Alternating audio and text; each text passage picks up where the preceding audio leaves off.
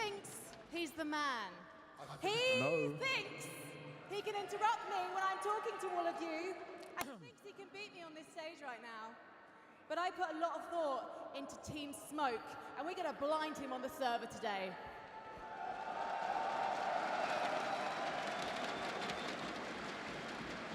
You can have your words, Frankie, you know, but my experience, my presence alone, my individuals just outshine yours. I think Team Flash is going to be taking this, don't we, Antwerp? And here's where you're going to slip up, Banks. You mentioned individuals. I have built a team for the ages here. We've got 4 Danes, they're known for their synergy, and we have got the superstar that is Spinks. He did not disappoint on this stage during the playoffs, and he's not going to disappoint you today. Well, you know what? I'll give you Spinks. I'd say he's a top 5 player in the world right now. But the rest of your team, you got a fake AWPer in there. He doesn't even know how to use the gun properly. You ain't even got an IGL, mate. Should we meet the teams? Yeah, you know what? We'll bring him on. I'll come back to my banter with you. Okay. Banter's a bit of a strong word, Banks, when it comes to you. All right then, ladies and gentlemen, sports players, give it up for Team Smoke!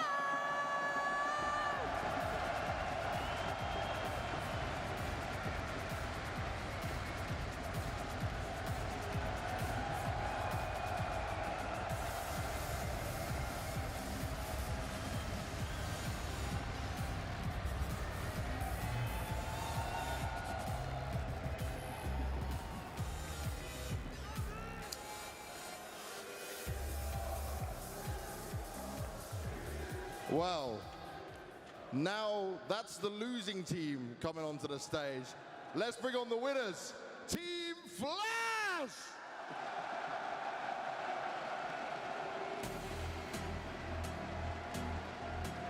Let's go.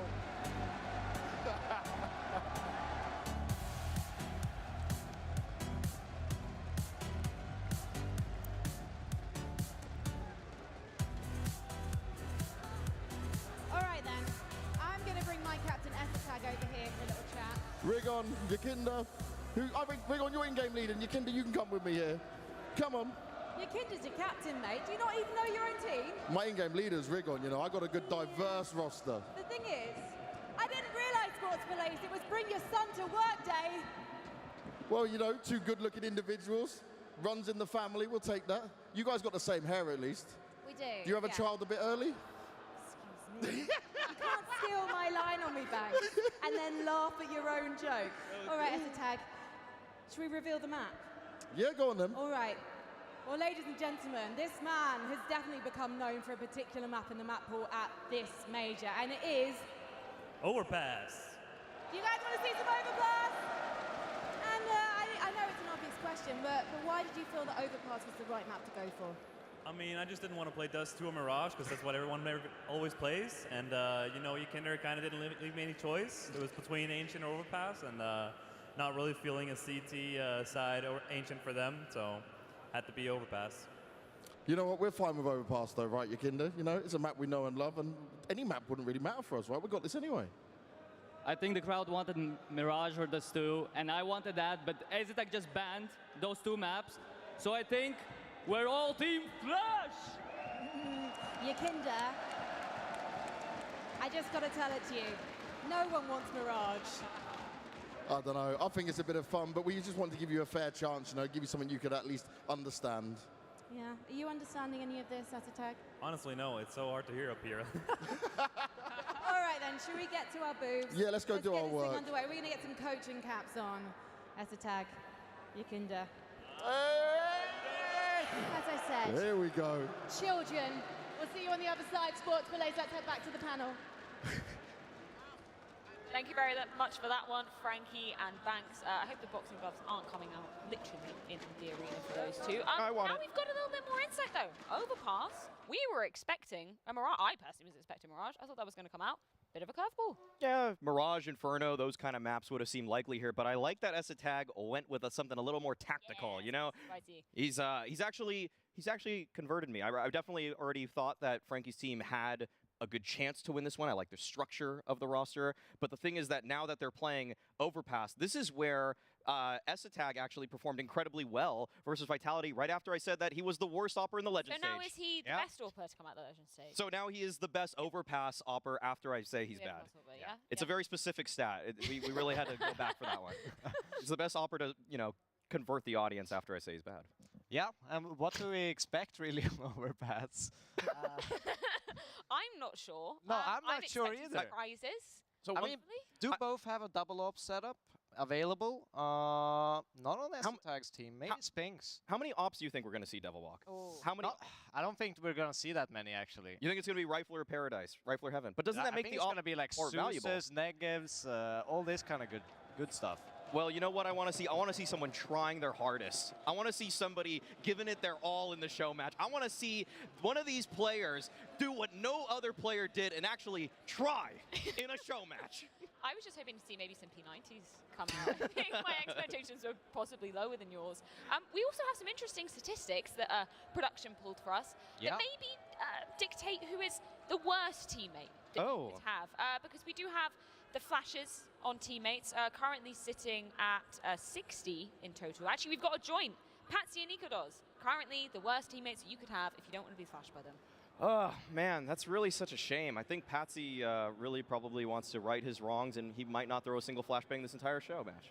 Yeah, there is a good guy in this stat. That's Jabby. He's the only one that didn't do any damage to any teammates. Wow, no friendly fire at all. Yeah, such a good guy. Oh, yeah, we got the That's stats right here. Oh, wow. Okay. Good stuff, good stuff. Jesus, Regon, stop shooting your teammates, man. That guy's supposed to be the in-game leader for this team. LOL stats, by the way. Right, He rules with an iron fist. can I maybe throw a conspiracy theory in here? Oh my god. Well, we saw Regon in the middle of his squad when they were coming out, and I think. Esatag was in the middle for the other side. He's calling. Is he calling us? Oh. Are we going to see something? Wow. Maybe he's taking on another role as well to prove you wrong, Maui. Jesus, this is the most versatile player in Tier 1 show match history, I guess. Yeah, Esatag, I mean, I think he's going to be the Opper for sure. Frankie already alluded to that when I talked to her about this roster. But to be the caller too, maybe, I don't know. I think Snappy's one of those guys that's like, I don't want to do pug calling. I want to make sure we have our set strats out of spawn. And when he can't enforce that, he loses his tempo, his flow. It might be. But Esatag, hasn't he called in Heroic in the past? I think he did literally every job. Every role that you can possibly He might have do. coached at one point. Yeah, I don't know. He did everything for them. He literally did. Yukinder as well. I'm excited to see him entering onto the stage. Yes. And unfortunately, didn't get to see him coming in front of the crowd this time. Kind of heartbreaking. He was in the show match at the last major in Stockholm too, with some of the legends they were going up against. Copenhagen Flame. Yeah. Didn't manage to make it to the actual playoffs. Did this time around. And Yukinder was really excited last time. I remember doing the interviews for that. He was who was he playing with? Fifth Laren was there. Which we were talking about his last time on. He had an opponent, Jabby, from Copenhagen Flames, and they're still in reverse teams They now. are. Yeah. Maybe Abby is shaking his boots. Yeah, a little worried maybe. I think the thing is that with Yukinder, he is the definition of a showman. And look at that! Oh, look at that smile! Look at that smile! I'm wondering what you think both of our respective coaches are going to bring to the lineup in terms of, Frankie looking beautiful. Oh my God! Heads it on. Yeah, look at that. Is that the first woman coach in show match history? It might I think it Are we setting a new record here? It might actually be. Let's go. And she looks like she's got a strap as well. Yeah, what is that? We're talking about Frankie, she is a 200 lucky girl. Like she's a very smart woman. I think Conniving. she's been, I think she's been researching this. I asked her about her coaching style, and she said it's a mix between Neil M and Sonic. You know, in the words of Neil M, there are two players out in the world. There's Boy and there's Toddy. What? And you just have to find out which one you are. Are you Body or you Toddy? So, all right. I don't know what that means. Yeah, can but we I don't know what Neil M-isms mean, man. I mean, a few guys out there that follow the British UK, I guess, Counter-Strike scene might have some semblance or some idea of what I'm talking about, but it's hard to follow that guy. I like that though. She's bringing a mixture of the banter that ELM has, but maybe the big that's what it is, brains maybe. of Sonic Yeah, as it well. could be I that do mix. like that. Yeah. What do you think Banks is going to do? Fire. Banks says my presence is all they need. So I don't know if he's even going to call a timeout. He's just going to stand and look pretty. But that's what he does. He just looks pretty all the time. That's it. Yeah. He told me he's more of a Jason Lake kind of coach. Oh. Oh, okay. Like really, I guess, sweaty and giving it all, you know. One thing Jason Lake did pioneer was wearing the business suit, the white shirt, red tie, every time he was behind Complexity. I actually saw him at like a 2007 event before, and he was irate behind that team. Can we get like a comparison? And it's the same picture. Oh, it's just gone. Just saw a lovely. A PIP. Yeah, picture of. It's the same picture, you know. Yeah, let's get a split screen.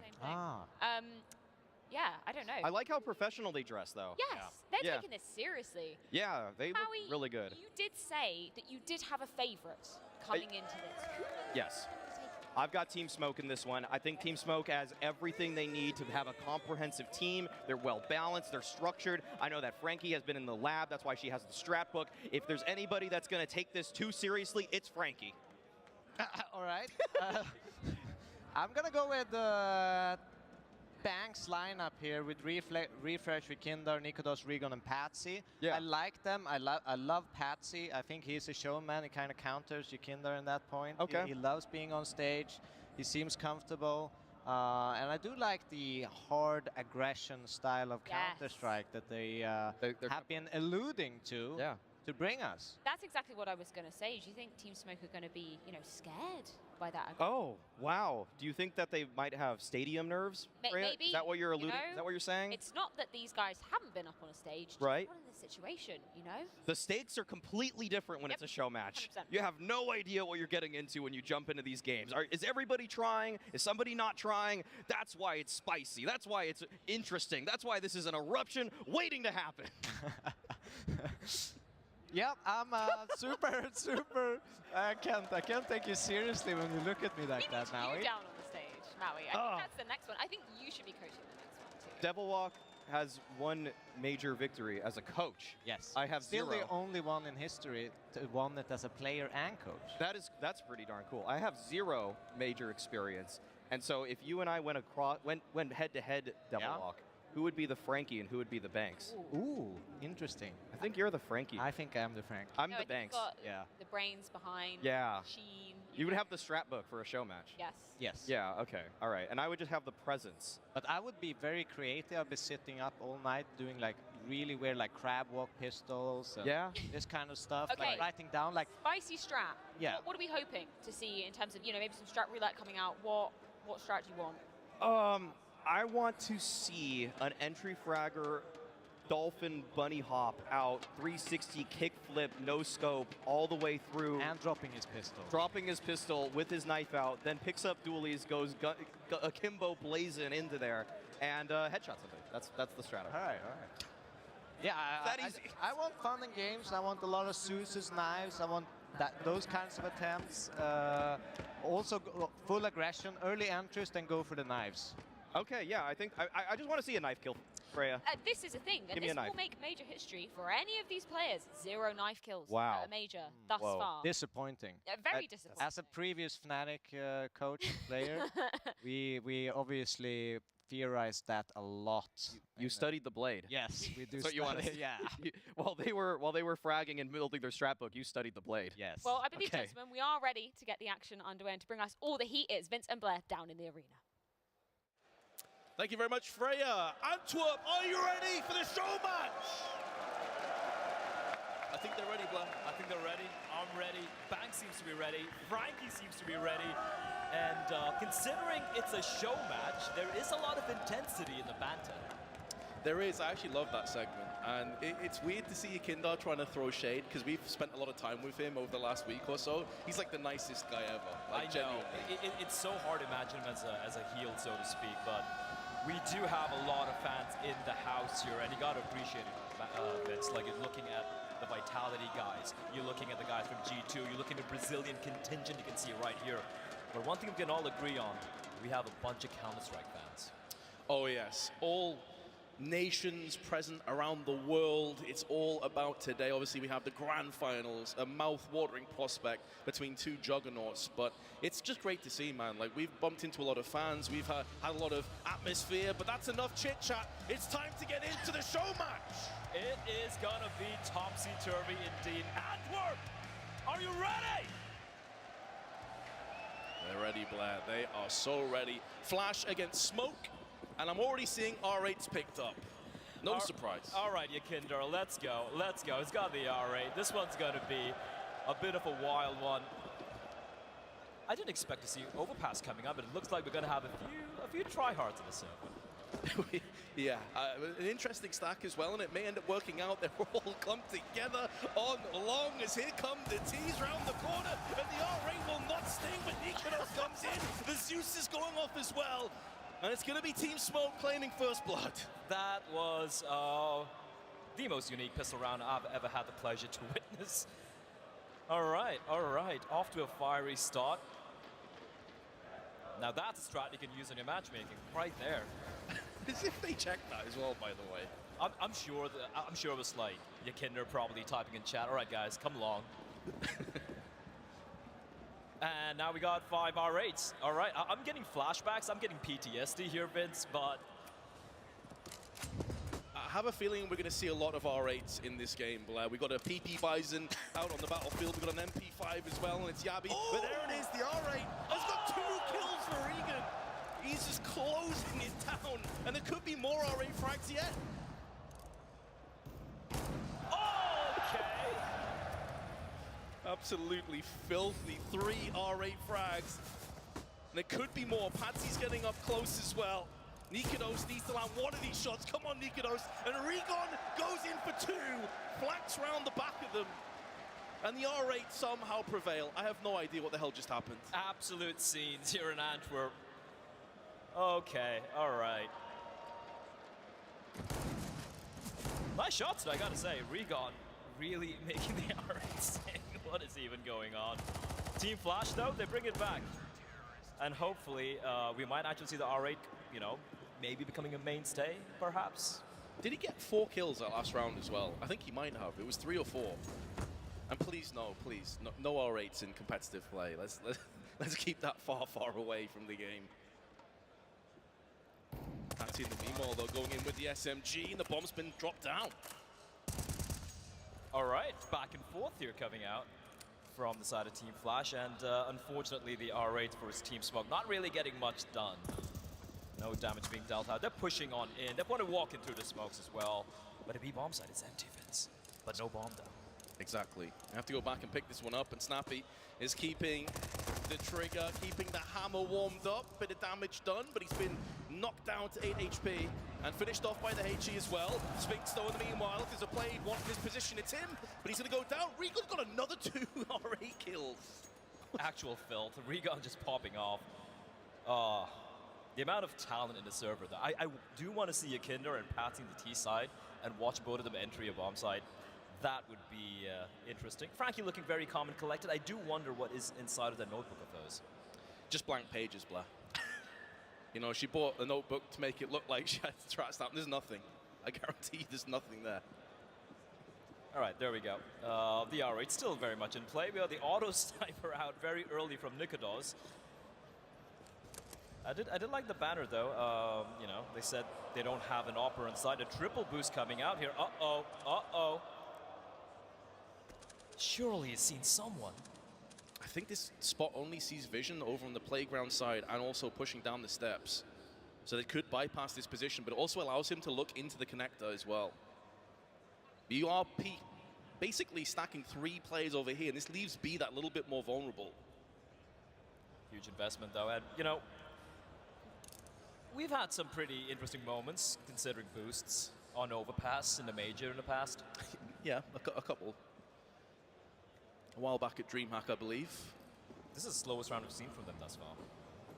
I think they were waiting and expecting Flash to just be pushing them in, but now Yakinder's position will force him away. And in doing so, Team Smoke are making moves in on the monster side. Just takes one of those R8s to connect, and this B side is completely open, and it will be planted on. Yakinder's being forced back, 27 HP to his name as well. It's the Wild West out here, and it's going to be Tessis that takes the kill down, and that will be a bomb plant. How do the R8s fare, though, in a retake position? Regon's really trying hard here. He's got the M4 out. And, yeah, being kind of caught out of the open. Regon's going in hard here. It's like Team Flash aren't playing around here, Vince. They're not memeing around. It's like Maui said, he just wants one person to try hard, and I guess that was Regon. He had his Weetabix this morning, but now he's been put down from Esatag. Frag back from Refresh, and Tessis remains, but he's on the look. He has the knife. He wants the back. It goes down. Nice try. I respect the attempt, Vince. He went for the knife instead of trying to win the round, and that is what we want to see more from. Don't leave him hanging. Come on. Please. Come on. Oh, this is triggering my anxiety. Did he get it? We'll never know. The camera switched away. It's like the Schrodinger's fist bump. Bit of a panic there for Refresh. Oh, okay, black and white. All right. Feels bad. That's the thing I'm most interested in here, Blair, is how many Zeus and knife kills are we going to get this We're going to be seeing quite a few auto sniper kills. There are 4 auto snipers for the side of Team Flash. We got the PP Bisons in the hands of Yabi and Tessis, and well, let's see what they have in store for us here. It's been kind of quiet for Team Smoke. Is Banks playing? He's playing for Yakinda. He's been subbed in. Oh my lord, James Banks in the server. Something. Mate, the disrespect as well. It's so easy for them. They're putting the coach in, and he's got himself a kill. Banks looking for more. Oh, he's hungry, but he's falling back, Vince. Tessa's trigger discipline. He's looking to find a lot of them, and Patsy. Oh, he actually checks the angle as Banks running around looking for more. The last time Banks was in a game of Counter-Strike was back in 2005, Vince. As the knife comes in, Esatag will find the first knife of the game. One of many, maybe, and Spinks decides he wants to try and win this game. Nearly a triple spray. And Team Smoke will be having the bomb plant as well in amongst all of that, and they'll get the last kill. So 3-2 the score, and they're subbing back out their coach. Yakinda is taking the stage again. All right, Banks. Getting a kill there, getting a frag, doing much better than I expected. So I wasn't sure about the subbing rule with coaches coming in. I do want to see Frankie maybe try and jump into the server. I'm totally down for that. P90. P90s, quite a few of them. Is this like that strat roulette thing, you know?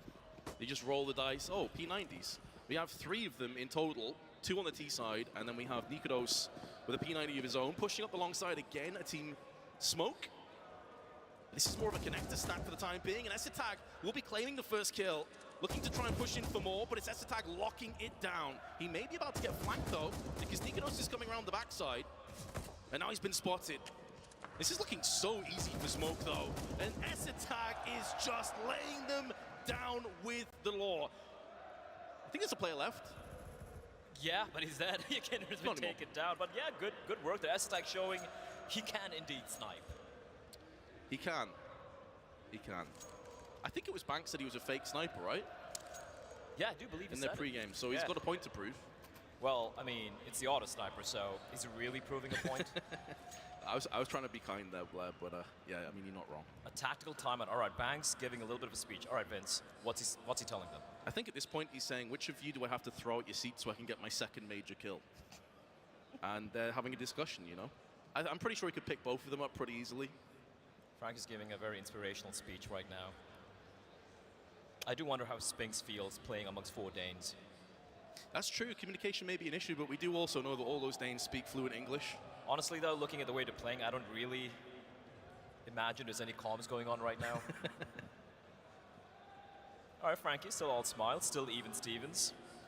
Great to see Yabi there. His second show match on the major stage. A little bit of a tilt on the camera, you gotta love it. Also, who came up with Smoke and Flash? Because they're not worth the same amount. No way. Smoke is 300. Oh, is this a quad stack? Oh my Okay. He did see him.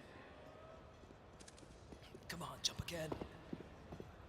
Many a time has that train wrecked snipers, but not today. Smoke's now going over. 2 players are there on Flash, however, watching the B monster push.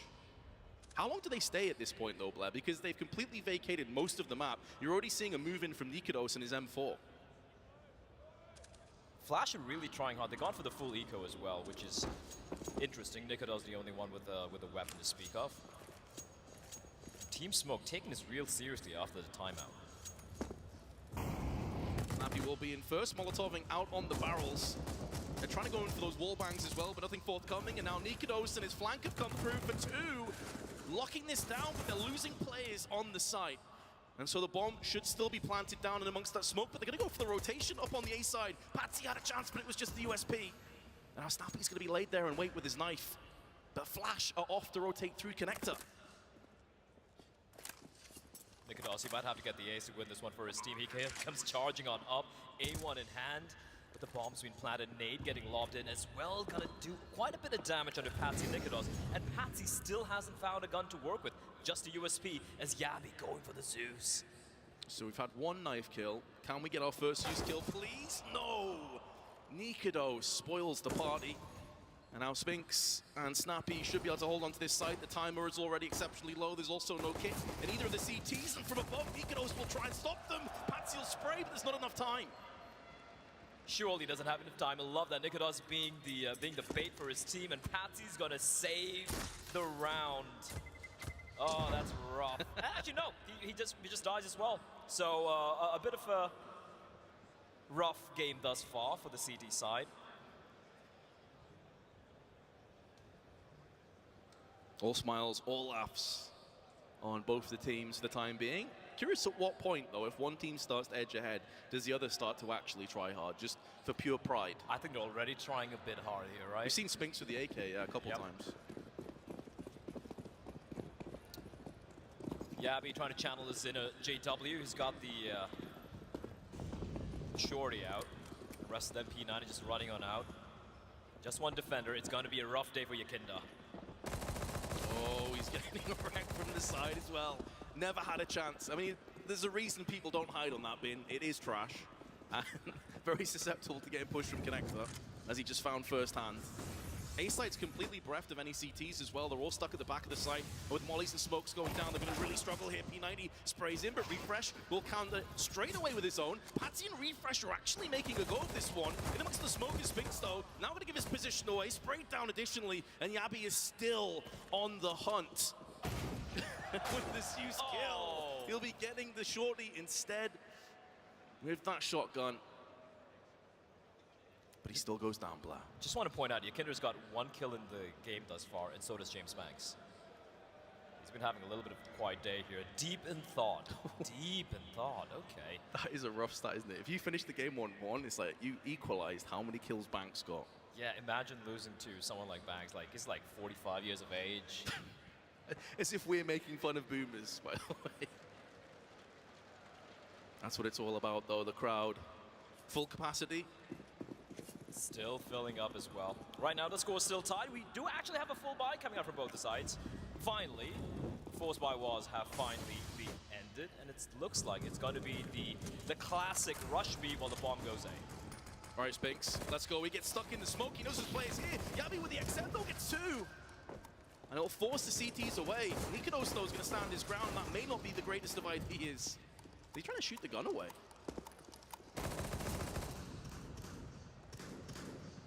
Absolute chaos. In the meanwhile, though, Yakinda's pushed up on long, but considering the B site's already been taken... Bomb's down, though. I don't even know what's going on anymore, Vince. He took the silencer off. I did not notice that, so yes, they have to push back to Yakinda. Makes sense now why he's holding that angle. Refresh wants himself some classic M4 A1S action. Back to the Source days. Smokes out. Yakinda's watching for the playground. Here comes the push, though. Can Refresh continue to turn the knife? 2 kills. Yakinda's gone in for 1 as well. They've turned this from a 2-on-4 into a 2-on-1. And Esatag in the middle of nowhere with only a sawn-off shotgun by his side. 35 seconds. He's got to rush in. And I think he's making quite a bit of noise here. He could potentially pick up the bomb, but he might not have time to work with. He has 25 seconds, but he's going to have to get a move on. That smoke on the rock will allow him to close the gap. For it. Come on, Yakinda, get that knife out. Let's see what you got. Goes in, shanks him.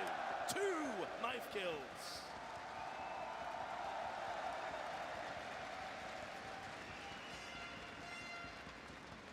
Respect the man. Beautiful stuff. And of course, that smoke was also thrown from Esatag, so works against him. Well, here we go. It's still very back and forth, though. We do have Yakinder with a machine gun. I love it. Absolutely love it. Is he going to just spray that through the smoke? Indeed, he shall on the monster side. Patsy, in the meanwhile, wallbang, snappy through the thinnest of margins. And now the push comes in, the SMGs, the shotguns, up close and personal. And suddenly Team Flash are on the back foot. They're struggling. Flashbang is good, trying to go in for another knife. Doesn't work out. Nikado, stop it. He landed a disgusting no-scope, if you remember, on Nuke. Yes, Yabi! There we go. Okay. Nikado's trying to show who's the best operator in the server right now. The 1v2, though, he has no idea what the second player is, and Esatag and Spinks, they're just waiting. Esatag going for the Zeus. Here comes the jump. He's hunting him. Knives out. Come on, Nikados. He's slowing him down. Shoots the line. Esatag with the 300 IQs. Use skill. Oh.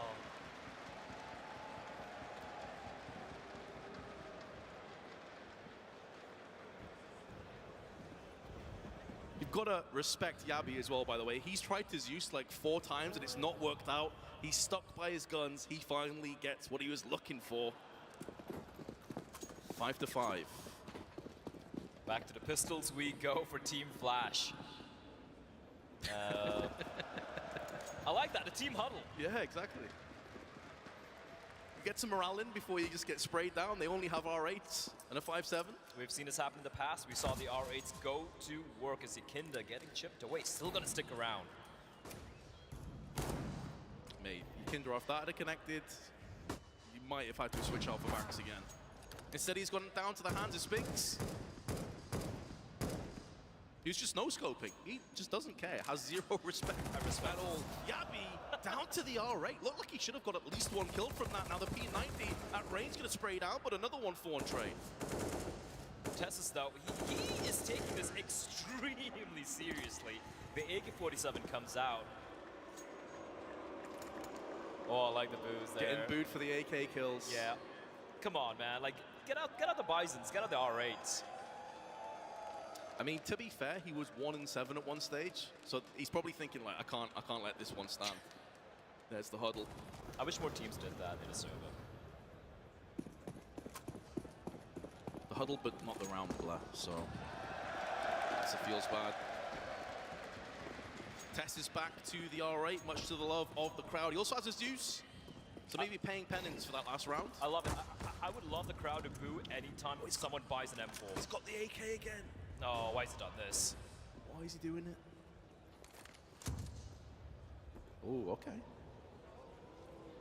This is a dirty crossfire as well. The Team Flash have got in, but the smoke has already come into pass. Nikados with the R8 in the meanwhile puts it through the head of Tessis. And while that smoke is in play, it's going to be difficult for the CTs to pop out of here, but they have flashed in. Here comes the 5-7 straight through the smoke. And Refresh and Regon are just locking this one down before Yabi comes back in. But Yakinder with a no-scope to the head of Yabi. Snabby. They're hunting him down, Vince. His days are numbered. Oh, he's a dead man walking.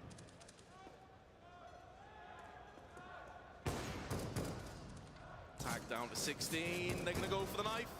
He's going to deny the first play. Second is coming in the meanwhile. He's being flanked from 2 different sides. And he's got them both with the Glock. A 1v4 possibly coming up. He's calling for the knife. Will Refresh answer? This would be a perfect BM move. He just shoots him in the head. Crowd getting behind them. The Gladiators take to the middle of the arena. I will say this is heavily in favor of Refresh. His Snappy's on 16 HP. This is a gentleman's agreement. Refresh, he's got to show himself. He's still hiding. Refresh, you dirty, dirty man! Oh! Why has he had to do him like that? Snappy was on for the 1v4. Yeah, and he was even knifing the ground. He was calling him out. He was like, come on, let's go, mano a mano. And Refresh is hiding in the corner. Look at this. Poor Snappy.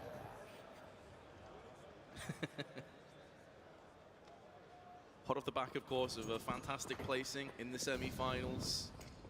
All smiles. I'm hearing Zeus is already being popped off in the distance. Look at Refresh. 0. Respect for that smoke. And now we're having another LMG on the battlefield. This time it's Snappy.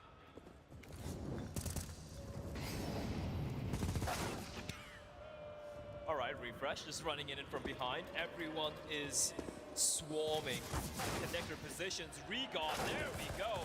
Shredding Tessus, and they're looking for wall. Come on, get another one. There it is. Respect. Gotta say, though, Banks seems to have all the FPL stars on his team. He does.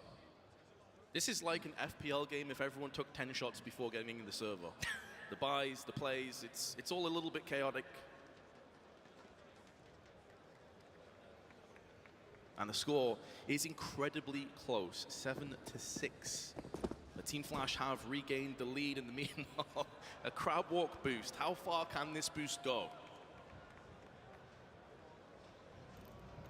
It's got to be a slow round is all I'm going to say. Oh, they dropped the ball. Like 20 meters, that's pathetic. They're trying to recreate NIP's fraud in Inferno once upon a time. Is Yakinder looking to shut this one down? He will fall eventually, but that's information gleaned, and Regon looking to pick up the pieces. Ooh! Come on, Sphinx. Oh, they're going for it.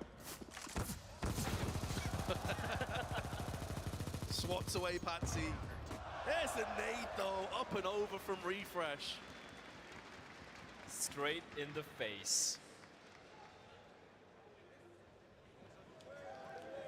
Love to see so many nationalities here in the crowd though, from all over the world. I mean, even in the server, we've got a bunch of diverse nationalities, the black and white, as they drop the boost. And last round, we'll see more LMGs. We have a Nova, a couple of Sawn-offs. M249 and an again. Look how sweaty Team Flash is. They got an open 2 M4s. Well, pardon me, not 2 M4s, 1 M4. Come on, Refresh, go for it. Go for the wall bang. That's Monster being put down. In the meanwhile, through the smoke. Nading open the doors allows the flashbang to come behind it. They're going to try and push in with this one as well. There were 2 CTs pushing down in and Nova. I think that's the first Nova kill that we've had in the show match so far. Feels like we've had kills from like 10 different weapons at this stage. He's planting the bomb. All right, Yabby. Yes. Give me those use kills. Let's go. Yes, Sphinx. Yes, Sphinx. Yes, Sphinx! Yes, Yakinder! Ride the lightning. And now Yakinder and Refresh. Last 2 left, but Snappy just holds down the left trigger. And they run into his barrage of bullets. Another? Yes, there is! Zeus kills in 1 round. That's what we're talking about. That's more like it. That is indeed more like it. Frankie seems to be pretty happy.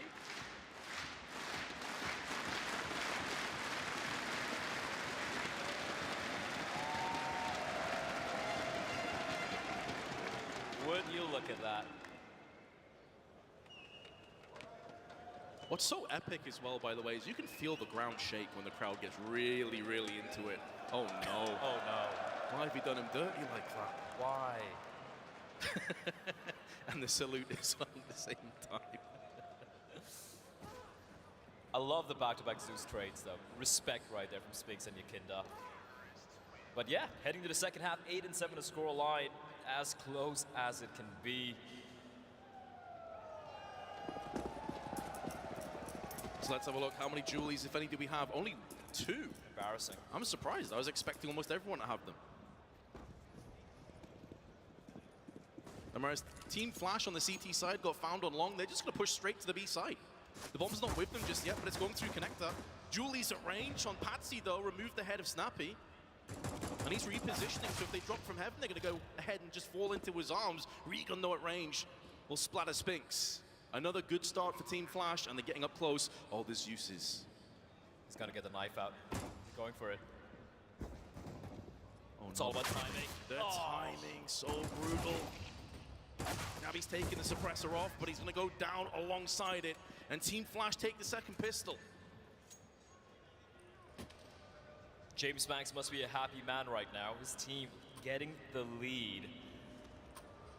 People did have questions. They're like, this FPL makes Team Flash, you know, not really feeling it. Team Smoke feels more like a real team. You have 4 Danes, there should be more cohesion. They got an IGL as well. And Team Flash, they're just pugging it out, Vince, and they're coming out on top pretty convincingly.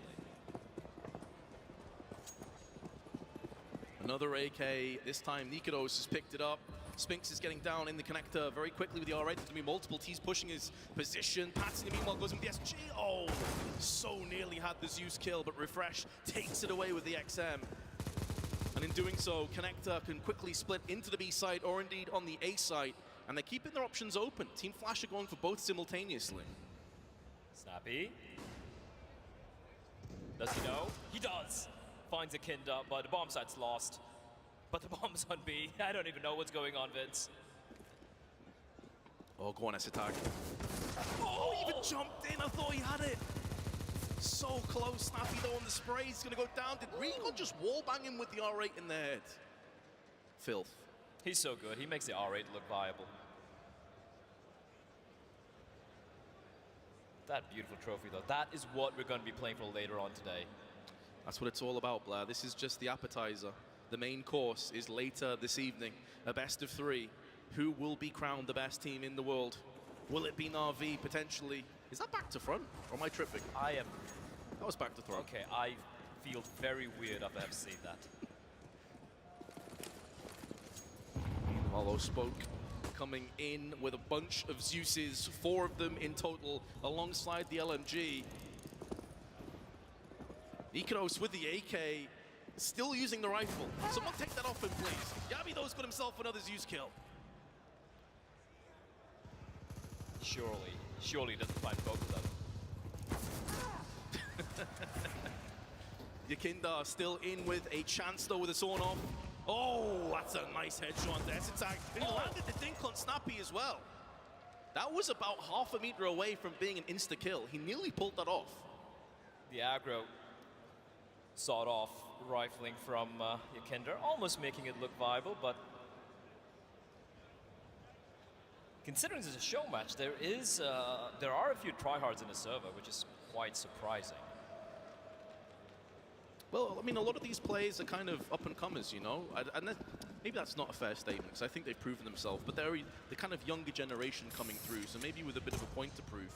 Yeah, and you gotta love the guys in the server, right? If you're looking at players like Recon, like Refresh, and okay. Olaf? Hello? Is that you? Fnatic? Excuse me? Yakinda and Recon don't know what hit him. They're so dazed and confused right now. Out for the count. Oh no, that is filthy. Nova at the meanwhile doing a bit of damage at the range, but behind the pillar. Patsy with the P90 is going to come in and spray into this one. Nikodos holding the line, and Patsy with another one. So even though they went for that dirty boost, it doesn't seem like it's going to pay off for them. Or maybe I spoke too soon. Snappy with a double spray down. USP in hand, that's the dink. But Refresh is too good.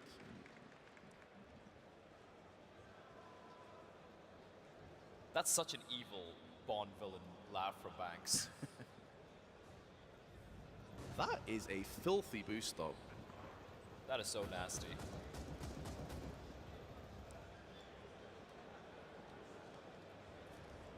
But they still lost.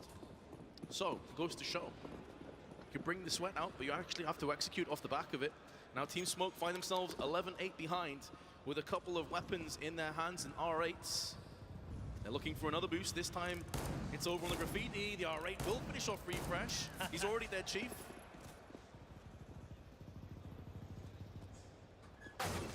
Oh. The auto sniper just aiming at the door instantly removes the head. Oh my god, Yabi. Okay, that's disgusting.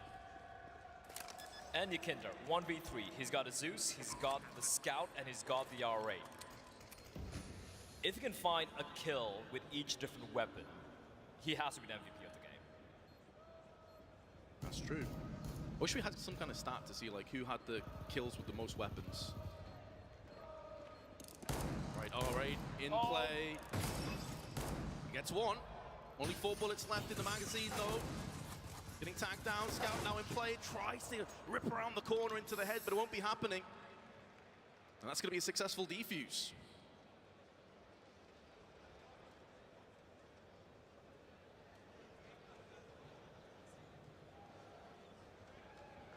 Gotta love you, Kindra. The future is certainly bright for that young man. Here is another boost in play. Yabi, he actually got 3 kills in this round, I think. This is a second, this is a jump frag. That is filthy. Patsy was low, but still a jumping right-click R8 frag. Not something you see every day. They're going for it again. Here we go. They may not be afforded the luxury of making this work, though, because it doesn't seem like Flash is sending too many players over there. Meanwhile, it's only one, which has just been ripped away in the hands of Refresh. Zeus kill not forthcoming either. R8 for Spinks has to try and relocate, bit of damage done. I say a bit, actually. Patsy's down to 11 HP, and so far Team Smoke have not lost any players in this round. The boost working out wonderfully for them. And Patsy's days are numbered. Spinks with the scout, and Nikodos left alone. He's got the bomb, but Vince, the moment he walks out here, he's going to be a dead man. Nice first kill, and a second. Okay. Hold on, and he's been boost killed. Well, that was the secret weapon they had up there. Attack is being such a sleaze here. Come on. You know, maybe I was wrong. Okay, maybe the notebook had boost written on it, and Frankie's that's her go-to strat on the CT side.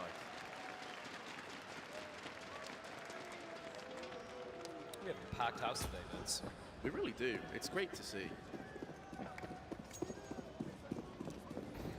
I think at Grand Finals, I'm hoping it is going to deliver. 2 of the best teams on the planet. The Grand Finals, I think a lot of people wanted to see.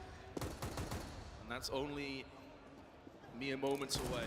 And meanwhile, though, Tessis has put down the frag with the R8. Spinks is going back in, but Yakinda, with the block at range, is going to punish them. Not a clear-cut round at all. Nice effort. Ooh! Get it! Nice! All right. I think it's safe to say this is the most R8 kills I think I've ever seen in my life. Yeah, this might hold the record for the most R8 kills in any show match, ever. Antwerp, are you still with us? Awesome. Because we're going to be jumping into our 23rd round, and it'll see Team Flash with an AK, an AWP, and a couple of R8s as well, Blair. I don't know, it's starting to look a little bit grim, like the tides have gone against the T side here. All right, Nikodos has got the AWP. Come on, guys, you can't fail that. They're going to get ruined. Yabi's going to completely ruin them with a Max 7. Oh, that range, though, lets him down. He's been flashed. He's going to get pushed in as well. Not quite, just yet. He may actually have a chance here, especially as Testis has shown up as well with the SMG.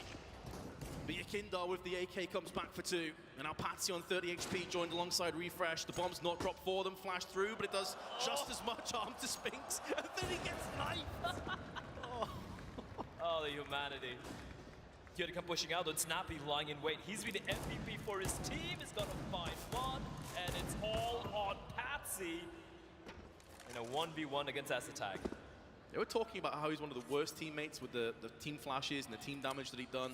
Yep. I think we've seen a couple of those moments so far, but he can maybe make amends. If he clutches this on 30 HP, Molotov down on the short side. Does have the control over the bomb, but no idea as to where S-Tag currently sits. A bomb will be getting finalized. And without any nades for S-Tag to come around the corner with, this might be a little bit sketchy. Patsy's actually just hiding in the smoke with the knife out. And S-Attack's going to be there to greet him. This is heavily going to favor S-Attack, though, if it does come down to the shank battle. But now they're whipping out their weapons. Patsy on a lap around the site, keeping his angle secured with the R8 out. Meanwhile, S-Attack switching between his Zeus and his knife. Oh! From above! The lightning conductor has struck. 10 on 10 style points for S-Attack.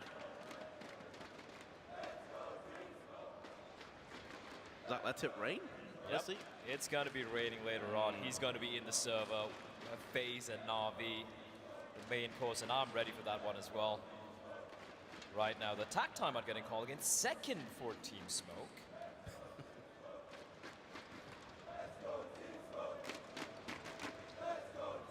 You know, you got to figure out where they've been going wrong, I suppose. Dip into that strat book again. Maniac.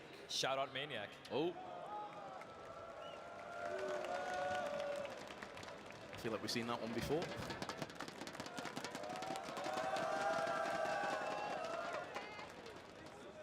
I was trying to catch a couple of those signs, but it went by so fast I couldn't make them out. In the meanwhile, though, this tactical timeout has came and gone, I believe. Banks trying to rile up the crowd. Let's go.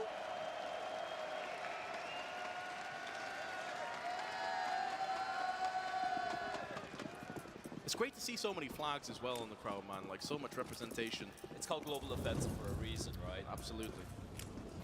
Here we go. This looks like an actual execute. They're running in hard. They're trying hard here, Vince. They're going straight in for a good old-fashioned B push, but that's into Snappy, and he has the XM. Flash to his eyes, but actually fights with a little bit of time. He'll go down, but Regon is not long for this world either. He softened up the push. The LMG spraying in the background, the periphery of the site, and Tess is getting aggressive, no scoping down with the XM. Yakindar trying his best with the shorty, but he gets used by Yabi. I think it's like Yabi's 4th use kill, maybe 5th. Now they all run in, they want the knife, and they're gonna get it. It's Yabi, as used and a knife kill in the same round. That full execute just got absolutely destroyed.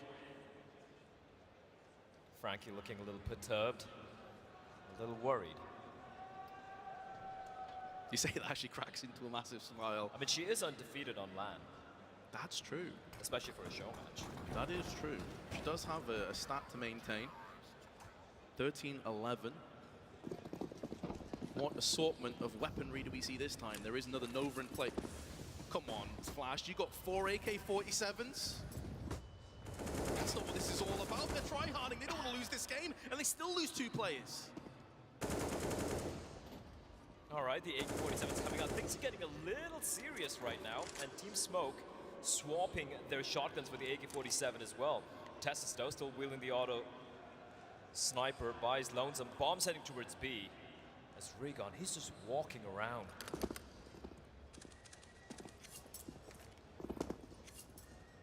No contingent. The CT's over on the B side, so this is going to be slim pickings on Smoke. They do both have healthy amounts of hit points and a bit of weaponry to use between the two of them, but they're being smoked off as well. Looks like Flash is starting to take this a little bit more seriously, realizing the finish line is only a few rounds away on the side of Smoke. Tessus makes move in, going to be making his presence felt in Monster momentarily, but there is a Zeus up, boosted. Patsy won't be able to use it in time though. Tessus whips around the corner, takes him down, Smoke onto the site, and then Molotov behind it can cordon off some of these areas, try and force the T's into awkward positions to fight in, but Rigon is still alive, still kicking alongside Refresh, and the T's will pick it up. A jumping headshot kill from the P90, absolutely unreasonable. Team Flash trying to claw this one back, neither of them giving up. Interesting how we start with all the R8s, and now we're seeing the AKs come out, the M4s come out, everyone wants to get that win. This just shows how competitive these guys are. Like, you don't get to this stage without having a hunger and a lust for winning. And even in a show match, you don't want to be bested. You want to still post up some nice moments and have a decent kill-to-death ratio. You know it's going to be in the back of some of these players' minds. KG's in, and Tessus just gets obliterated from Yakindar and Regon. Yeah, not much you can do when you have a nade just sailing in straight to the dome. It's a bit of a slower take coming in from Flash. They're creeping on up. We have players running up towards the A-bomb site. Regon going to lead the charge, and it's all an Essa tag and Snappy. They're on top of each other, Vince. Some really strange CS Caterpillar. Essa tag still puts him down. And there are multiple CTs here to try and fend off the T's. Nikodos puts him his auto sniper. He's now peering on the truck side. 2 players there, one of which is Yabi with a P90. He's also being tagged and killed through the smoke. Essa tag with a filthy frag. Forces Flash back again. The bomb is transitioning up on the long side. I think they're still going to go for this. And Patsy with the taps on the SG. If he peeks around the corner, could have more. Spray from Essa tag does damage, but doesn't yield the outright frag, and that leaves Yabi in such an awkward position on his lowly SMG. Can you get the knife? He's coming in from behind. Surely he sees him. Oh, he's been spotted. He has. But they'll keep it busy, and the other team's going to start to tighten the noose. NAVI's still spraying, still has bullets left in the magazine, but Patsy removes him. We are all even again. It's 13-13. All the rounds, Vince. All the R8s, all the rounds, all the Zeuses. All the auto snipers. Everyone's having fun, though, and that's the bottom line.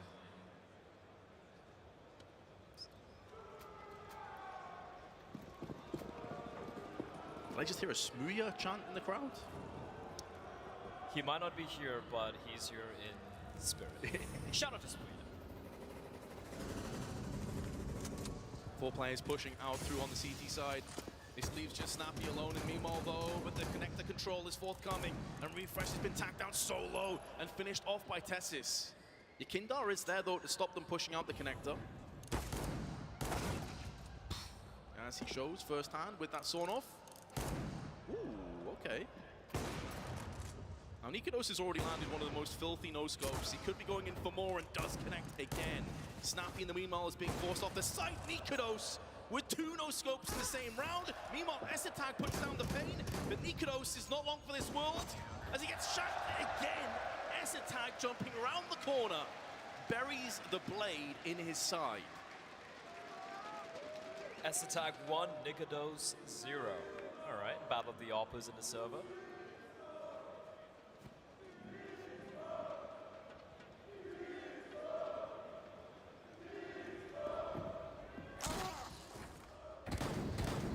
Softened him up with the XM and then jumped around the corner and seals the deal. 14-13 will be the CTs in Team Smoke, leading for the most part.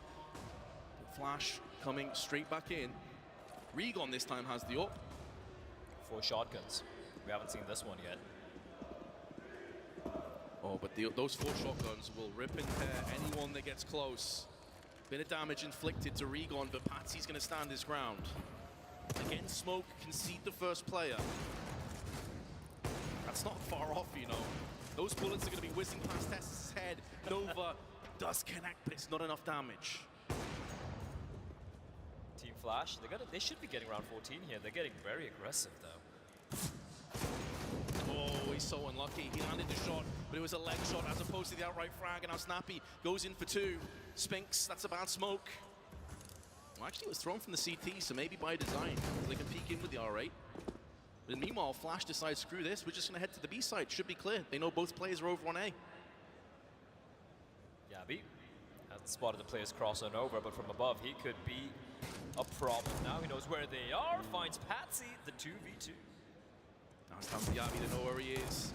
Mate, as if you try and jumping R8 kills again. He's trying to line them up. He knows they want the knife.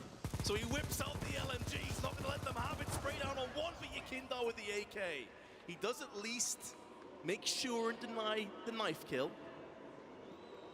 They don't respect that. The crowd does not respect the fact that he didn't take out the knife. And I have to agree with the crowd. That's a gentleman's thing. It was Snappy and, was it Refresh earlier on that agreed to have that knife duel? No second time coming, though. Round number 29, okay. All right. Who do you have taking this, Vince? Probably Flash. I think they're a little bit sweatier. Snappy in the meanwhile, though, of course, as I say that, he just puts a pellet right to the brain of Patsy. And Esatag trying to spray through the smoke has done so much damage, but Nikodos finishes Tessis off through the wall. Teams have a player advantage, but now 2. That's right, Antwerp, he's using the AK. This is not okay. It's not okay. I know. Listen, if you see anyone using the AK or the M4, just move them. Oh! I love the idea. Respect you. Didn't quite work out, but the style points are there regardless. And now the T's in a 3-on-2 have a weakened Esatag and a UMP wielding Yabi to go up against the UMP spray. Is a little bit awry, but finally does connect the headshot. And now Refresh is keeping the dream alive. Nikodos, nice tap. It is with the AK. The crowd does not love that. They do not enjoy that, Vince. That's right, Antwerp. Let him know, Antwerp. Banks doesn't care. Smiles on his face. All he cares about is winning. It's a far cry from the Zeuses. It's a far cry from all of the meme weaponry we had earlier on, isn't it? when it comes down to it and the finish line is ahead of them, suddenly it's AK, suddenly it's Orbs. If you do go to overtime, I do believe it's going to be sudden death. First team to win one round gets the win. So, and that's sudden death between Frankie and Banks in a boxing match. I would pay a lot of money to see that. Yep. I think Banks might have the height advantage, but Frankie's pretty strong. Yeah, she is.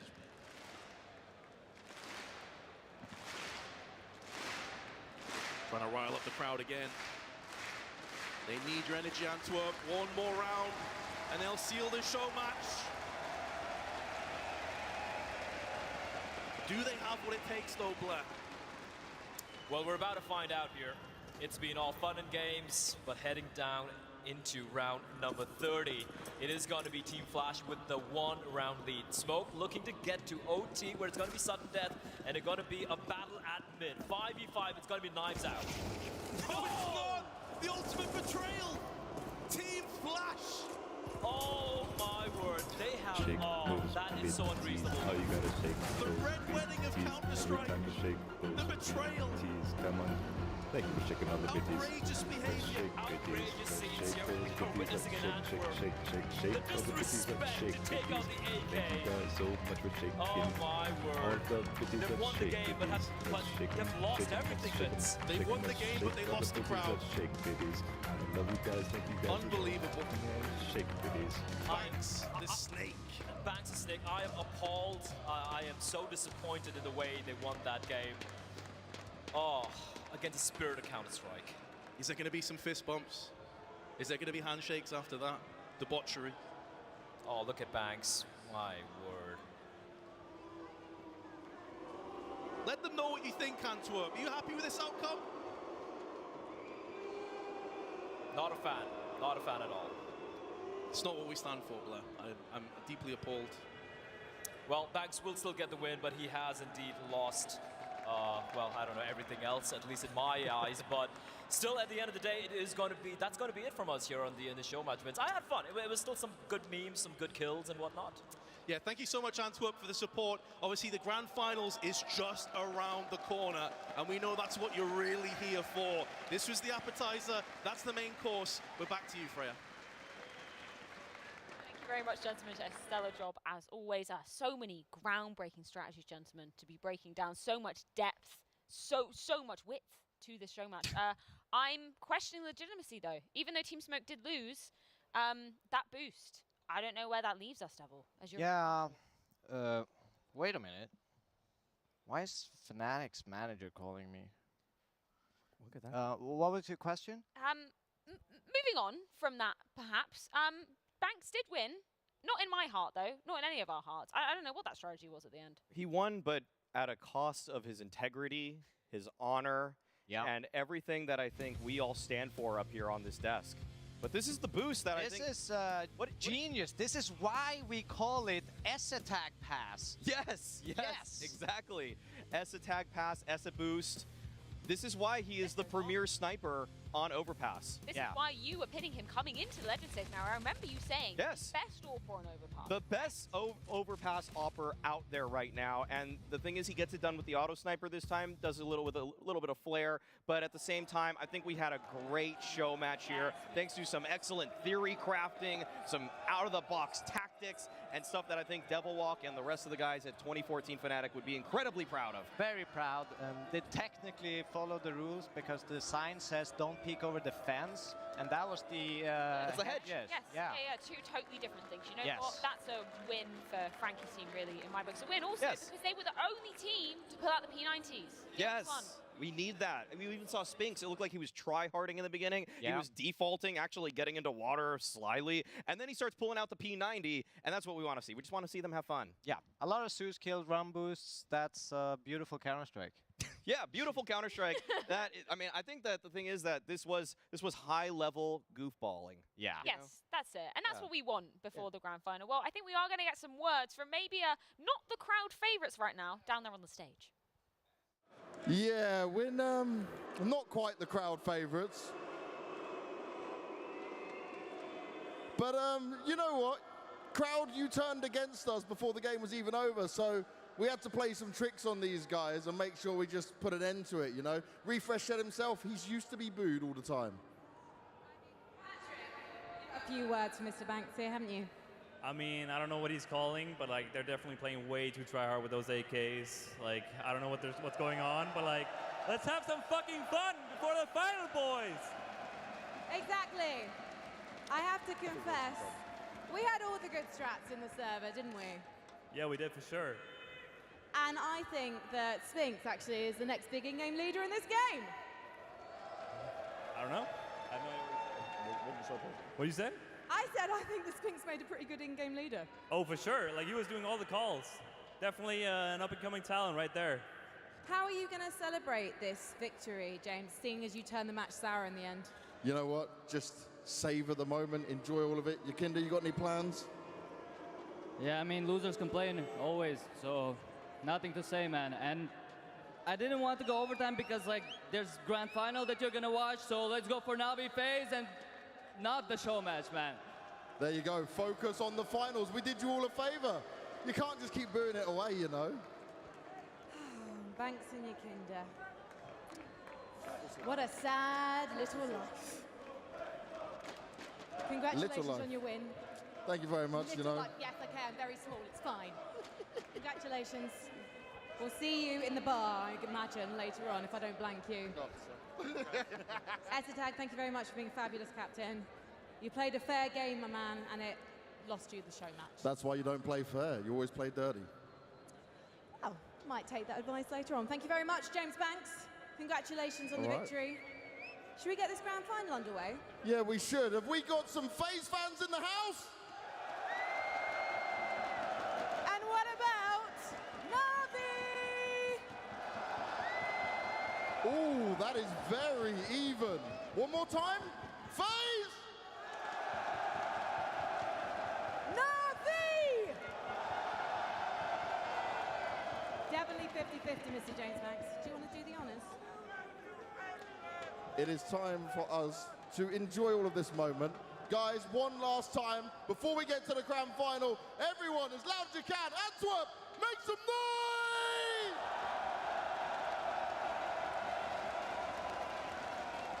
Let's go back to the desk. Thank you very much, guys. Huge showings in that show match at Man. The crowd are absolutely fired up. I'm so excited to be delving into this grand final, considering, you know, how fired up the crowd were for that show match as well. I can't believe the reactions for the show match were that enthusiastic. It's incredible, yeah. That has to be one of the best reactions and best crowds, period, for a show match, period, in CSGO. Yeah.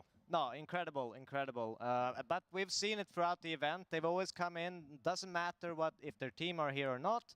They're cheering for Counter-Strike, and that's beautiful to see. And we've had some incredible Counter-Strike going down. It wouldn't be an analyst desk without breaking down some of the action we just saw. Devilwalk, you brought up round number 9. What strategy are we seeing here? What impressed you about this? So we talked with Maui, of course, about checking demos before.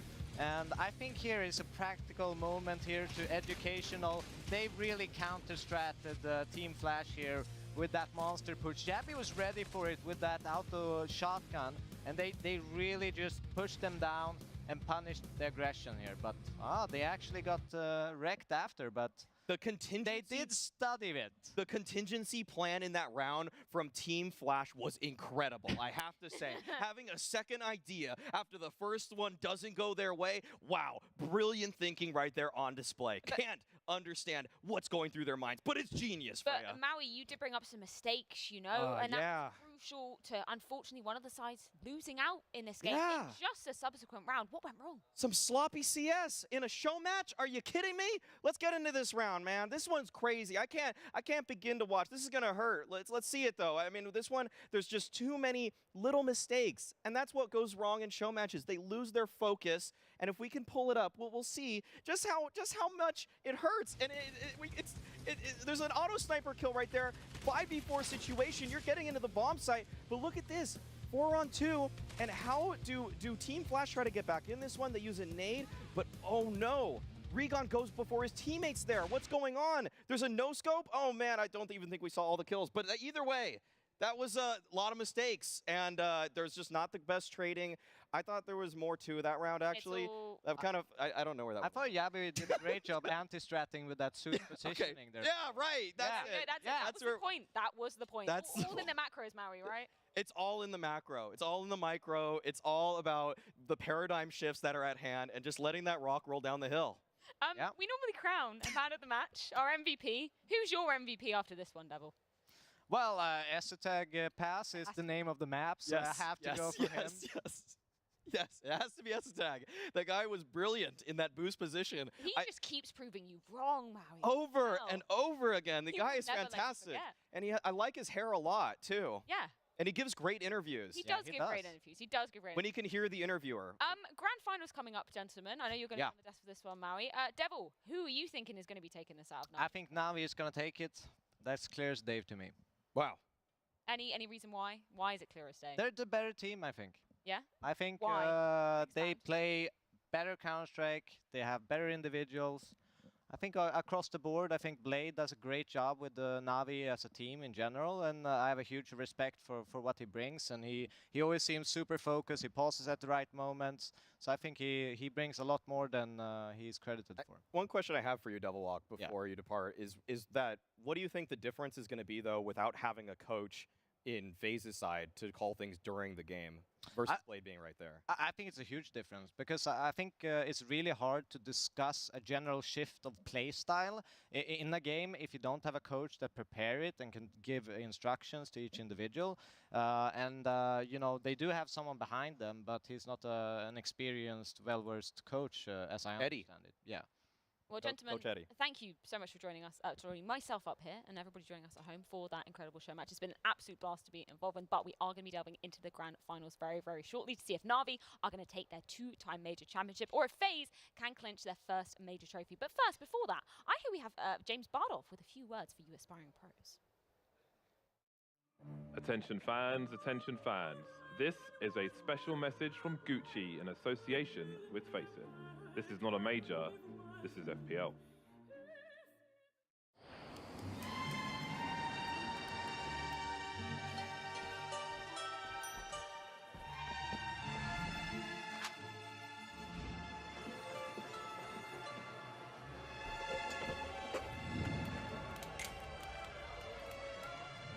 And that brings me to the end of the tour. Fundamentally, as a bellhop, you make things happen before the guests even know they need it.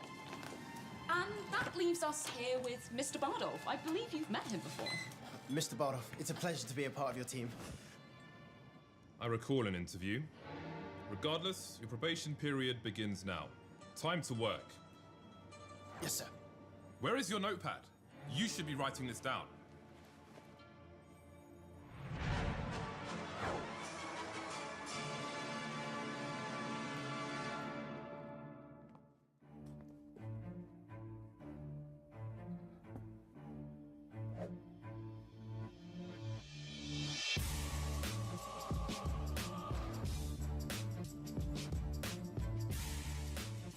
The FPL is like a ship.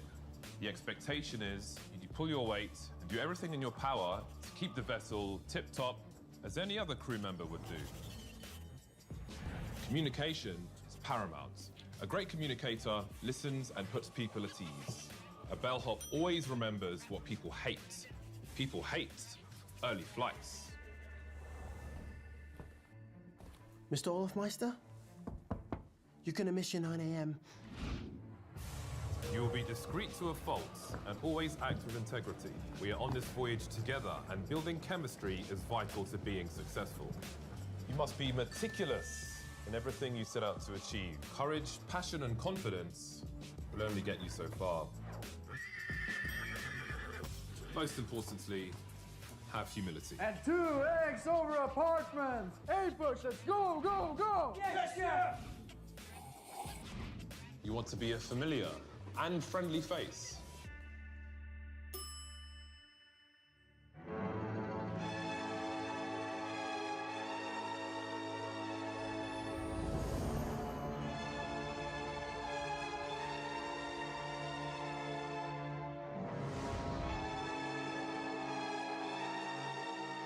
Good evening, Mr. Apex.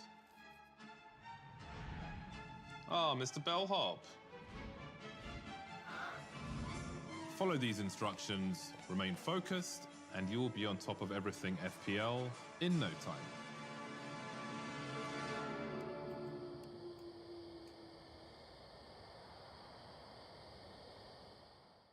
Welcome everybody to the Gucci Gaming Academy launch event. Gucci and Faceit are joining forces to launch a brand new program designed to empower upcoming esports talents alongside creating a healthier ecosystem for players to compete and develop in. The Academy provides players with individual in-game training with dedicated professional coaches, mental health support through specialised psychologists from Mindwork, top-of-the-line hardware, financial support, education resources, all sessions on dedicated topics, support on volunteering experiences, and last but not least, access to the vast Gucci and Faceit esports networks. All this is aimed at preparing them to be well-rounded players and individuals, thus giving them the tools to secure a contract with a top esports organisation and ultimately to have a successful career. Beginning with CSGO, we've already handpicked talent coming from the Faceit Pro League. Alongside this, there's also going to be additional content, including the upcoming Frames documentary series and a brand new series designed to elevate players from all levels. Today, we're going to be primarily focusing on the Gucci Gaming Academy project, alongside help from our ambassadors and our European coach.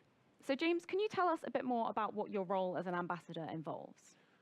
Mentorship and guidance. I think if you look at how the average player is on the road constantly, they don't really have a normal opportunity to stop and learn lessons and mature. So we're trying to fill those gaps. I bring 12 years of experience in esports, and I think that can really help somebody, be self-aware and understand what their profile is, how they are perceived by their audience, and how they can set themselves up for long-term success. We see some players who haven't had that guidance trying to scramble last minute to try and make a profile for themselves when their careers come towards an end. There's so much more that you can do throughout your career in that respect. So that's part of what we're going to be doing here at the Gucci Gaming Academy. So Christopher, for you as a player renowned within the space, what is so exciting for you about the GG Academy and what's being built here? What is amazing about this whole product is just the people around who wants to build the next step for the next stars that's coming up to the scene. And this is something that I didn't have the chance to do when I was a kid. I had to do everything from the scratch. And my knowledge about the game itself, outside of the game, etc., it could be useful, and I think I can help people just taking the next step. If you look on teams and players that's been playing FPL before, Bad News Eagles has just been playing on the major, they shocked the world, and 6 months ago they were playing online cafes and it's trying to become something, and now they're sitting on the big stage and actually, show off case of themselves. So with your experience as a player, how do you think that's going to assist some of the players in the GG Academy? I have a goal mine that no one has really touched on before, and my thoughts and what I think about the game itself and what I can do to become like a better human being, basically. There's 5 individuals that are going to be playing in a team later on, and there's a lot of different culture and different mindset how you're going to behave like a human being and also as a player. I had a long, huge history. I played with different people from different countries as well, but also being a long-standing member of the team NIP. And, I've been through different lineups there and there, and I think that's something cool, and that's something I can provide with my knowledge about it. And Steph, for you, what is so important about being an ambassador for the GG Academy? Yeah, for me, there's 2 big things. Really, the first one is obviously, Christopher mentioned it. As a former pro, you go through your career with any support until you get to the pro level. So being able to just have something when you're in the mature scene or just right before, like semi-pro, is so huge. We're so far behind compared to sports. So initiatives like this can really make a difference. I've been an activist. I want to push for women in the space, but not just women. Inclusivity, diversity. I think it's super important to be part of this project. Yeah, it's an incredibly exciting aspect about it as well. Anything else particularly exciting that stands out to you about the GG Academy? For me, it's really how life-changing this can be for the players, right? Sometimes you get to pro, and then you're not equipped, and you need the gears to reach your peaks, and scouting talents. Something that pro teams, it's not always that easy to find new talents, so we're going to help them a little bit. So let's learn a little bit more about the Gucci Gaming Academy. To do so is our European coach, Neil M. So can you give me a brief summary of the team and the players you picked up and why you kind of hand-selected them? Yeah, so we have Milky, who's a young 18-year-old Polish player. He was playing in the last ESL Pro League, and he was highly impressive. I really liked him, so I reached out to him to have a chat with him to see what his goals were, and I think he really has the work ethic and the mechanical skills to be picked up as soon as possible by a top team. That's really excellent to hear. So who is the second player that will be joining him? Yeah, we have Esperanto, who was literally one of the best players in the world in 2018. He went from nothing to the top of the scene. He was playing FPL Challenger, qualified into FPL, bang, got straight away picked up by like the FPL team, I would say, which was Imperial back then. Went to the major, actually played against Christopher in one of the games. SB dropped like 35 kills. Everyone was like, this guy is insane. And then the pandemic hit. His mental health really took a toll on him, unfortunately, and he went from being like a really good player to nothing. He had no mental health support.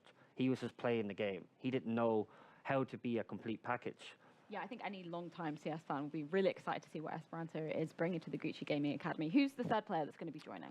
Yeah, we have Deagle, who's actually the biggest grinder on FPL circuit. He played nearly 5,000 games. Really, really good human being, and it understands the work ethic and what he needs to do. When he's playing in FPL now, he recently qualified last month. He's now playing against the pro players, and he's learning. He was like, oh, I'm so nervous. I don't even want to talk to them in case they hate me. I was like, no, be who you are when you talk to me. Like, be confident in yourself, because if you want to be a top player, you have to be confident in yourself. I love that that support is already being given to the Gucci Academy of players. Who is the fourth player that's going to be rounding off the EU squad? Yeah, so we have this unknown player. He's like the diamond in the rough for me, personally. He's Shady from Latvia. I noticed him from matchmaking, from the solo queue, that he had really highly impressive stats. So I reached out to him to have a chat with him. I was like, who is this guy? Like, nobody knows who he is, you know? So I really liked his approach when he spoke to me. He was like, yeah, I just want to be the next Kinder and Brokey. I feel in myself that I can be that player. So noticing when he was speaking like that, I was like, you've got confidence in yourself. That's really good to have at such a young age, at 19. He's never been on a salary. He's never played in the team. So he actually qualified into FPLC. So now I'm trying to help him become a complete anchor player as fast as possible and as soon as possible to be noticed by these guys, because everybody's looking for the next Zywoo, the next Simple. He's out there, you know, and that's why I have these four players. So you've already mentioned about some of the peripherals and hardware that are going to be provided to the Gucci Gaming Academy players. What other resources are you going to be using to help them elevate their game? Yeah, we're helping with player performance in game. We're helping with mental health coaching and also brand awareness. So with mental health coaching, we have Mindworks, who are helping us out with the players. So they're going to be doing group sessions with the four guys to understand what they think inside and outside the server. We're doing one-to-one sessions to help with players to help get a good performance in themselves. It's extremely important, mental health. So alongside Mindworks, which is of course tailored to the Gucci Gaming Academy players, we also have a new series that's accessible to everybody called Tips and Tricks. This will focus on elevating your game through a focus on mind, body and spirit, and will feature our ambassadors, experts from the field, and Get Right. Can you tell me a little bit more about what Tips and Tricks will involve and how it will elevate the gamers in the Gucci Gaming Academy? See it like this. You're sitting on a stage. It's 10,000 people sitting in the audience cheering. But they're not cheering for you. They're cheering actually for the opponent team. And then you're sitting there, you're still here, you hear the roll, you hear everything, you're shaking a little bit, and you're sitting on the stage, and you notice everyone is basically against you. You're not doing what you're supposed to do, you're doing mistakes, you're starting to think about it more and more. Not every time when you're sitting on a big stage, you're gonna have fans actually cheering for you. You're gonna have most of the time actually fans actually cheering for the opponent team. So that's something that you need to really work on early stage, in my opinion. Yeah, it's incredibly important to have that kind of support network going forward in any walk of life as well. And additionally to that, the WHO will also be providing support to Gucci and Faceit alike to help support physical and mental health whilst gaming online. That's it for us. Thank you so much, guys, for joining. You can look out on our socials to keep an eye out for the first upcoming episode of the Gucci Frame series later this summer. And make sure you follow those socials for more updates. Thank you, everyone. Good night.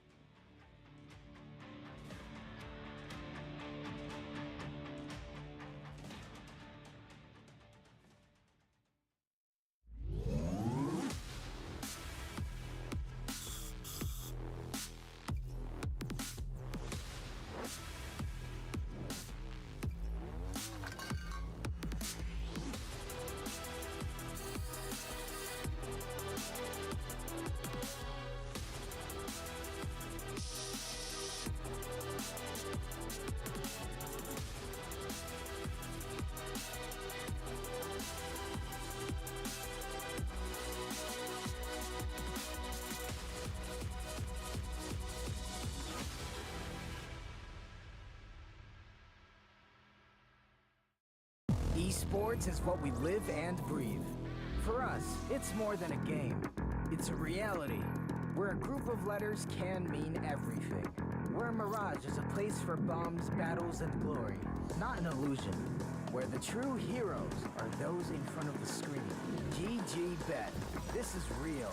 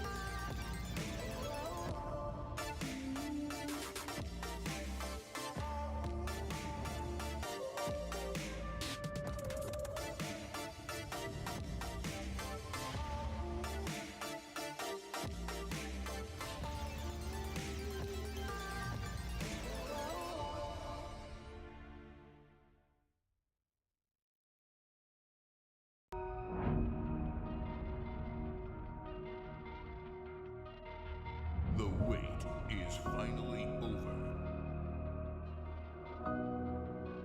Time for you to grab your tickets and watch greatness unfold at the PGL Arlington Major.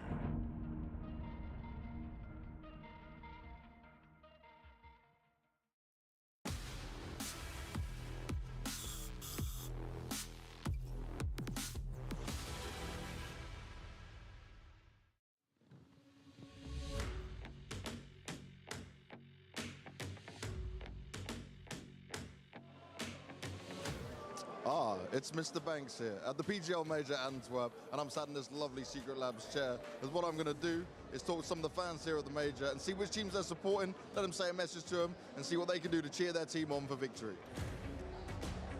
NAVI, save my pick'ems. I've only got one more team left in this, so you got it. Let's go. This is a message to Face Clan. You got this. Carrigan, my friend, you are the best. Go get it. Kom så Carrigan, din kussemagnet. Du kan det her. Fød min barn. Hey, Simple. We need more knife kills in the Major. Let's go, NAVI! Face, I know we got you. Boston Major 2018. But I want to see you take Antwerp 2022. Let's go, Face! Come on! Hey, Simple. Snipe them all. NAVI #1. Let's go! Daddy Rain, I want you to take this major in Antwerp. Go get it. Come on, Navi. Brazil, it's with you guys. We got turned away a little bit before, but come on, bring us joy. Brazil is Navi right now. All right, g'day lads. It's Alistair. I've come all the way from Australia, and you know what? I think you're going to take it home. Carrigan, Rops, Twists, all you boys, you're gonna do it. You're gonna bring it home, and I know that you will. I've got you in my pick'ems, and you're gonna bring it home. You're gonna bring it home for the boys back in Australia. Renegades couldn't make it, but you know what? You're the next best option, so let's get it. Let's go, Navi! Simple the GOAT! Hello. It's gonna be easy no scopes for Brokey. No problems. Today, the stage is ours. Today, the stage is for NAVI. We won the Eurovision, and we will win this as well. Go Face! I hope you guys win the major! NAVI, guys, from all of the fans, thank you from bottom of our hearts for making this dream come true. We need this era. We need Simple winning 3 majors. Good luck, and let's go with NAVI! So the final I would like to see is NAVI and FaZe, and with my in-game name being so close to Rops, I have to go for FaZe. FaZe up.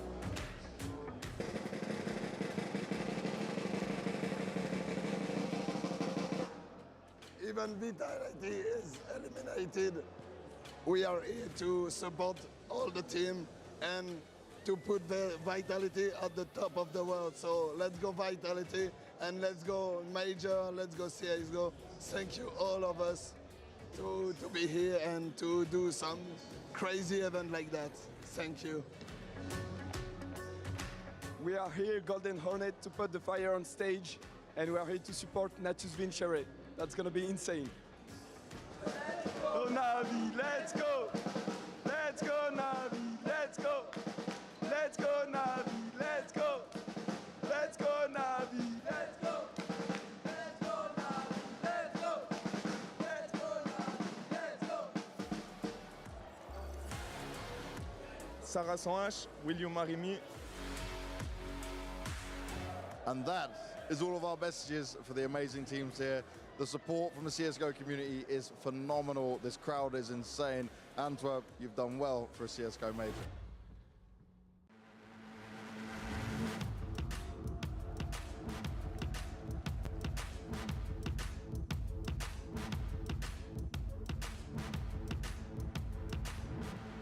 History only has a place for the ones who earned their stripes in battle.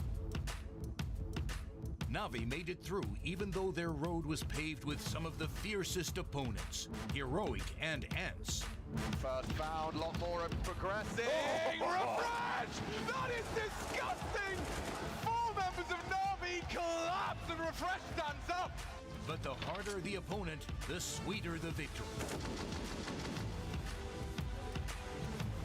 The Undertaker on the other side of this door to put the cherry on top. Light 'em up, Molotov music, let's all lose it. Burn 'em up, set a fire to it for my amusement. FaZe managed to take down NIP and Team Spirit in 2 nerve-wracking games. He gets back, it's a fake! Oh! What's the play? Drops! 1v1, and it's all on this defused. Nails it! FaZe! It's so close! And they just got it! Kerrigan proving his mettle once more.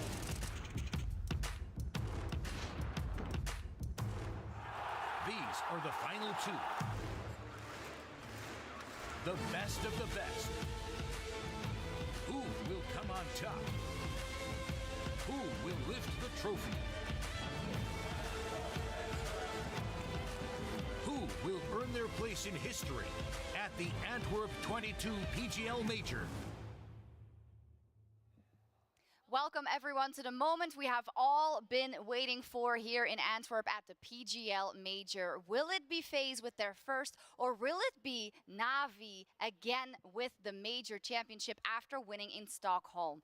We will find out today. My name is Shax and I'm joined by an amazing panel today. I have Maniac, I have Pimp, I have Maui Snake in what should be one of the most historic days and the historic matches that we have ever seen for CSGO. Very rarely do we get the grand final that everyone was hoping to get at the beginning of an event. There's always someone spoiling the fun, spoiling the party, fancying his win the grand final. Not this time around. It's NAVI, it's FaZe, the teams we wanted. Feels like we've been waiting for this, right? It's been waiting 2 weeks now. We came into the tournament, as you said, hoping that there would be a chance for this grand final, and we finally got it. And I think we also have the 2 best playing teams in the tournament. Sometimes you may get into a conversation, were they really the better team? Did they get lucky along the way? Nah, the 2 best teams are in the final.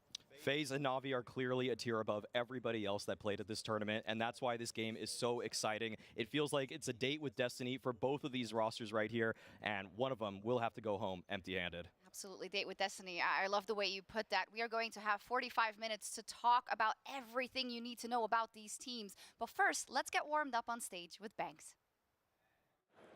Oh yes, we are about to get warmed up out here. Antwerp, one thing you've done over these last few days is impress me as a crowd. You've been some of the most hyped from start to finish. So can you make some noise for me?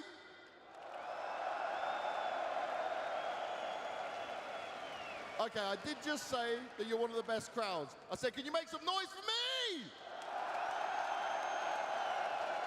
All right, that's good, that's good. Now, I've got White on the left-hand side of me here. He's representing FaZe Clan in this one. And Vorian here, he's representing my boys in NAVI. Either way, like the desk was saying, this is the final we wanted. But White, why are you supporting FaZe Clan? Well, they're the first international team, you know, all those years ago with Michael Lele, Scream, Fox, all the guys. They've been trying to get this international title, and it's time for a new era. It's time for the FaZe era.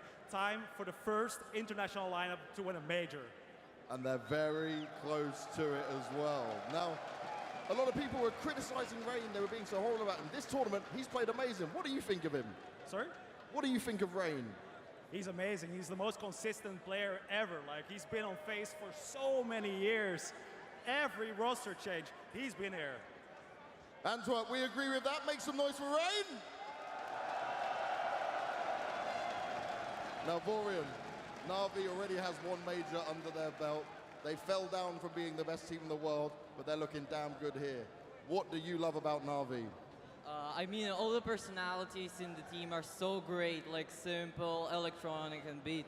When they're performing, it can be the best team in the world. And just because of my nationality, I also like the team. So that's all the reasons behind my decision. And in terms of this event, right, Simple yesterday, he hadn't been playing so well up until that point, then he brought his A game. You think he's going to do it again against FaZe?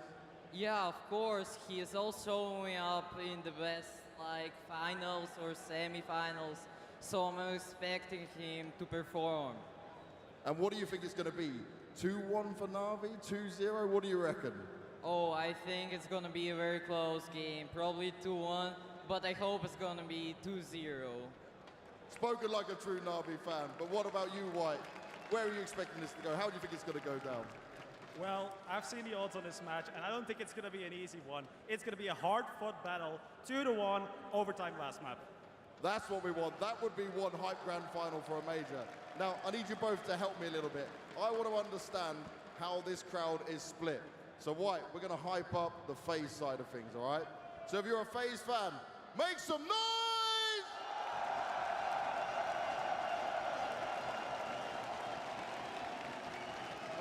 All right.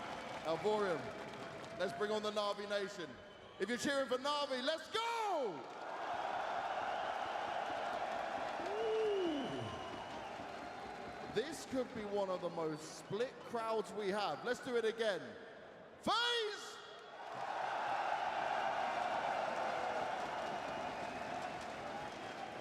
NAVI! Ooh. Okay, this is looking good. Either way, we're in for an amazing grand final. Antwerp, you love Counter-Strike, I love Counter-Strike. One last time, let's make some noise! Shots, let's get this started. Thank you so much, Banks. You've been doing an incredible job hyping up the crowd there, even though I don't actually think they need that much help. By the way, shout out to everyone in the arena. It's been amazing. And Pimp, you are listening, and it seems pretty incredible, but we seem to have a split fan base in terms of in the arena. Yeah, we have a split game, we have a split fan base. You know, two teams who have a lot of history within Counter-Strike, right? So they have a lot of overseas fans as well. We're coming into this arena, and everyone seems to love Counter-Strike, but as you said, right, it's hard to tell which one of the teams are actually the favorite in the game and which one of the teams are the favorite in the crowd. I think people identify with both paths, and this is why we have favorites for NAVI and for FaZe. If you're a FaZe fan, of course you identify with Kerrigan and Rain. You know, they were that close to lifting that trophy once in Boston, now that's their chance. And if you're NAVI, you know how great it is what they're about to accomplish, what great it is for Simple to lift the trophy twice, back to back. There is a story to follow everywhere. There's so many players for people to identify with on top of that. You got the quiet guy in Brokey. You have another one on NAVI and Perfecto, the quiet brooding genius. And then you have Boomich, this kind of goofball that exemplifies everything he is out of the server, in the server. Yeah, let me ask you, Maui, we've been talking so much about how this was an open major. We've been talking a lot also about the fact that the level of competitive Counter-Strike has been going up and up and up. Why is it then that we still have these two teams, NAVI and FaZe, that are in the final? Well, it felt like there were a few rocky road bumps for both of these rosters coming into this major. Some of them losing maps. I mean, NAVI with this roster didn't even lose a map at the last major. This time around, they have. It's a changing of the guard, perhaps. Perhaps we are seeing a NAVI that's weakening, but I think that everybody has strengthened up. Every team around them, a lot of these quarterfinal teams especially, did very well in their own right to deserve a place in these playoffs. So it's not that necessarily it's it's not Navi's or phases for the taking. It's just that everybody else has been doing incredible. I feel like we circle back to experience. Sure. I think that's why we're here, right? Because just as much as we hype these new players for the likes of Spinks, for example, obviously going to be a name for the months to come in Counter-Strike, but somehow we end up talking about Rain. We end up talking about Carrion, about Simple, about these people that have been on the stage on multiple occasions, and that's why we know they'll deliver the best Counter-Strike on the stage. Experience is one thing, but we also are still in an era where talent gets you very far in Counter-Strike. We have been in an era before where I felt team play would win you a lot of games. Team play would be, of the essence of many teams. But you look at the rosters and you look at the teams who made it far here, those were also the teams with the best talent, I would say, on the server. You have so many skilled individuals, so of course it's meant to be for FaZe and Navi to be in the final. When it's about talent, it's also about leadership and how can they push that talent to their ceiling, let's say. And that brings us to Kerrigan. I think we're going to be talking about him a lot, right, in terms of the journey this man has had. And he's had a pretty hard time when it comes to the public opinion, even when he has been playing well. Who is Kerrigan, and where would it put him as an IGL if he were able to win the major here today? Listen, he's already one of the best in-game leaders of all time in Counter-Strike, but he obviously lacks that one title, which is the major, right? That's the one that he let slip in the Boston major, and I don't think we should talk too much about it because PTSD for a lot of people out there. But for Kerrigan, it's a player who's been around for a long, long time. He's always been the underdog as well. I think I can count on one hand how many teams he's been kicked from. Top teams. He was in Astralis, he got kicked. He was in FaZe, he got kicked. He was in one of my teams, and I had the pleasure of kicking him, and God, I shouldn't have done that. And he's always fought back.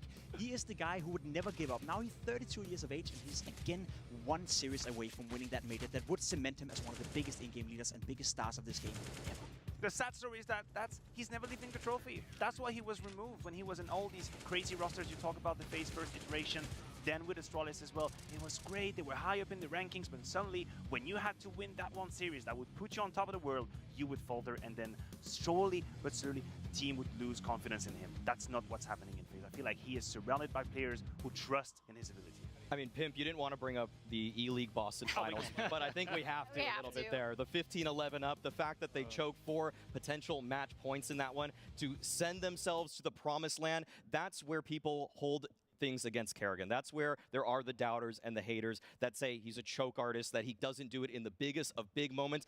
But the thing is, his trophy cabinet, it's looking pretty good as it is. He's won plenty of events. Katowice recently, Pro League on top of that. They're coming into this one with momentum. And we talk about choke, and I truly feel like Kerrigan here with this roster has players who step up in key moments. Think about that game against the Spirit. Think about how many times it could have gone wrong. When you have Twist stepping up, Robs in the clutch, Rain playing that, suddenly you have all the assets to not let it slip. Yeah, and I'd like to turn this into a bit of a positive, because when we look at that Boston lineup, right, you have Olaf, Guardian, Nico, Rain, and Kerrigan. It says enough that it is Rain and Kerrigan that are here in this final in 2022. And Rain has been someone that has been under a lot of scrutiny, and Maui for a competitor, also the fact that your team goes on to win the trophy in Katowice, right, in that manner, and you feel like you haven't helped that much. How do you feel he's been performing despite all that? This major has been phenomenal for Rain. He's ramped up into the form that really got him onto this FaZe roster when it first formed. I mean, he's been here for 6 years at this point, and the fact of the matter is, I don't know if I've seen Rain in such good form for 4 years. 2018, maybe even all the way back to 2017 was the last time we saw Rain look this good in the server. He's always been an unsung hero for pretty much all the teams he's been part of, right? He's been in FaZe for a very, very long time, but every single iteration of FaZe has always been around, the players, the star players, and Twist coming in as well. And Rain has always been the selfless guy who would always, give up positions and make sure everyone around him felt comfortable without necessarily feeling too comfortable himself. Yet he's still one of the few players who consistently have been able to live up to a very high level. What we're seeing at this major, though, is the next level, right? That's a team right now, that's a player right now who's elevating his team, and we haven't seen that Rain for a long, long time. He's redefining dialogue, right? When we thought of him as a supportive element, someone that would just be selfless and be consistent, suddenly he's actually the MVP. He's a star. He's in the running for an MVP. Now you talk about his performance in the past few years. This is his best major by the rating. We have it right here. It was obviously in Atlanta with 115, but 1.19 is the number he's having right now. So he's completely redefining his position in the roster. It's crazy. And Mathieu, something that makes a champion is someone who can adjust to the circumstances that they are given, right? He finds himself with some new, younger players that are flanking him, and he is using that to elevate his own level. There's a such thing as positive competition. If you're Rain and if you see these younglings coming into your roster, you have your Robs, the Twist, they're the people that we're going to talk about tomorrow. You either go back in your shell, you stop playing, and you wait for the train trained to live without you, or you take it by the horn and you actually use that motivation to catch up with them, to play as much as they do, to learn from them. We always talk about how experienced players will teach new players. But what about the other way around? What about new players thinking of new ways of thinking of Counter-Strike, looking at Counter-Strike, Robs with his freaking mathematical equations to have a smoke? They can help you see Counter-Strike in a new way if you're willing to go on that train. I think that's why we have to bring up Robs now. The fact is that he's the guy that pushes Kerrigan. Kerrigan has said himself that when they were playing together on Mouse, they were testing each other to see who could bring more to the table for practice. I mean, that kind of motivation coming from a youngster like that, it creates a fire that burns beneath all of the players for FaZe at this point. And I think that goes into the whole conversation when you look at this FaZe roster, right? It's such a well-rounded roster. They work in synergy, they work in tandem, and then playing some solid Counter-Strike. There's a reason why FaZe right now are the best team in the world. There's a reason why they won a couple of tournaments already. Bringing in Robs was very well and could have been the final piece for Kerrigan. That's always been part of his story as well. He's had some talented rosters, but don't forget, he was in Mouse as well. You look at that roster, and he took them from being a top 10 team to be the best team in the world just for a couple of months. That ability Kerrigan has, and right now, there's no excuse, there's no nothing. He has all the pieces he needs in order to win a major. Absolutely, and we live in a world of super teams right now, right? And those are just not all here because only 2 teams can stand in the final, and I think that is to the credit of Kerrigan, to the support staff, and through the players that are on this roster right now. We are going to continue talking about FaZe, I am sure, as we should, but let's also get that introduction to NAVI and to the players we are looking at. It's kind of a game of when are they going to mention Simple? Well, let's do it now. Maybe, guys, a slow start in these playoffs, but he has arrived. I mean, I love the fact that we introduced him as a slow start when you look at the semifinal he's had. I think he just took a minute to take a deep breath, to let Big go on his MVP race. He just gave him a head start and he said, listen, boy, I'm about to catch up on you. I hope you're ready. Because that semifinal was pure Simple-esque. Listen, there's a world where Navi wouldn't be in the final if it wasn't for Bit, if it wasn't for Electronic in particular. That heroic game right there. Simple didn't have a good one. Simple didn't perform up to the level that you normally see him play at.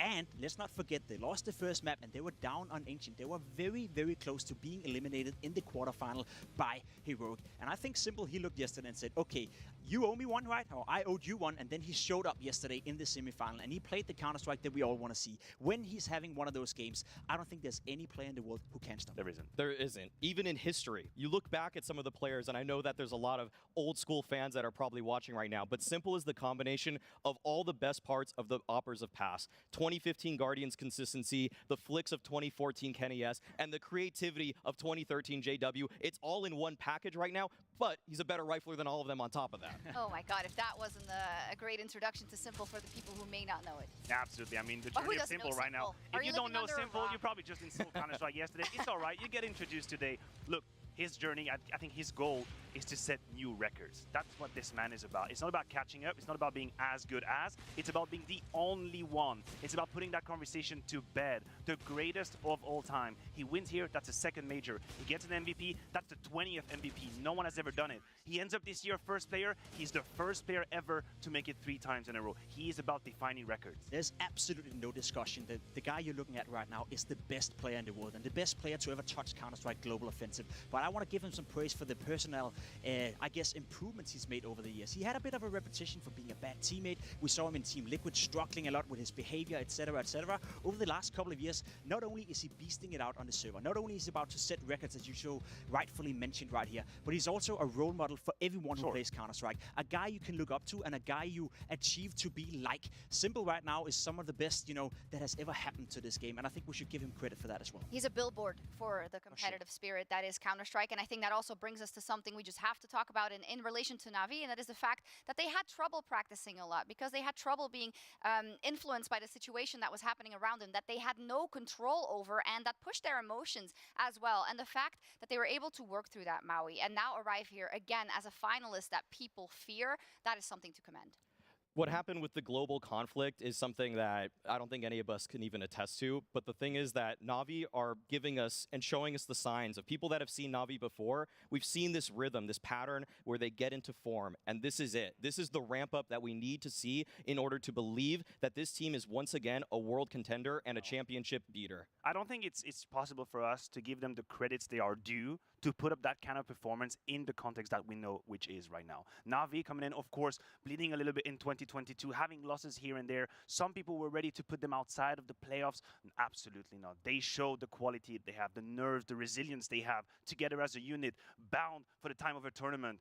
it's nothing but great. And I think that's a point we have to bring forward. If what we've seen is the worst of NAVI, that is absolutely incredible. If that was the lowest of low they could hit, absolutely incredible. There's no doubt that NAVI still have the capabilities to be the best team in the world. And I think the NAVI we've seen in the quarterfinal and the NAVI we saw yesterday in the semifinal, that is somewhat the NAVI we saw in Stockholm as well. Somewhat the NAVI that seemed unbeatable. And the question is, do FaZe have enough in order to, I guess, remove that repetition? Do they?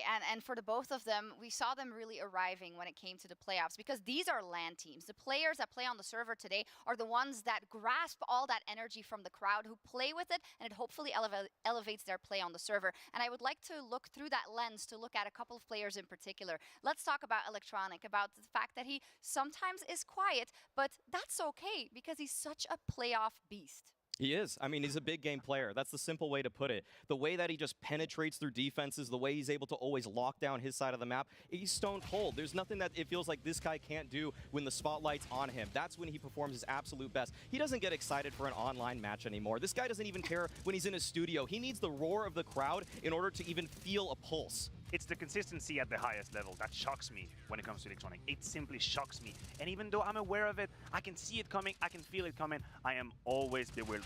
The fact that you're Boomich, you're looking towards Electronic during a playoff game and you see in his eyes, he's here to play, he's ready, he's gonna deliver. And he's such a key ingredient for NAVI as well. Without Electronic, NAVI can be weak at times, in terms of opening up the games and finding the opening duels. Of course, you have players like Bit who can do it. Of course, you have a guy like Simple who also can show up. You see his rating right here compared to the group stage in the playoff. We talk about a big game player. I also want to point it out, right? He had a bad group stage, to be completely honest. Against NIP in the last game in the group stage, he wasn't playing well, but on the third deciding map, he stepped up, put up a 1.30 rating, and that was the first sign of life we saw from Electronic. He carried that momentum into the quarterfinal, in the semifinal. Yesterday as well, he was playing well, and as said, without this guy playing well, NAVI is not as strong as they could be. We have a server full of big game players, maybe a little controversial one, but is there someone you think cannot step up to the plate, or you really need to step up to the plate today in order to help their team today? Can I pick on both teams? Of course. Can I go over? All right, I'll put Brokey under the microscope for a second. I think he's a player that we have to discuss because I think what he showed in Katowice was what a lot of people thought he would not be able to. He shocked everybody. He grabbed his first MVP. He had that kind of new dimension. Sure. Can we believe he will bring it to the final of a major? Because what I have seen from Brokey so far is not anywhere near what we have seen in Katowice. I agree to a certain extent, but I think you're a little bit spoiled in the sense that what we saw with Brokey at Katowice was absolutely outstanding. That was a player who really took it to the next level. And I think a lot of us, including you as well, Maui, question, is that the Brokey we're going to see for the remainder of the time? Is that his new level? I think we saw Brokey playing the best Counter-Strike he's ever played. I personally didn't expect him to be as good as Katowice, but I buy into your argument that at this tournament so far, we need to see just a little bit more from Brokey in order to really believe that he is an established star player. Yes, establishing himself is so tough when you're on a team of stars like FaZe Clan, but the thing is that he is a homegrown FaZe talent. This was his big break into Tier 1 Counter-Strike on this roster, and I think he's beginning to fit the mold just a bit. He's starting to understand what it takes in the big moments to actually get it, and I think the thing is with Brokey, despite the fact that he plays such a defensive style, he is a machine gun opper. This dude can fire off bullet after bullet, lock and load that chamber every single time humanly possible, and he's going to nail more shots than NAVI are going to be ready for. And you talk about his role, and this is a prism through which we can look at him. He's not a player involved in early duels. He's a closer. He's a clutcher. But that's the role that needs the strongest nerves. That's why I'm worried about him. When it goes to the 2 versus 2, the 3 versus 3, which we know are going to define this game, can he step up? Well, he's a unique player in the sense that you're right. He's not a guy who's involved early on in the aggression, but he has this explosive element to him. We saw a great example of that in the quarterfinal on Inferno against NIP, right? Just comes into mind. That is Brokey. When he's pressured the most, that's almost when he's at his best, right? I remember him, and I kind of want to compare him a little bit to Fallen, in those close range situations where Fallen have the element 5 years ago, remotely, when he could just explode on the server. Brokey is the same. He's not an aggressive AWP player, but people kind of mistake him in a sense, thinking that, okay, if you're not aggressive, you can't be explosive. That is not the truth with Brokey. When it comes to clutches, which are, of course, of paramount importance when you get into a final, Pimp, I know you always look at kind of the ability of teams to turn around 4v5s or the way they can perform in those. What do we got with FaZe versus NAVI? Well, the problem is we got two teams who are equally good at that craft, right? And that's the point I want to bring forward right here with this statistic as well. well. We talked about NAVI being one of the best teams in the world playing 4v5s. Well, FaZe are as well. We talk about NAVI being one of the best teams in the world at playing 5v4s. Well, FaZe is as well. In this tournament, you look at all these different categories of statistics. You see it right here. They're almost equally good in every single sense of the game. There's a reason why all of us here on the desk, I hope, agree that this is a 50-50 game. Look, the problem-solving abilities of both these squads are through the roof. Quite simple as it is. Whether it be Kerrigan or Bumich or Blade right behind, how they can find solutions is crazy. And if they don't, they have individuals to blame them out of round, to bail them out of round. And that is what a great team needs. Plans, but also individuals to just blow the roof up. Comprehensively speaking, these are easily the best two teams left and in the world, for a matter of fact. I mean, the thing is with FaZe, they're always going to be having trust in whatever plan it is that Kerrigan concocts in his lab, along with Rops. The fact that they're finding the nerdiest smokes possible. You gotta aim at that one pixel out of spawn, boom, Rops is ready to do it. They got a new timing, they just unlocked a new part of the map. The thing is, NAVI, they have some of the best prep out there. Blade, Boomich coming together, forming plans. They are so good at anti-stratting. Let's break that out a little bit, Pimp. I know this is something that you love to talk about in terms of Kerrigan as an in-game leader and the support he has, and then Boomich and the way NAVI like to approach the strategic aspect of the game. Listen, take nothing away from Boomich. I think he's done a tremendous job coming into NAVI a couple of years ago and really establishing himself as a key part of this lineup, but he do have the support of Blade, and I think Blade is a very integral part in this NAVI project. Without Blade, I don't think NAVI would have been the best team in the world, to be absolutely honest with you. Whereas for Kerrigan, he likes to take control, you know, over the entire team, over the preparation, over everything by himself. When you look at Kerrigan and who he's had as a coach throughout his career, he's always picking someone who's beneath him in a sense, you know, helping out with the mental part of the game, helping out with hyping up the players, helping out with being the father of the team. But when it comes to the strategies, when it comes to building a team, when it comes to putting together all these players, it's all about Kerrigan, right? He doesn't want too much help from his coach. Whereas for Boomich, I think without Blade, it wouldn't have been the Cinderella story NAVI have been. It's about the pressure that the IGLs have on their shoulders, right? And I think this is where we have to hit that point. If you Boomich, if the game is slowly going away from you, you can take that break and somehow you can put your brain on freeze mode for 30 seconds, hoping that Blade is going to come in and give you a way back in. He's got that bird's eye view. If you're a Kerrigan, I don't exactly think that you have that safety net. You have, at all points, to be aware of what's going on in the game. Yeah, the thing is with NAVI, the way I would best describe it is that it's just a perpetual motion machine of 5 wolves that every time they find themselves together, they just bring out the best in each other. It's so much going on in some of these rounds. NAVI play what looks to be some of the most chaotic CS of any top-tier team, but when you actually break down some of the details, it all makes sense in the greater picture. And I'm glad that we're mentioning Boomich, because I think he might be one of the most undervalued IGLs we have out there. When was last time one of us talked about how Boomich is a great IGL? Well, yesterday we never actually go there. he caught some smack on the desk and then he We clutched. never really go there, right? That's the thing. Because you have Simple with you, because you have Electronic, because you have Blade behind, we all find reasons why he's not that great. But we have to admit, we have to acknowledge how better Counter-Strike they play. There used to be a time where we had the memes of Navi finishing with 5 seconds, not planning the bomb. Sure. Navi looking like it's only simple fragging. I think those days are over. Navi play comprehensive Counter-Strike. They have ways back into the server. Let's give Boomich the flowers they deserve as well. Yeah, I love it. Anyone to add something to that? Fight me. I mean, yes, I do want to fight you a little bit. As said, I don't want to take anything away from Boomich, but I think when you're surrounded by Blade, when you're surrounded by Simple, and we've seen many times also, if you read the body language in the timeouts, Simple is talking an awful lot, right? And He's of course, he's a guy that always comes in as the second in-game leader. Even back in the time when we were allowed to listen into the team comps as well, you could also listen in that I would almost say was a 50-50 split between Simple and Boomich. Now, I don't want to take anything away because I agree he should get a lot of praise, you know, and I don't want to fight you on this one. But when you look at Kerrigan, he's just a different leader, and he's leading by example, I almost want to say, right? He's been around for a long time, whereas Boomich, he's still relatively green on the big stage as well. 2 years got taken away from him during COVID, right, where he couldn't be on the big stage. So in terms of raw experience and in terms of keeping your nerve together as an in-game leader, I would pick Kerrigan 9 out of 10 times. I got to side with Kerrigan as well in this one. I think that's the easiest. No, this is not a fight. We're not doing a fight right here. Look, Yeah, it's a fight. the one indictment I have against Boomich is that's not him passing out those packets of paper that have every strat on them. That's Blade. Blade's the one typing those up. He's the one putting together these game plans. And Blade's even talked about the fact that he's actually set rounds in place before the game even starts. He knows the structure and flow of the game. And when you're scripting games like that, I mean, what does your IGL even have to do? So Kerrigan easily wins this one. Okay, maybe we get a word from Boomich at one point in time, and maybe he just wins the major, and then that's that, right? We'll see indeed. Let's break it down as we get closer to the introduction of the teams on stage. In terms of the fact that we are on LAN, the fact that these two teams are the best in the world, and they will step up to give us the best Counter-Strike because they are playing each other, I feel like. Who right now, stepping onto the stage, is the team that is best equipped, that is the most complete, stepping onto the server today, Maui? I think that it's easy to see that FaZe is actually playing some very well-oiled Team CS. The flash assist stat is probably the one big differential here, where FaZe is one of the best in the tournament. NAVI are kind of in the middle of the pack there. And the thing is that really, I think when you use utility to get as much space as FaZe, they have more reasons that they should find that space cleanly. The thing is with NAVI, they rely on the individuals a little bit more to find that. The thing is, obviously, they have individuals that are always going to pop off. And if I had to weigh the two, I think the Team CS right now is better played by FaZe. The one problem for me is that I don't think we've seen the best from FaZe yet in this tournament. We'll talk about Brokey having I wouldn't call it a slow tournament, but he could be better. We see Twist as well, you know, a player that really can't step up to the occasion, especially on the stage. Haven't really had the best tournament yet. I see FaZe as a team who's played at 70, 80%, still relatively comfortable in the final, so there's still potential for more, whereas we saw with NAVI yesterday in the semifinal, we saw with NAVI in the quarterfinal as well, that they're getting to their peak right now. So I actually do think that NAVI right now is going into the final feeling slightly more convincing or comfortable, let's put it that way, than FaZe. Yeah, I have been more convinced by NAVI as well. I also think that the triumvirate of Electronic, Bit, and Simple is such a safe value when we go to a big game. That's insane.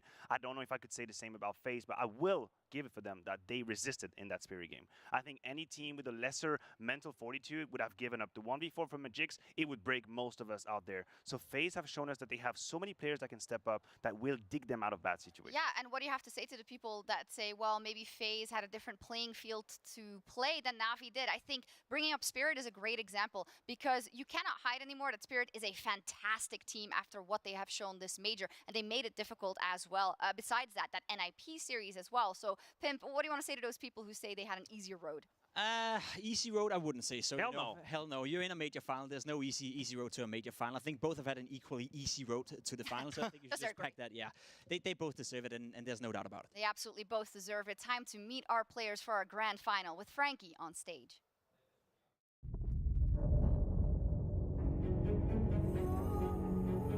Now is the time. Never die, they are just green. He's got it! He's got it! To get your hands on the trophy. Oh my god, what was that? Enemy tail run and speed man. Unreal devastation. Yo, headshot on! The flick the Hades head! Screw the haters, they've done it! Unbelievable! History will remember.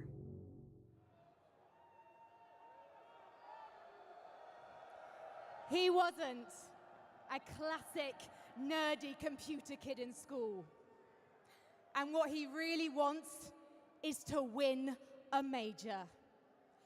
His name is Carrigan.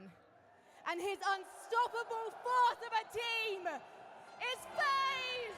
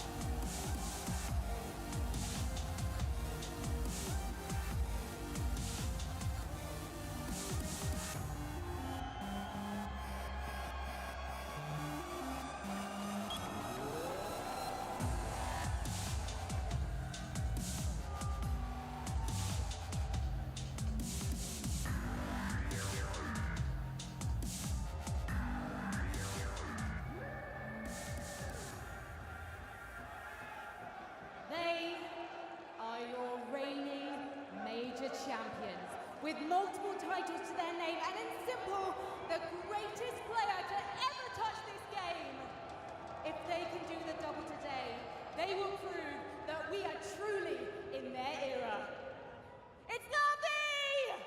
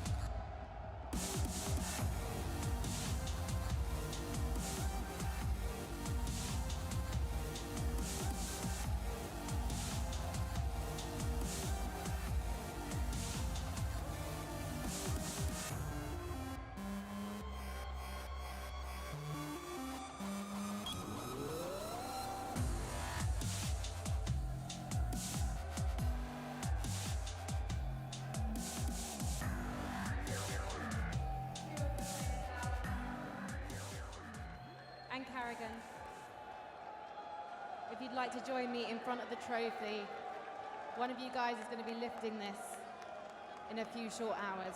You'd like to stand in front of the trophy, so this crowd can see you. Simple. What would it mean to do the double in the sports Palais today? Excuse me? This crowd love you so much, it's so hard to hear, but what would it mean to win your second major title today? It would mean a lot for us. It means that we did something great to achieve this. So we just need to make one more step.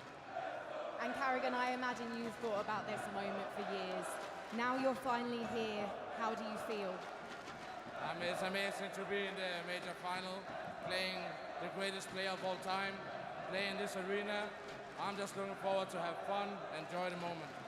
Well, I hope you both enjoy this moment. Please shake hands one final time and get into that server. Sports Palais. I don't know if you remember this, but on Thursday I said that this is the greatest show on earth. And my word, you're about to see it right now! Let's head back to the desk. Thank you so much, Frankie. Amazing job all week here. And thank you to the crowd once again for the energy you are giving us. And more importantly, the energy that you are giving the players on stage. And what I love about this is that we've been talking about this for 40 minutes now, right? And about the stress and how big it would be. And both of them, they're just full of swagger on that stage. They are playing with the camera. They are feeling the moment. Maniac, true competitors. Yeah, I think it's up to both of them to show the path to their teammates. We know Bumic is a leader, but Symbol is a captain. He's always been. Same for Kerrigan. They have to display the attitude, the confidence, the swagger you're talking about. The teammates are looking at you, and you have to show them the way to go. I fully agree, and it goes into the point we're talking about Bumic versus Kerrigan, right? It's always Kerrigan out there in the front for his teammates. He's always taking the fall as well. Whenever they're losing tournaments, losing games, he will be the first guy to blame himself for not winning set game, right? Again, I don't want to go into the whole conversation about Bumic versus Kerrigan, but I do feel there's some, value in having your in-game leader and your captain and your leader out there, taking the fall for you when you need it the most. I mean, it's stressful for Kerrigan, to say the least. Yeah, I mean, the thing is that all the weight is on Kerrigan's shoulders. This is the roster that he wanted here. That's why the pressure is truly on for that man on your screen. If he's not able to deliver with the pieces that he has now, there's not going to be a better time. These are the men that he fought to get on this roster. They spent mad money to get Rops on board, so Kerrigan's got to bring home the trophy. Yeah, absolutely. And let's talk about history when it comes to the context of Counter-Strike, right? We have FaZe here who are trying to win their first major, who are trying to put their name amongst those gods of Counter-Strike, as we see Kerrigan right now, Maniac, just taking it in for a second. Look at what it means. Look at what it means to be on that stage. I don't want to bring up Boston again. It doesn't matter the tournament.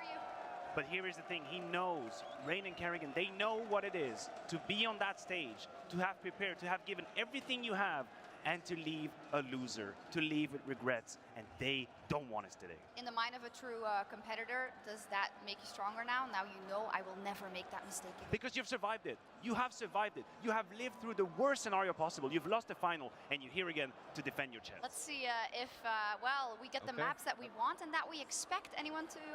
Yeah, I mean, the thing is, FaZe had the option here. Are they going to ban Dust 2 or are they going to ban Mirage? They are going to be picking Inferno. That's just been their best map for a while now. Now, NAVI have an option to punish with the D2 pick. If they go for Nuke, actually, that's been something that they loved last year. They had a great streak on it, 20 games in a row. But now, this is a map that has fallen out of favor with them in some respects. Yeah, you say that, right? And then we saw in the quarterfinal, we saw in the semifinal yesterday as well, that Nuke right now is a land map for NAVI. I think Symbol even said it on the stage, that maybe Nuke is just a land map. Ancient as a third. What the hell is going on? Right there. I didn't see that one coming. And that is very interesting, right? A map that is getting a lot of flack right now. Even Symbol said it when we interviewed him, Shocks, that he doesn't like the map. He thinks it's too CT-sided. It's not really well built, and Valve should definitely update it. Well, Symbol, now you potentially have to win a major on the map that you dislike the most in a final. So I absolutely love this map pool. I want to hit on one point, though. The fact that NAVI picked Nuke against FaZe Clan is, to me, a dangerous thing right here. I think FaZe Clan are super, super satisfied with this video. They're getting the two best maps in order to potentially win the major tour. Both Nuke and Ancient are 100% win rate for FaZe in the last 3 months. But the conversation about Nuke has to be the key one. For NAVI to win the major, they didn't need to be good on Nuke 3 months ago. They need to be good on Nuke today. And they have put in the work. They've got the result. They've got the confidence. but do you have enough to break the defensive phase? Right, and that's what's so tough. But the thing is, the Navi defense going into map number 1, Inferno, is going to be tough. You've got one of the strongest pit players in the world ramping up in Electronic. Woo! When you think of Electronic and pit, it's like watching Jaws. This guy instills fear in you, and you don't even want to move near pit again. You don't want to move next to the water because of the shark, but if you go by that pit, I mean, Electronic, he chomps you. What I kind of love about this map, Fido, is the fact that we see two teams who have failed on these maps before, right? We remember the Copenhagen Flames as well versus FaZe, but they say, no, we can do better than that because this is one of our best maps in the context of Nuke as well. In the RMR, Heroic crushed Navi on that T side, but when they played it again, Boomich had the solutions because he had watched the tape, and I think that goes in terms of Boomich, in terms of the trust in his process, that is a notch on his belt. Yes, I love that you mentioned Boomich and Blade, because we're going to wrap him up in that conversation. When you have such a golden staff behind you, it's the easiest way to improve on a map where you have been proven your weaknesses and your mistakes by a team like Heroic. What better occasion to look at the demo again and figure out tailor solutions, plans, contingencies. We know they'll do it, and they have done it for this grand final. I got some bad news for you guys when it comes to Inferno, though. I think we should focus on the first map right here, and the bad news is that Electronic, I agree, he used to be the best pit player in the world. The past 3 months for Navi, he's the lowest rated player on this map. In fact, there's not a single player outside of Simple on Navi who's in a positive rating right now in the past 3 months on Inferno. They've been struggling on this map massively, and we even saw it in this tournament as well. Simple with a 1.27 rating, as per usual. The next best player is Bit with a 0.99 rating. That is unlike Navi, so I think FaZe right now is eyeing a great opportunity right here for getting off to a very good start on Inferno.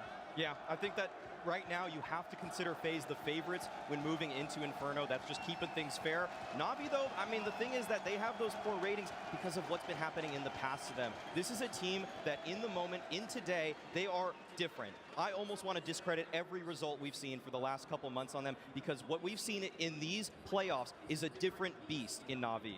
When FaZe finally beat Navi during Pro League, the first time that core actually could get it down, they picked Inferno, they won it. That was a stronghold for them. But now, when do we start asking the question of the floating of Vertigo for Navi? I thought maybe there was a way in the video. I thought maybe they'd use that as a punish. They actually stick with the Vertigo. No one plays. Isn't that a missed opportunity? Yeah, you could say so, but don't you want to play it safe, right? Do you really want to risk a major, going into a map where it's... I mean, I would, but I'm not playing it. Yeah, sure. I mean, the balls in you would have been massive. Really, the FaZe win against Cloud9 on Vertigo a couple months ago, I mean, that's where it instills fear into Navi. You, so you can't risk that. You can't risk that. Everything, so... Yeah, I mean, the thing is that, I mean, Navi could be better, but I mean, it's too risky to go for a pick like that or to not ban that one. All right, interesting map, Vito. I think we can say that. Now that we have a couple of minutes left before we get into his game, I'd like to open the floor to my analysts, because we've talked about so many things already and so many specifics of the teams and the players, but we could talk forever. So I'd love to know what the thing is that excites you the most for this bout between Fnatic, they wish, FaZe and Navi, Maniac. Look, for me, it's about what player is going to show up first on the server. And I think it is such a strong signal. You think about FaZe for a second, both quarterfinal and semifinal have been led by Rain and Kerrigan on the first map. What a better story, what a more romantic story than to have the experienced guys lead the way and actually come in with the big guns blazing at the beginning. Just to give the time to the rookies, the Robs, the rookies of this world who've never played on that stage, never been in a grand final. The experience, the veterans, they need to step up. I want to build on that point, and I want to agree with it in the sense that I think Navi is a known quantity. Navi is a known quantity. When they go into a final, you know exactly what you get. You get a well-drilled Simple, you get a well-drilled Electronic, you get a team that is playing at a very high level. Now for FaZe in a major final with this iteration of the lineup, we don't really know that much, right? We have seen them being pressured a couple of times, and I'm looking towards my Robs, I'm looking towards my Twist, I'm looking towards Brokey. Brokey to me is going to be key today. He is going to go head-to-head against Simple, and without Brokey playing well for FaZe, there's no winning Inferno, and there's sure as hell no winning this grand final. So for Brokey to have a good start in the game, to establish some dominance on the server, to get a good feeling and feel confident on the stage is a massive, massive win condition. I got Rops. I want to see if Rops' Appsler can work when this crowd is roaring the way that it is. When you can't hear what's going on from that position, when you're trying to catch rotations from those Navi players moving out of that pit, that's where Rops usually shines. But it's tough to do that when there are 10,000 fans in this arena that are screaming their heads off, and relaying that to your team, also essential information that could be missed in this matchup. Guys, how the hell have we not mentioned Bit so far? Exactly. How the hell have we not mentioned Bit? The rookie that came in Stockholm and shocked everybody with winning the first major he ever attended. At some point, 100% win on LAN for this man. You look at the numbers, equally good as in Stockholm. That's how insane it is. He's got the same rating, the same ADR. He is lined up. A young gun of the game of Counter-Strike, showing consistency that players need years to achieve in months. I think this is a great point that even with all that time, we haven't delved that deep into some players like Bit, who I think it's fair to say didn't exactly, I don't want to use the strongest word as save, but he's held them together when it wasn't working that well, right, Pim? And now he also has a chance to shine on the stage. I agree, but I also do want to say that we haven't seen Bit in a grand final of a major being pressured, right? It was relatively easy for Navi to win the last major, if I may say that, right? That's how good they were. Great bullets, GT. It was but it was easy. It was easy thanks to Bit, right? It was easy thanks to him playing so fantastically well. Now I do want to say, what happens when you get into a 14-14 scenario and Bit is perhaps not having a great game? That's when you get to see the character of him. He's still young, 19 years of age, as you said, in a major grand final for the second time in a row. But I want to see him be pressured. I want to see him raise up to the occasion when they need him the most, not when they're winning a final, you know, leading 15-8 or 15-9. The thing about Bit is that for Kerrigan and the rest of FaZe, they've studied the demos on Bit. They know his entry routes, the flashes that are going to support him, but his time to kill is so fast, it doesn't even matter sometimes. Highest headshot percentage in the game right now. This guy is the most mechanically consistent player for me in the world. He is so dominant in 50-50 duels, it feels like it's not even fair, even if you're against star players like we have on FaZe. Many of them, it's not even fair. To your point, haven't even mentioned Perfecto that much when he comes in with the mastermind and the clutches. Twist the same. And I think this is why we are excited to kind of watch this match, because to me it is also about kind of expectation and then how they can do even better than those expectations and who is going to step up between FaZe and between Navi to the level we need them to in order to hoist that trophy. It's like a box of chocolates, right? What's it gonna be? What's it gonna be when you have Perfecto and Twist? Good, you know? They can absolutely save you. Twist did it. Perfecto can do it. Everyone on the server is a star. Absolutely crazy. What a match we have here. FaZe versus Navi. Who will lift the trophy? We're gonna start on Inferno, and I hope that Machine and Sponge have an amazing time with it. Let's go, guys. I think it would be impossible not to have an amazing time with what is ahead of us.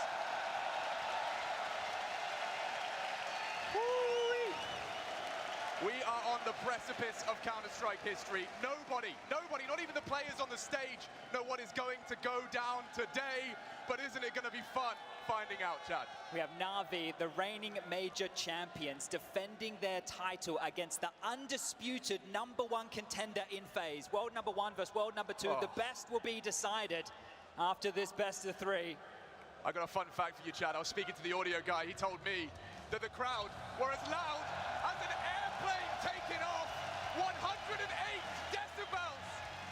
So let's do it one last time. It's FaZe against Navi. Sport Police, let me fucking hear you. All right, pistols on Inferno. The very first round, the very first blood to be drawn of the grand finals. It begins here.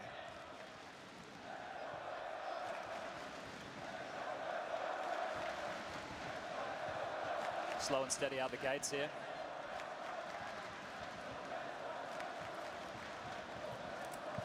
Feeling each out. Still any aggression to come in from either team. Bit of space taken.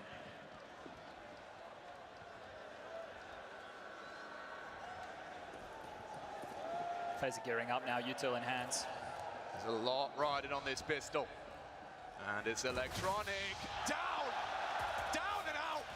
Bit having a go, down as well, out low. It's just him. Space and bomb plant acquired. FaZe Clan have the advantage. Simple looking to change things. Those bullets are fast. They're furious. And I'm sure Navi will be too. Perfecto though.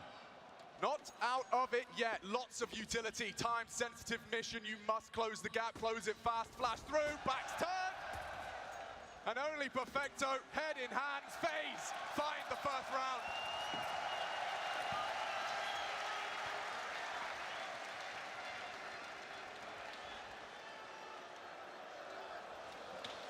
Haven't quite seen an arena this full for Counter-Strike in many, many years.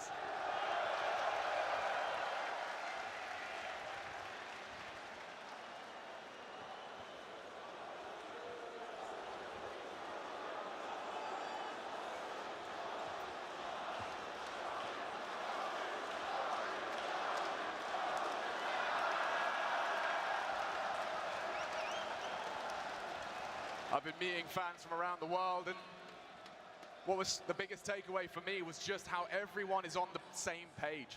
They know the struggle and the stories of all 10 people that are on the stage today.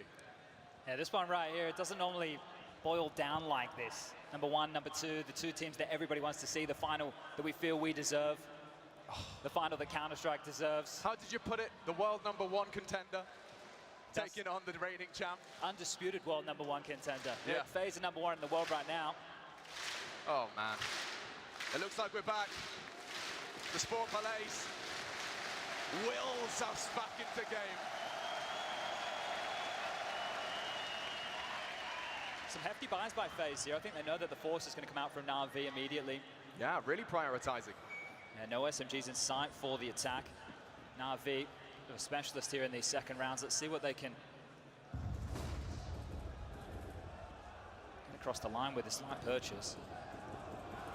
Couple digs, couple HEs in the mix here as well. Rally, if you two up, Banana, Twist, he's trying to take some space. Looking for a find, will be smoked off to deny, so drawing out the nades. Yeah, not too many more where they came from. They will not be able to keep up the wall as the clock plentiful. My God. Defending a bit of control here, FaZe across the map, just looking for this space. Very standard stuff on Inferno early, nobody wanting to be too pacey in a round like this. I don't know what buy they're up against. These slow rounds as well just help you get your head screwed on tight. You had the walkout dopamine flowing through your veins. You've got to keep a steady hand. Process of elimination now for FaZe. They start their advance. Carrigan always likes to be the leader of the pack in every definition. It's a hard crossfire to break here. Stuck's on the other side, but they're coming in. Gruesome twosome, Electronic, Simple, called upon, and the Deagle strikes. First good night for Electronic, Simple. An exquisite double, but that'll do nicely. Carrigan, bit of sign of the times, I think, just trigger happy, but that'll do. Easy done right there, didn't get enough out of the pit player. Simple does his job in the side, all the attention drawn. Two's not enough to stall this one out. Bomb goes down again, and FaZe will be converting 2-0 out the gates.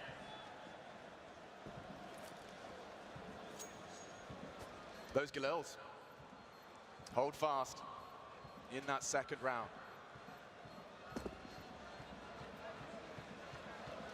Especially on T-side Inferno. FaZe getting it out of the way. First half of the first map of the series. Yeah, try not to make this one a third map decider if you're Carrigan. I think remove that from the major finals. Let's see if we've got a dud this time round. That's what everybody's looking for.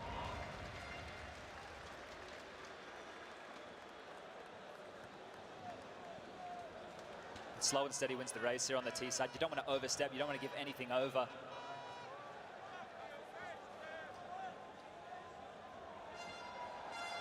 Much weaker this time round, NAVI. Good trading onto the site here. NAVI not worried, not concerned about this one, and could see Twist online early with a couple of kills.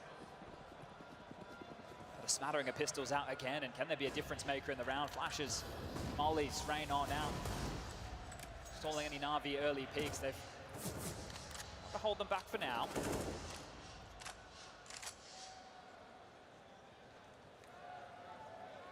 Robs hasn't seen a single soul in these first 2 rounds. And that may continue. NAVI doing everything they can to puff up their chest. Fame, presence and pressure. You have to take a risk in a round like this from NAVI, right? You're down to just the pistols here. You're hoping you've gambled correctly. The question is, do they want to block them or do they want to let them in? Ideally, have to run through the grey screen here if you are NAVI. Still 60 seconds. Perfecto responsible, will get the smoke out. Do they go through? They don't have to. Decisions to be made, and a spray does chip away.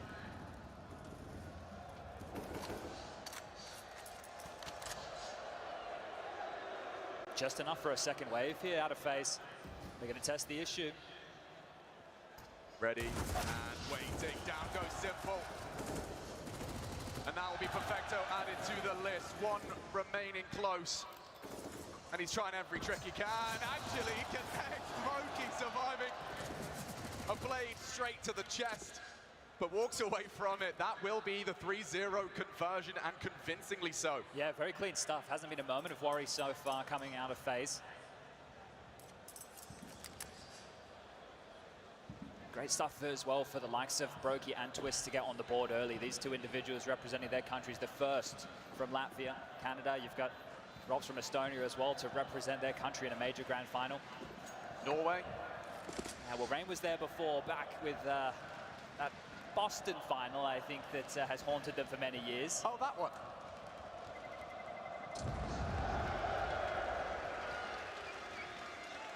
It's been so much fun to see the fire lit within Rain. Watching from home with your feet up as your team, your captain, lift the trophy this year. Lit a fire inside of him, and I'm sure we can all understand and put ourselves in the shoes of him. Admirable stuff, but it is time, Chad. Are you ready for our first gunny?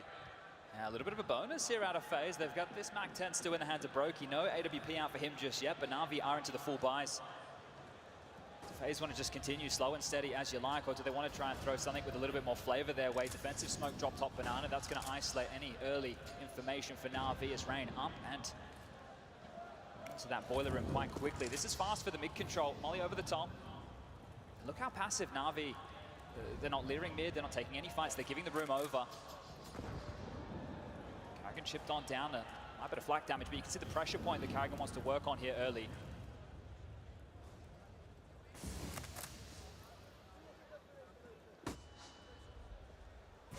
Oh, little bit of damage inflicted, unconfirmed, but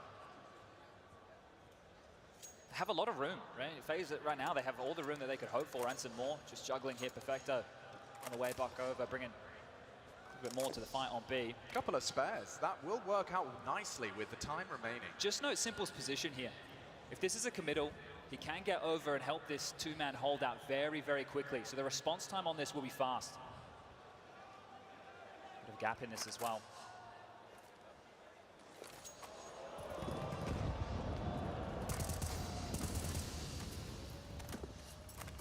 FaZe Clan looking to put Navi back into the dumps. Simple has sight, takes down the leader. Heavy damage, but they are across 20 seconds, running out of players. It's up to these three, and Twist does deliver. Time, oh! So much damage, 1 HP on Simple, but he does fell Twists. A nice upgrade, a valuable one, a compulsory one. Rops alongside for the ride, yet to die. Long range, brave from Brokey, needs one, gets it! And on the advance, another from Robs! That 1 HP, Twist's handiwork may very well haunt Simple. And his attempt here in the clutch time, very low. Brokey 6 feet lower. Simple, 1 HP, Robs yet to die. Who comes out on top? It's Robs! Robin keeps his cool. We see the 4-0. Navi yet to get off the starting mark.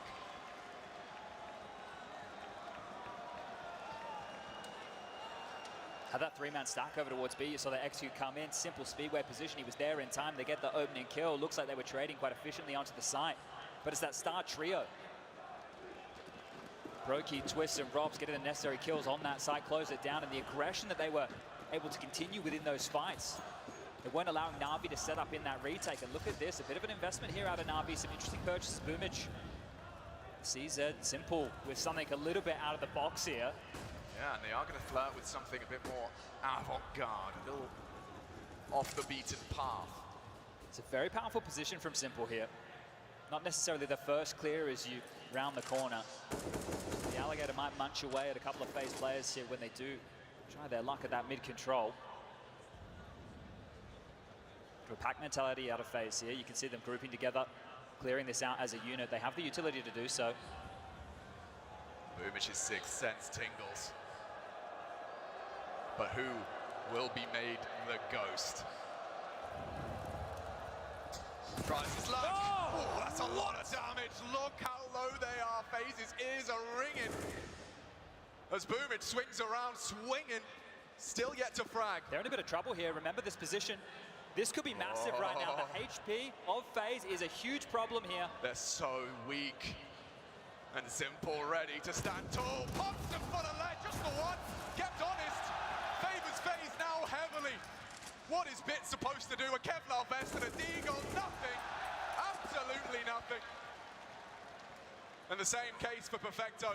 Spotted out, nice find, but that looks like a foreboding fifth.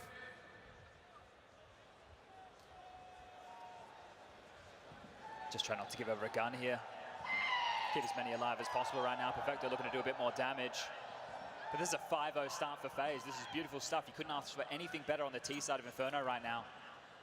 Yet to see an AWP in play for anyone. Money hasn't been there for Na'Vi just yet. FaZe have had the options to go for it, but just want to keep it rifle heavy, keep it as a bit of a pack. Is Brokey one that wouldn't shy away? T-side AWP, right, this is the thing. On a map like Inferno, if you want to lock down a bit of territory, if you want to try and stop Simple from going for swings and peaks, then yeah, bring it out. But if you're more than happy to operate with these AKs, it's a bit more versatile. So the T-side at AWP, if Simple has one and he loses it, Brokey might pick it up, right? That's when we see it come into play here. But just want to note the selfless nature of Carrigan there, right? Him jumping forward, you saw that draw Simple's crosshair wide. If he just jiggle peeked, like most players would, the art of the wide swing is dead, right? So Carrigan just jumping wide, drawing that crosshair, saved them a few more bodies. So big stuff from the leader as we get back underway into round number 6. Still no AWP out in play for Na'Vi here, but will they try and take some aggressions, find an opener? Well, speak of the AWP, here it is from Brokey. Aggressive maneuver forward will be noted. He's fired off the shot and it echoes across Inferno. Na'Vi all too aware now.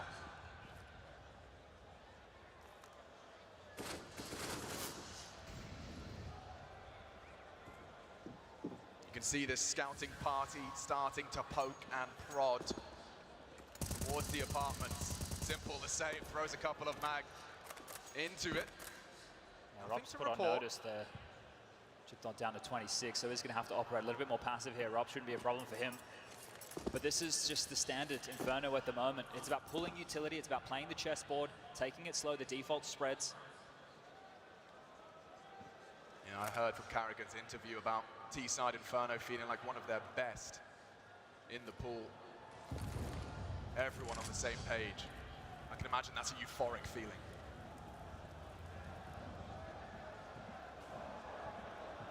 It's game time, folks. 40 seconds, FaZe. Flash Simple out of the fray. Not ready. Ray needs it, gets it back. A vital trade. And still pressure on B as well. Na'Vi scratching their heads. Where is this final commitment coming from? Boomich, oh, down and out! Brokey's caught him through the smoke, and now only one man can save Na'Vi, put that bound on the board. And playtime cancelled by Brokey. Rain even had the rotate. Yeah, that's the key right there. That Rain killed the trade back. That was the most important kill of the entire round. It meant that FaZe didn't have to rotate back and try and go towards A. They weren't just going to run into B limp. That kill actually opened the round up completely here, and all they had to do was find those kills. You say, oh, that kill from Brokey through the smoke. Miraculous stuff right there. Just being very diligent. Boomich goes down, and that's the round. This is a fantastic start for FaZe. It's not often you see Na'Vi getting blanked like this. A 6-0 start. I mean, it would be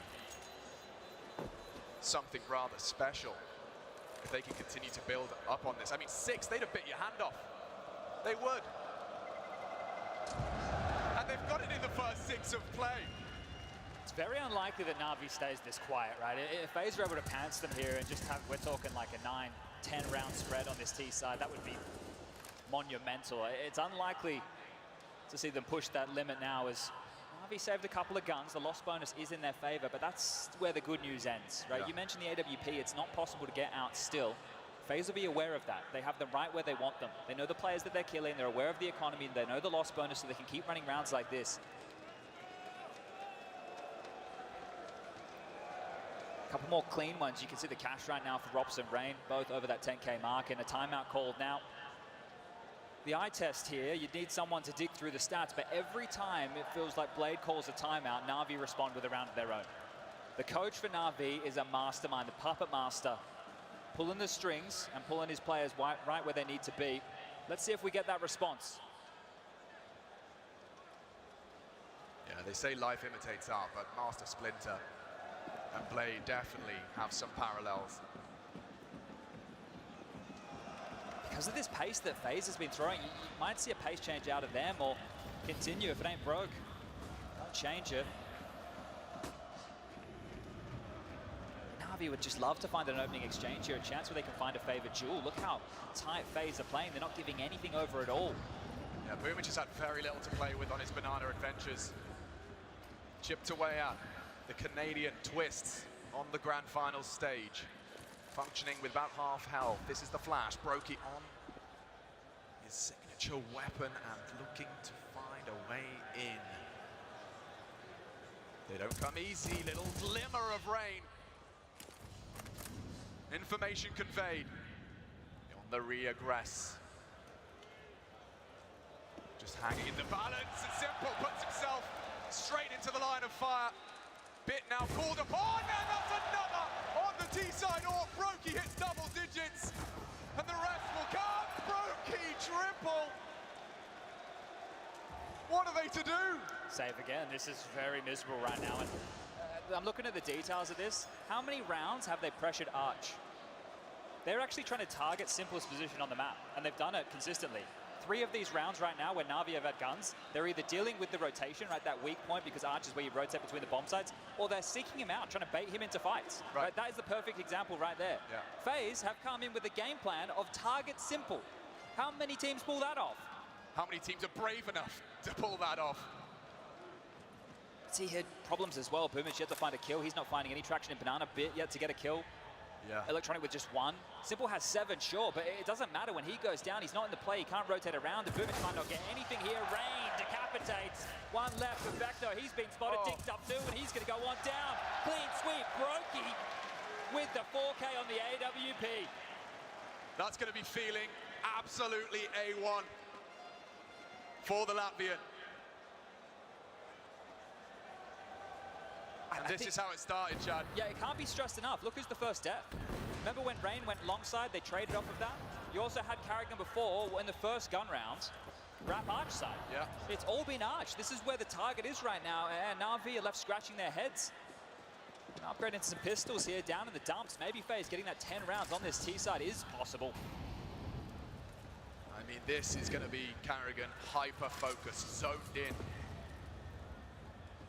They found a weakness, and we're just saying if Blade takes a timeout, they traditionally convert around. Still yet to see the AWP come out. I'm sure that big red button will be hit for Navi into the next. Bit might be the man having to drop that. You can see the residual cash he's left over. Simple obviously gets a couple more liberties to be taken, and FaZe are just sticking to the same script. Bait it out, see what they're up to, take the map control. They've got it down to a science now.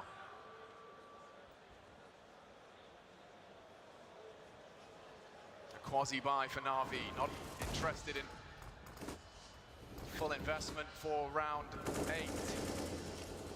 And again, Chad, we've seen this before, significant threatening damage dealt before the final commitment. Well, look where the gap is right now. They can almost waltz on up, just 1 smoke, have nothing to worry about as they make their way up that short side. But remember, they have been going long, so maybe they want to test that yet again.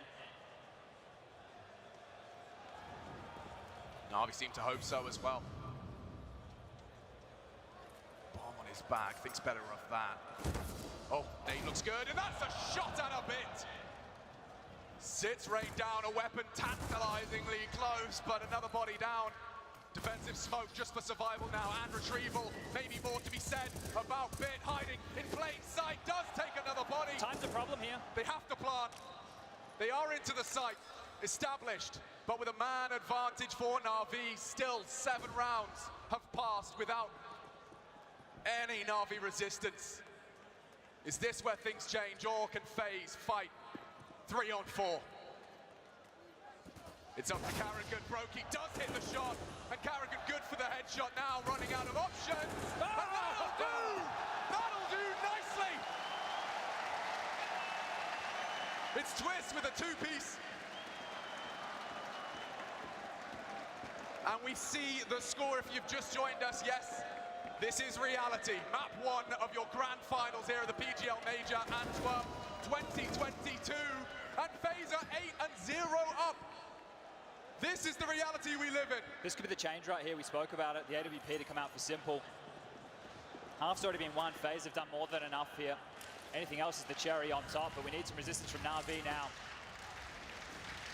Who else but Simple to try and change the dialogue?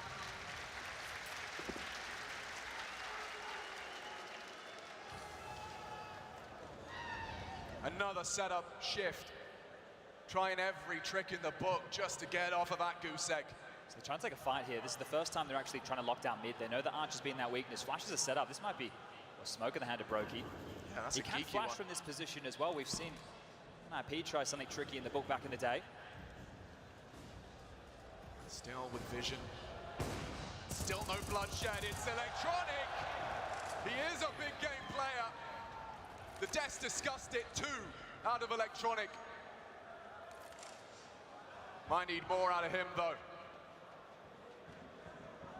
Decisions to be made. And it's a big one out of Robs. Stops Electronic from building further.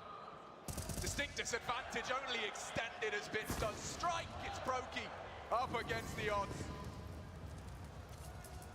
One luxury is the bomb, but standing in his way is the GOAT himself. Using the smoke, that's not gonna stop him. And there you have it. NAVI break their silence. And it starts with Electronic. So we have to see a kill out of Boomage here if you want the bad news report that's coming out for NAVI. That is the changing of the tide. They do invest into the AWP. They do find traction, but it wasn't really with the AWP. It was with the rifles locking this down top mid. But it was the stance that was different. Right? They weren't giving so much space. They were happy to defend, and they're simple. Finishing the round off here, but FaZe are back into things. A couple more of those necessary for NAVI if they want to break this economy right now for FaZe. Yeah, they got plenty of cash to splash. Simple. Cautious.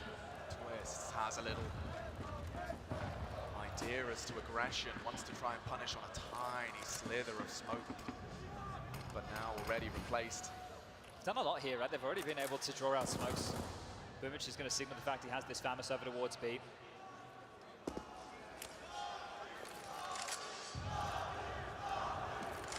Clear intent now. FaZe looking to show that that single round was just a flash in the pan. And regular scheduled programming ready to return for round 10. Look at where the bomb is though. This is all just smoke and mirrors. There's another smoke chat. That's another smoke. This is all this is about, just drawing the util out. Simple stuff from FaZe here. Spotted Electronic still selling the dome of the head. Has to be very careful. He's scooped up now, time 45 seconds on the clock. FaZe will show indications now where they do want to finish this round. What's the closer going to be? NAVI flying relatively blind here, no answers top. Banana. Rain just crawls on out. He evades the first spray of Bit and he is ready, but so are NAVI. Simple on long, one down, only Robs really, and he's got two. Simple. Cuts them off with a pass, and on the cross, Carrigan joins them. Brokey, dead to rights. 10 seconds, he wants to die and will. A triple out of Simple. They've been focusing on him, still finds himself at the very tippy top. It's quite clear they're still trying to play with that rotation. They throw a B fake, right? You could see FaZe what they're trying to do. They're just trying to keep NAVI moving. The B fake right there is to draw Simple or whoever the arch rotator is over towards B. Nobody moves, right? NAVI have adjusted. They've said, let's sit back, let's wait, let's let the fight come to us. We won't create these gaps. Simple shuts them down. So great stuff here as we are getting into the thick of things now. This is the opportunity to break the bank balance. A big round for NAVI coming ahead. If they can deny this plan, if they can make sure there's no saves, they'll set themselves up to claw this half back to be respectable.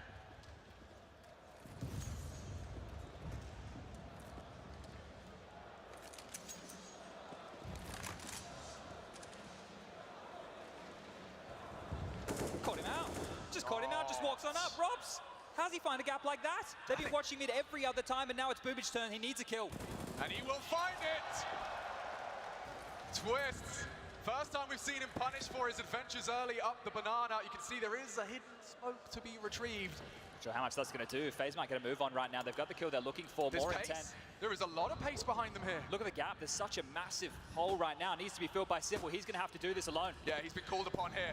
Nice contribution out of Electronic, but FaZe still stubborn. On the way in, a missed shot goes punished, and it's up to Perfecto. Carrigan refuses to die. A 2-on-2. A battle of wits and fortitude. Blind. Time starts to tick. favor of FaZe. Robs responsible. 2 orbs. Chad, what are they up to? They can't miss these shots. And he has. Robs doesn't. Just the one, and that'll do. Robs and Carrigan, 5 kills between the 2 of them. 9 T rounds here on Inferno. Kind of wonder that opening kill from Robs. It didn't even feel real that it was happening because he was just walking up Boiler alone. You can see some risks being taken now. That opening kill is what threw this round into a bit of a tailspin. It created the gap on A, then the fight went down towards B. That's a massive response right there from FaZe. I still can't believe that Robs just walked out mid and took that fight. That is wild, but Simple. Just to try and level the field here, looking for an opener immediately. He's going to be sent packing by a flash in space. Liberty's now FaZe. They're trying to take a lot more room. They know they can turn the heat up on NAVI now. Yeah, they've found their mojo. NAVI still chasing it.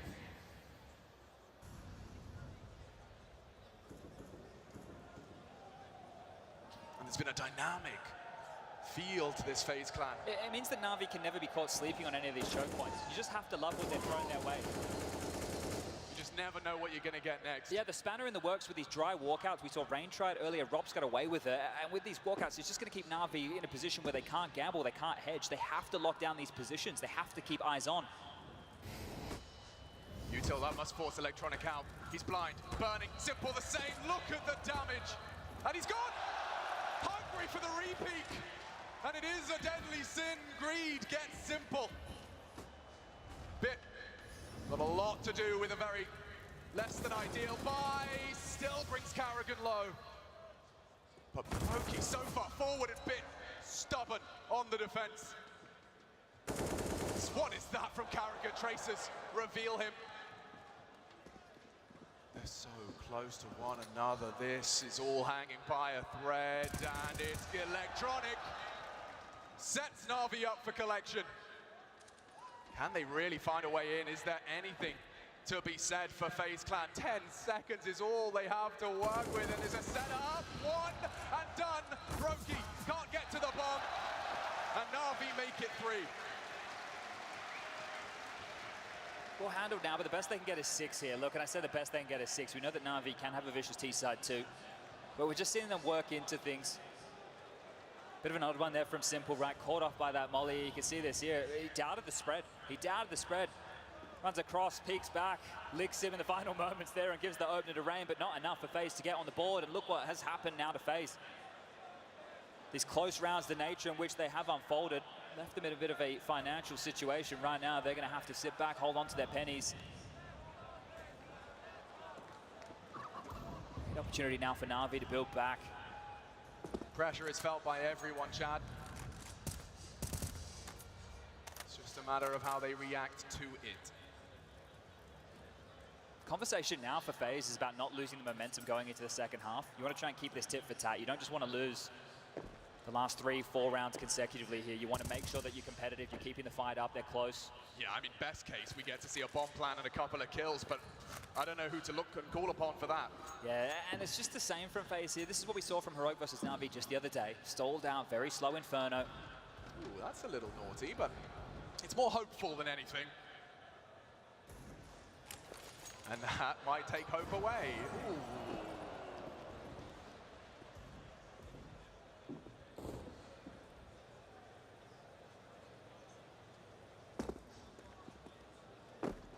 Just making sure any of our newer viewers know what Inferno looks like. The nooks and crannies. They're taking our time, exploring the entire map. Not only that, but they're trying to bait out some of the CT util, force them into a rebuy in the next, and that's why it's this very pokey little play with the pistols. Show their face, drop back, and then eventually run into the meat grinder. Simple's going to get the first here. Perfecto and Boomich over towards B to do some damage. Boomich and Perfecto going to lock this one down and through the smoke. Swiss gets one. But that'll be it, says Boomich. He's going to be happy with that. A couple of eco kills to get him up to 3 in total. Needs to get his confidence going. Boomich has been fantastic for this team once they've made it to the playoffs here. He's been extremely mobile as an in-game leader across the map, impact frags, so want to get him online.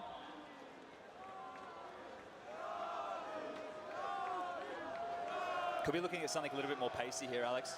Just taking note, taking stock of the purchases that FaZe are starting to equip here. Timeout taken for NAVI, the second opportunity. I think Blade knows that if they can get to that 6 mark, they're still in this map. It is not done just yet. Started bleak, started absolutely miserable for NAVI. That pressure point of Arch time and time again, hemorrhaging rounds, but right now they're back in it. Yeah, Blade, somewhat of a savant for Counter-Strike, and now probably just making sure with his abacus that everyone is on the same page as to what can be coming their way.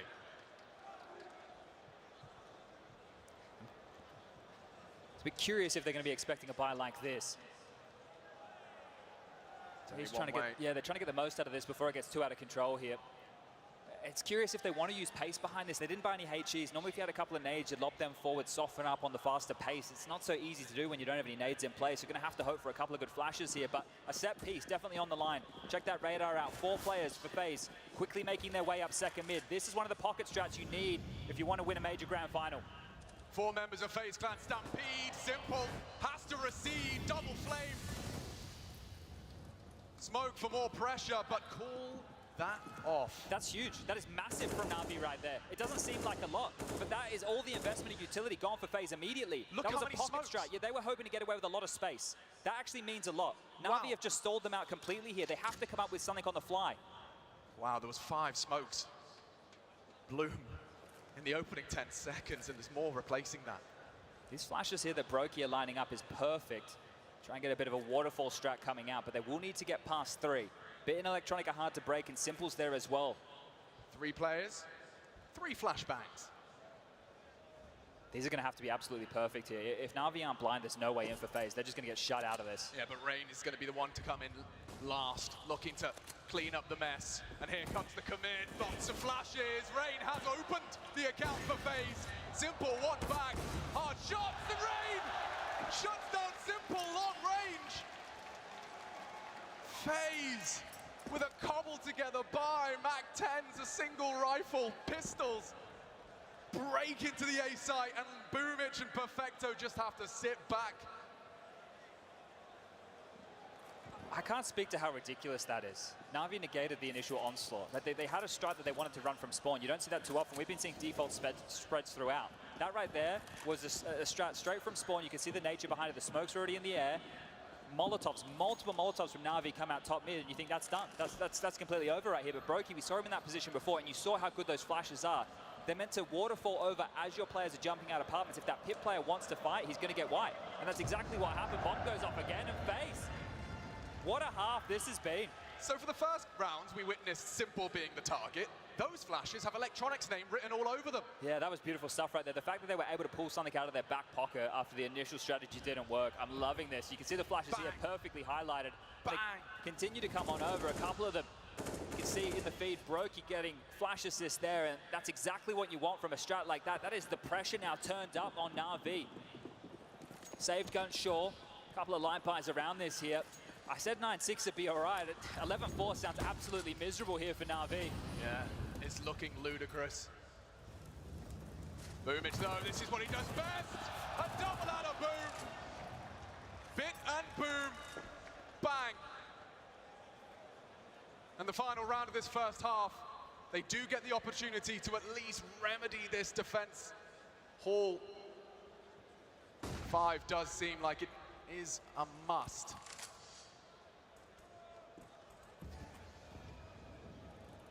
Carrigan just forced to sit back and watch as his 3 remaining compatriots look to bring something out of this round. Navi seem to have a good idea as to where they're coming from. It was Rain before. Can he possibly find a way in again? Herd now. Couple of missed shots, it's still Simple. Only 1 out of Rain, and Navi hold on to the reins. It's Brokey tagged up and body bagged as well. 5-10. All right, recovery here. Of the last 7 rounds of play, Navi were able to pick up 5. So when you look at it that way, a bit of momentum in their favor, but it's had to be extremely hard rounds that they're converting here. Not been easy whatsoever. Great half out of Brokey, 16 kills to his name, leading the charge, even though that arch side was targeted time and time again. Simple, of course, 14 to his name.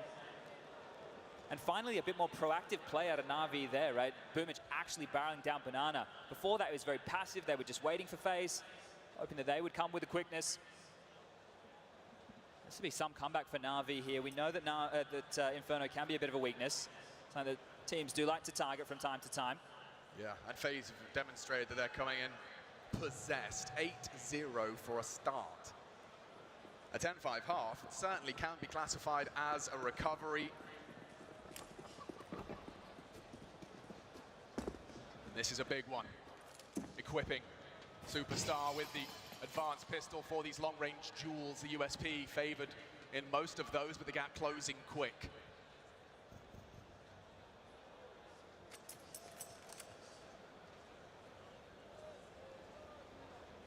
Anticipation grows. The Sport Palace know just as well as we do.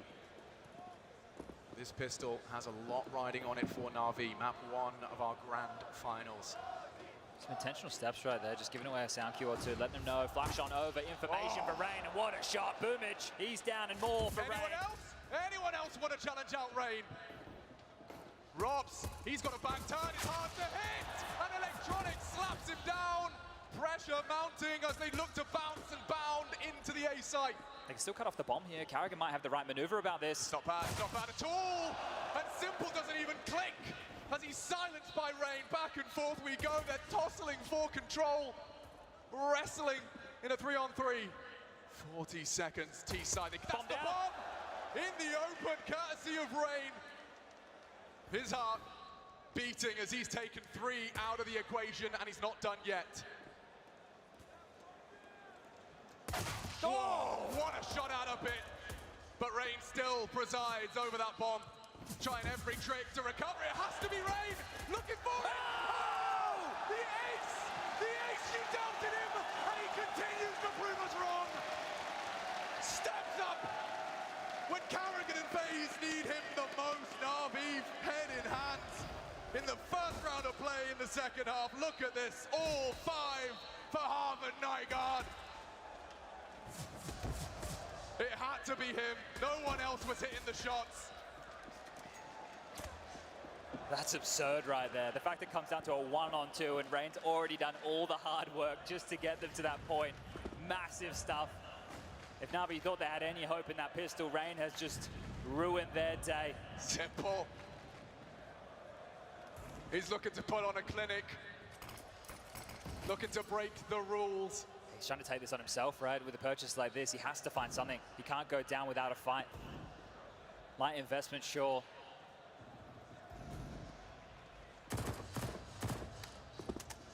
Really feeling the pressure here, Na'Vi. This type of a buy feels off script. They're putting all their eggs into this basket. He's going to have a limper purchase going forward in the rounds. Smoked off, denied, perfect stuff. You don't want to task with that one. Another smoke top mid, continuing to block, and it won't be wanting to walk through that gray screen.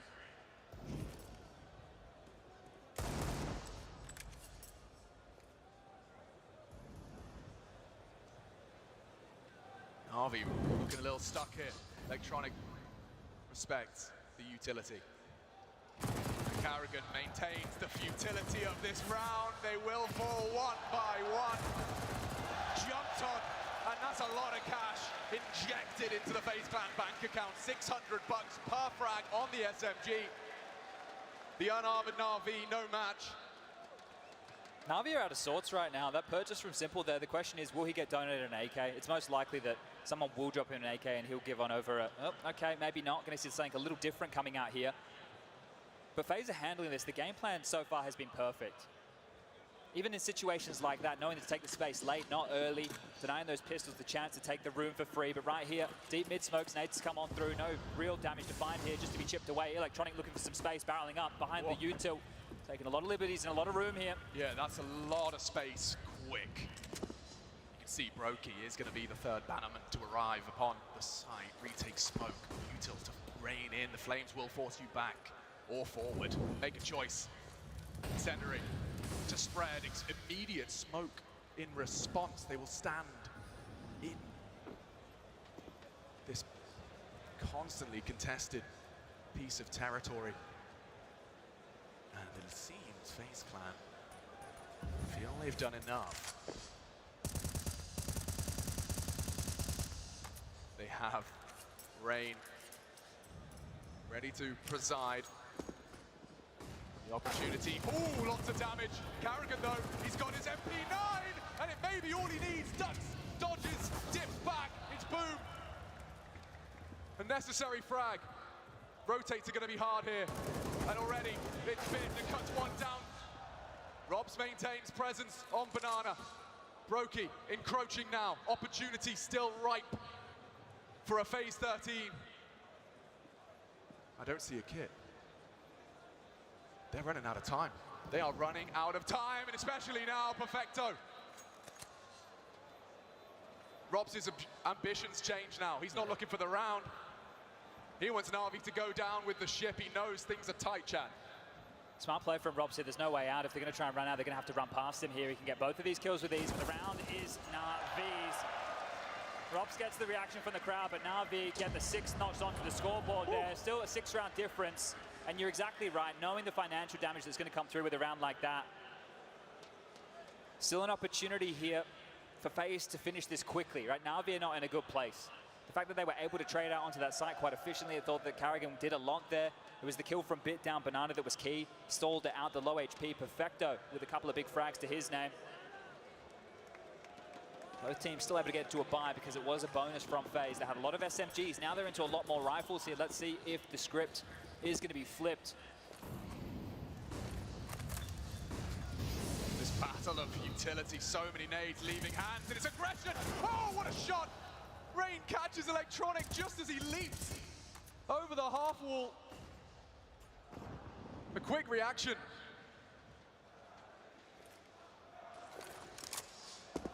The Navi chants begin again as fans start to believe. Not gonna be easy. In somewhat of a hole on Navi.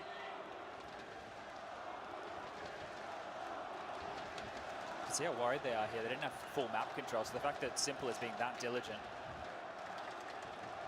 We're unawares of what FaZe are currently set up with. It's a 2-2 spread. Util's light here for Navi. Oh, it's not well placed. Just gets away from it, relatively unscathed.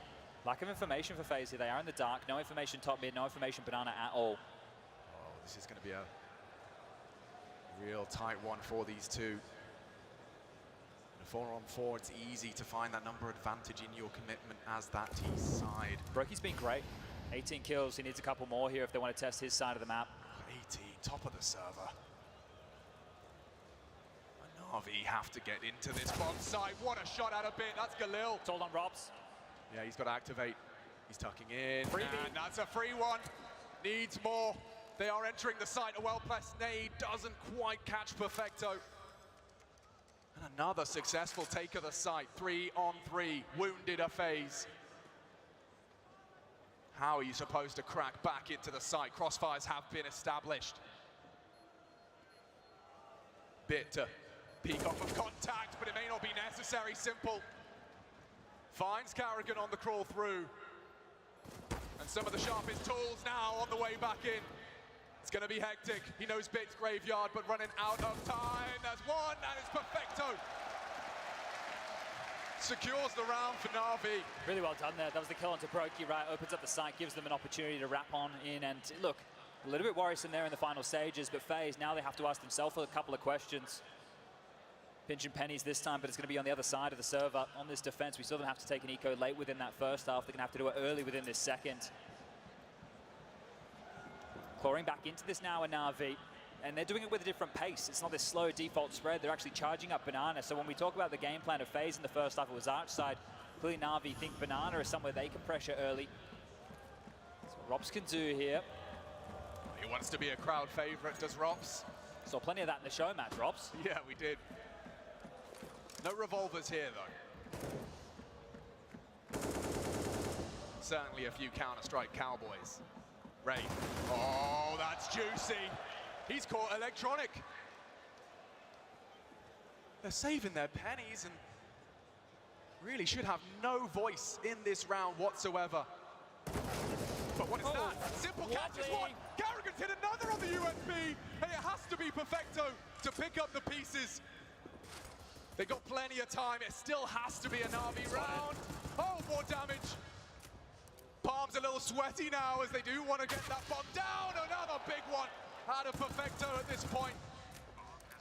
And it loses its potency, albeit foreboding, threatening from FaZe. Perfecto has put them down.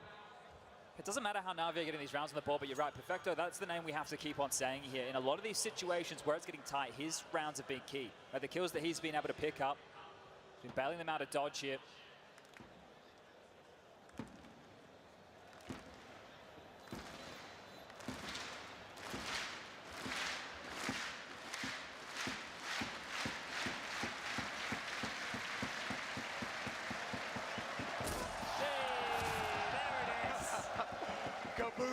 Perfectly timed by the crowd on that one. Bomb goes off, round on the board for the difference here as Navi starting to mount a bit of a comeback, starting to make this one interesting. Oh, more than interesting, Chad. I think this is where FaZe, they thought they were about to just putt it in. Well, we all know the woes that FaZe have had on this map once upon a time. We're going to go back 4 long years. The Boston Major. I'd argue, I don't think it feels like long years for Carrigan. Just seeing him compose himself on the stage. Rain was alongside for that as well.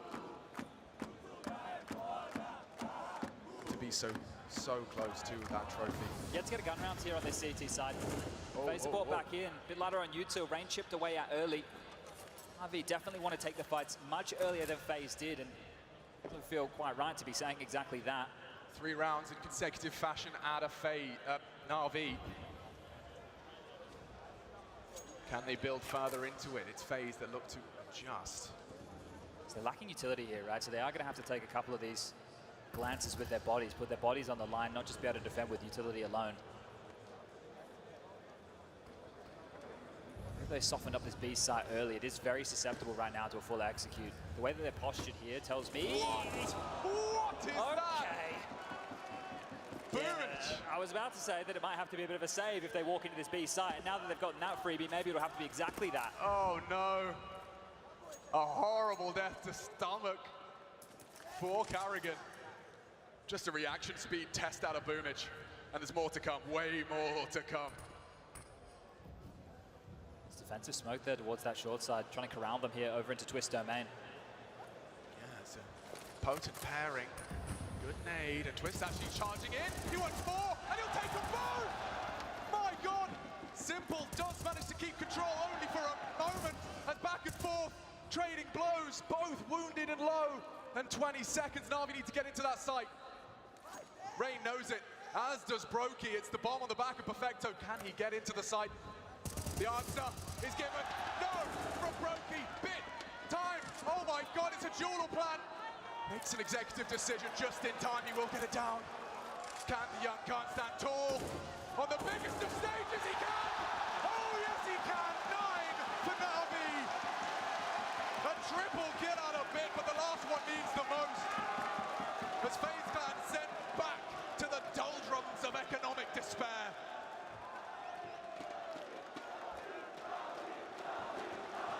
Show us this one again. Look at the time on the clock. As Bit walks out, he gets that opener. That's the bomb drop. 9 seconds, gets the kill, picks it up at 8 seconds, starts planting. Brokey's pivoted too far back. The bomb goes down, and problems for FaZe now. 19 years of age. How many 19-year-olds are in this stadium today? And one of them does that for NAVI. Real problems for FaZe now. This comeback is on. Oh yes, like Donkey Kong. Bye-bye, Carrigan and Rain. Sent back to spawn. A well-placed nade, chips away, unconfirmed, electronic and simple. Lightly tickled, but it's no laughing matter for FaZe Clan. So I need to discuss what the game plan for FaZe can be going forward here. We had this same conversation with NAVI in the first half. They were getting blanked. Remember that 8-0 start? It was fantastic from FaZe. Their T side was looking well-oiled, well-drilled. Now, the same thing for NAVI. It hasn't been as clean. In a couple of closer rounds, they've needed the individuals to bail them out. But remember, it was the AWP when it came out for Simple is when NAVI eventually started getting rounds on the board. And now, it wasn't necessarily through his kills early, but it was through the way that they approached the rounds. They're a bit more forward. They were ready to fight. And now the Brokey has kept himself a bit more residual cash here. We should see the same adjustment being made from FaZe. You know, there's so many candidates that we discussed for Na'Vi. It looked like simple. I mean, amazing that he managed to go from 13th or something rated in the tournament to #1, now rivaling that of Bit, who's been in incredible form. Same form by which he dominated in Stockholm.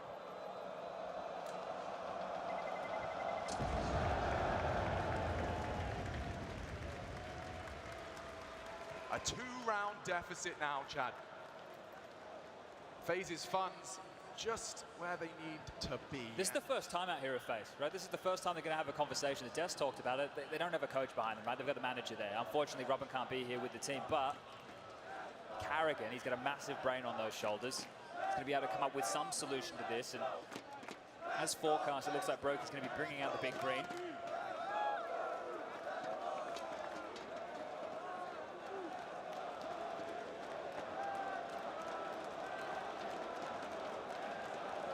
Close to an idyllic bye for both squads. Our 23rd round of play, now just a 2-round gap.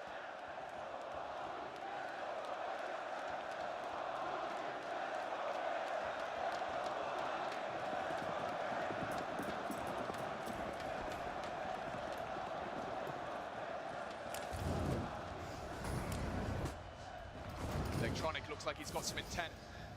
And supported by the framework of utility. He's already up, and Carrigan, last time he tried his luck, boom, knocked him down.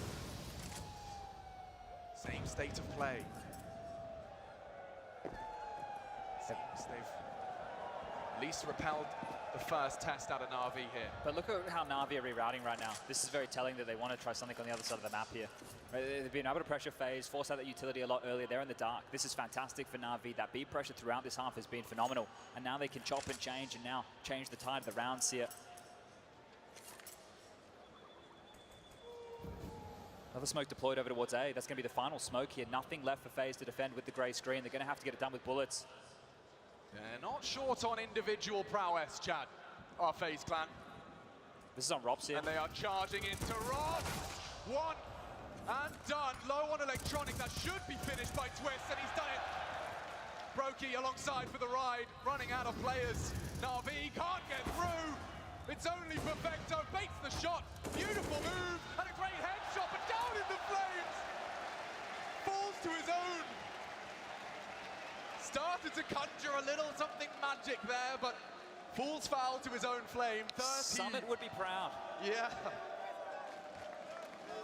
Wasn't on that major grand final stage, though. Fantastic stuff from Broky. Brings out the AWP. They deal with it, and you can see the change there. Timeout back from Na'Vi here. Coach Blade on the mic. This comeback was looking good.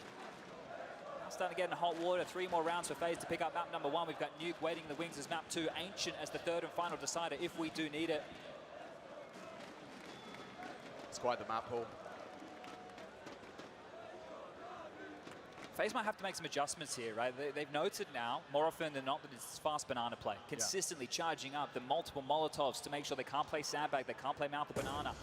Root taken off them here, and well, here's the little bit of a oopsie from Perfecto in the flames, goes on down, does get that kill. Getting fired up, our FaZe.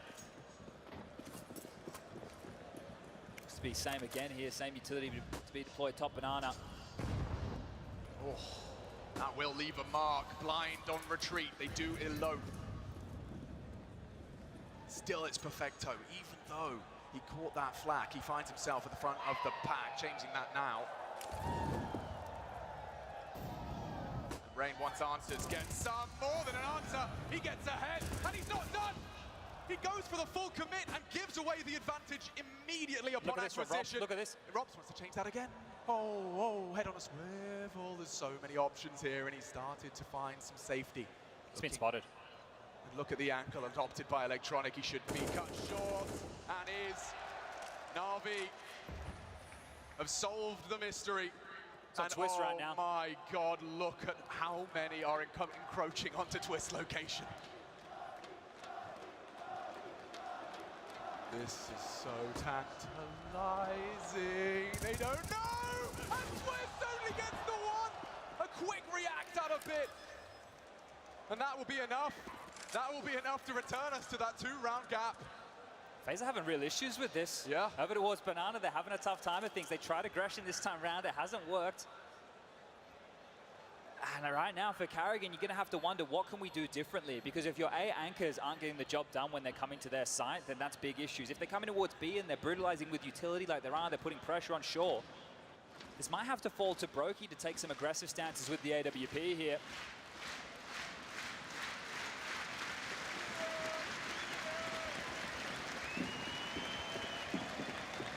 NAVI are consistently getting that bomb down.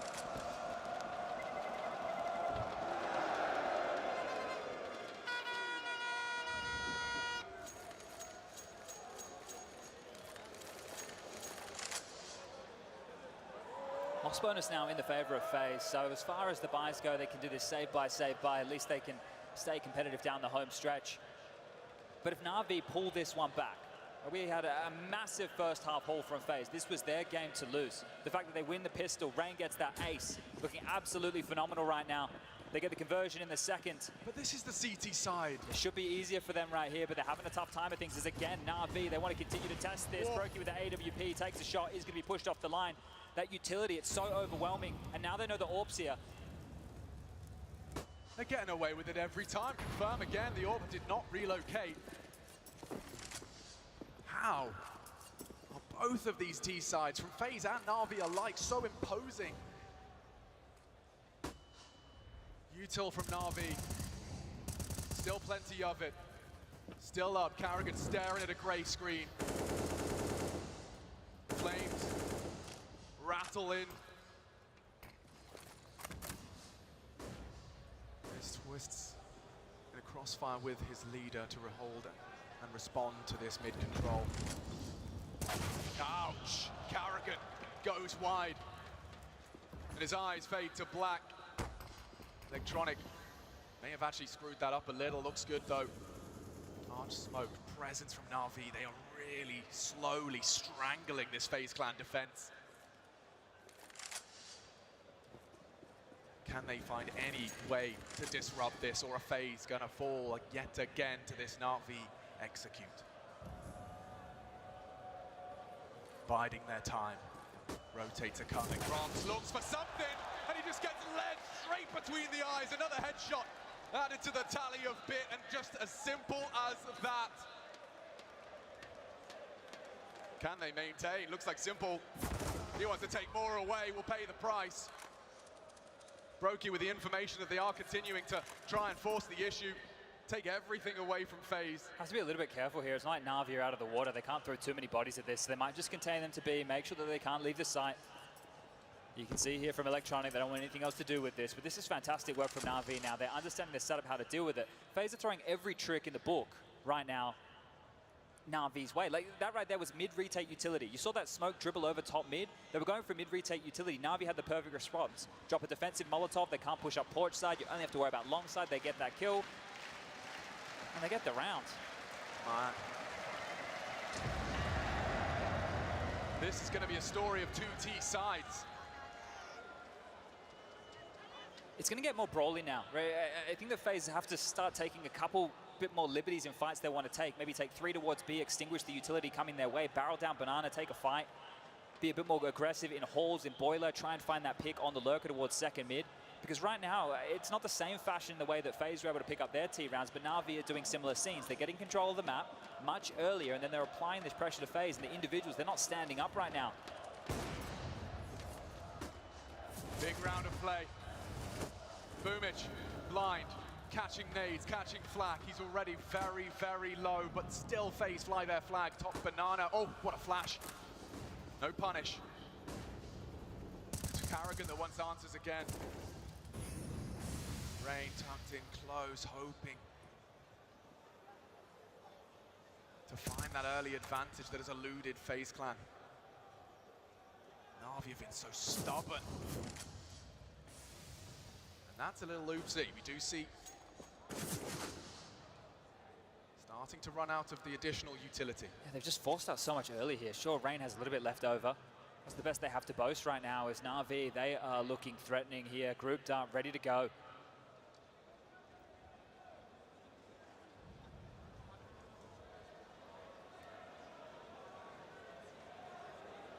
First map of the PGL Major Grand Final. Number 1 versus number 2. Reigning champs, release the nades.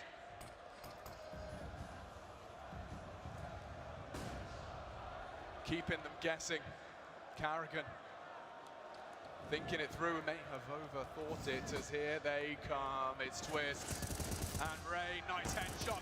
Rain finding 2 on the entrance, it's a third! And a Rain repels, but it's not done yet. Bits makes it so. Bomb needs to be planted, can they contest? Oh, he saves them as well! It becomes a 2-on-2, this is winnable despite the heroics of Rain. NAVI pulled back into the fray from Perfecto and Bit. It's the A players now from FaZe, trying to find a way back in. Oh no, bad smoke. On the hunt, Perfecto, the healthiest member of this retake, and he still stands up. A second and that'll do. NAVI recover. FaZe did everything, let me correct myself. Rain did everything and it's still for nothing. 3 kills from a B defender, Chad, and it does not translate into a round. Again, Perfecto. I can't stop saying his name, right? Those impact kills late. If Carrigan swings on out, spams him through the box, the bomb gets dropped, there's no time left. Perfecto here is the safe pair of hands that NAVI need in this comeback. You saw Bit's health as well. If Perfecto isn't as precise as this one here. Look at that shot. That's such a huge kill. Oh, Perfecto refuses to surrender. Will not bow out of this, and we're all tied up. All tied up after an explosive start from FaZe. NAVI, they have found their footing. Perfecto, 22.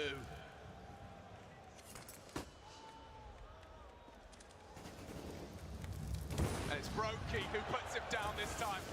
Quick clawed back in this battle for Banana, endlessly waging on. And there's pressure being applied all over the map. Electronic flirting with the fading smoke and finds nobody home. This is early to be having so much of this territory. A well-placed molly, but it's Robs. Slips off, another from Brokey. 2 in the round on that defensive orb. He may need more as Twist has gone down. And he's gone down as well. Bit! Drive-by onto Brokey. And Carrigan demanded to clutch, or NAVI will seize control and take the lead on Inferno. Spotted. Carrigan rolls through, and it's one of the 2, but Bit stands supreme. How many times has he been the last alive, Chad? 23 now. Feels strange to say this, but it's FaZe individuals on the CT side. They're not stepping up with the multi-kills they require. They're knocking on the door, they're coming into their bomb sites, but they're not able to convert multiple kills. 1 is not enough because the trading right now is better from NAVI. They're playing as a unit, they're believing in this comeback, and they are getting fired up. Look at Simple there, 14-13 now. NAVI take the lead. An 8-0 start for FaZe, it means nothing, as NAVI want to rip this one away. This could be heartbreaking considering how close, how ridiculously close FaZe felt. And on the CT side, no less now. A nervous gulp for this international roster as they can feel it slipping away. Simple again finds the opening. It's not a pretty buy. It's the best they could muster. They've rifled behind the sofa cushions, come up with nothing more than a couple of pistols. A singular MP9 Carrigan with just a CZ. And a whole squad chasing him. He does get 2! 2 on a pistol! Is there really something to be said about round 28? There shouldn't be. Brokey, a bit premature. Fade down. Smoke down. NAVI need it. They've got the time to think it through. Wait for the smokes to fade. No boosts to be seen.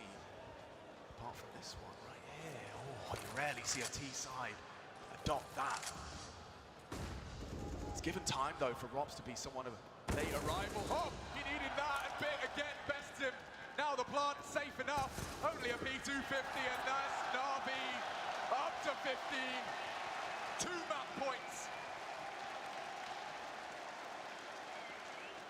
Just so steady here under pressure every single time. It looks like NAVI might be in a bit of trouble here. They just bow themselves out. They look calm. They hit the brakes. They wait. They hit the necessary shots, and FaZe, they can't find anything. They make it interesting. Sure, Carrigan with the double here, but this is such a comeback right now. 8-0 start. 15-13 the score reads. Carrigan and Inferno. This might haunt him forever. 10 T rounds, and it may not be enough. They've got 3 on the defense.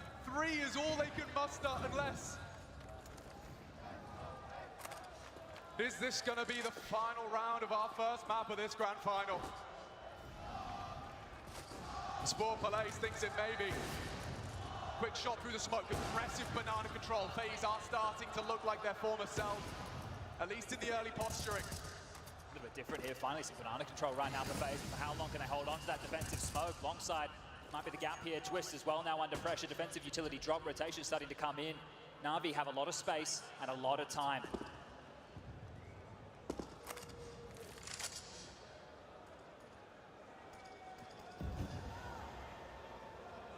Easy to second guess yourself. This much pressure on your shoulders. Twist responsible in combination with Carrigan is potentially going to be the Dane. Start his spray, Twist down, and no one provides a response. They have the numbers now on the commit. Carrigan, trigger happy. It's Brokey, Zorb that manages to find something, but already he's been silenced. Navi's trades are so strong. Gets the bomb, gets 2 again. Carrigan does not surrender. And Simple's got 2. And the hand of the Dane, we go again. It had to be someone, and Carrigan's the one to pull up his socks and spray down 3. Felt like he was just trying to bait a little bit of a room for his team right there, but having to do it all, the in-game leader. Oh boy, last time out. It's the last time out in the last round. Should we go OT, they won't have that option, but that remains to be seen. It's one of the first rounds since the very, very early stage of this second half that FaZe have been able to get full banana control. That's the difference maker right there. They're able to hedge, they're able to get the rotation in, they responded in time. Sure, they lost the opening killer Twist, but Carrigan makes up for that. But this is it, round number 30, map number 1. The buys are in for both teams. NAVI, they want to get it done 16-14, and FaZe want to take it to overtime. Here it is again. Look at number 3. First 2 great, that's Simple on an AWP here, and bang. Carrigan extends play. Can they repeat that though? They've been few and far between. Sandwiched amongst 5 NAVI rounds, and Carrigan decides he will take matters into his own hands. Rain, aggressive on banana, and it looks like it! Carrigan sprays! Last bullet finds them, and it's a bit now to recover. NAVI off kilter. Down a man, bleeding, and asking questions as to where the CTs may have burrowed themselves into. They have to clear. They're going to take time to do this. Uncertainty in the Natus Finsir camp now, and a man to the good for FaZe and for OT. What a play to make right here from Carrigan. Aggressive maneuver, only gets 1 out of it, but has thrown this round into a tailspin. NAVI have been good in these number disadvantaged situations, but this time they have no space to work with, combing back through the map, looking for any CTs who are overstepping the mark right now, but a 2-2 split of the defenses, and NAVI, if they hit the site together, they'll have the man advantage. Their trading has been on point. It's been very hard to get a frag and get away. Brokey would love that here in our 30th. Plays it conservative, understandably so. So much attached to a single round of Counter-Strike first map, and they are finding the frags. Simple in, needs a double, and lays down the law. 2 headshots, but they're running straight into the magnificent Van Dolken. And with a wave of his wand, he gets 1. Simple though can end it right here, right now in a one-on-one, a battle of wits between him and Robs as he And Rops are about to clash. It's overtime! Rops holds his nerve. And we're off to overtime in the first map. That's more like it. Took us a while to warm into this one, but it's bloody hot in here now, Antwerp!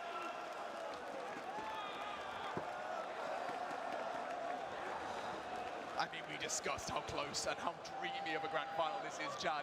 And we go 15-15 on our first map of this grand final. MR3, 10k now, Nosh onto the board here. Oh, simple this That's was. second shot. Yeah. Phenomenal stuff there. The one onto Twist was beautiful. Tried to play it smart, tried to be tricky. Rops keeping his cool, as per the namesake, gets the final kill, and here we go again. The aggression, the balls to go for a maneuver like that. I really don't know who has that momentum now. It felt like Navi really did awaken on that second half. FaZe, though, proved to themselves that it's not done. Little change up out of the defense here. Be interesting to see how far Rain gets. He's been having his troubles, he's been having his woes, but still looks to stand up tall. Maybe not anticipating this one. Carrigan reads the flash, turns it to perfection. A re-smoke on. Banana will maintain control, but upon the fade, maybe more to be done. Oh my God. I don't know if he knows. Perfecto looking right in him. It's Carrigan good for it. Simple, immediate smackdown through the smoke. 4-on-4, a lot of utility drawn out from FaZe here. Finally an aggressive maneuver to take some space. It might just walk straight into this one. Is Bit staying stoic, not overstepping the line right now as the rest of his team work on space elsewhere. Rejigging this defense, Twist back over towards the second letter of the alphabet. Joining Rain, who's perched up pretty. Info could be name of the game here for FaZe. If they do want to test the limits, dip their toe into the water, they'll know exactly where this fight's coming. If not, it's all on Twist and Rain to lock this one down. Yeah, they're staying so static.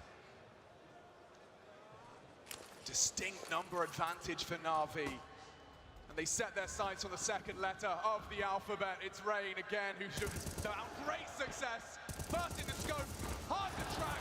Twist combined for the double, but it ain't done yet.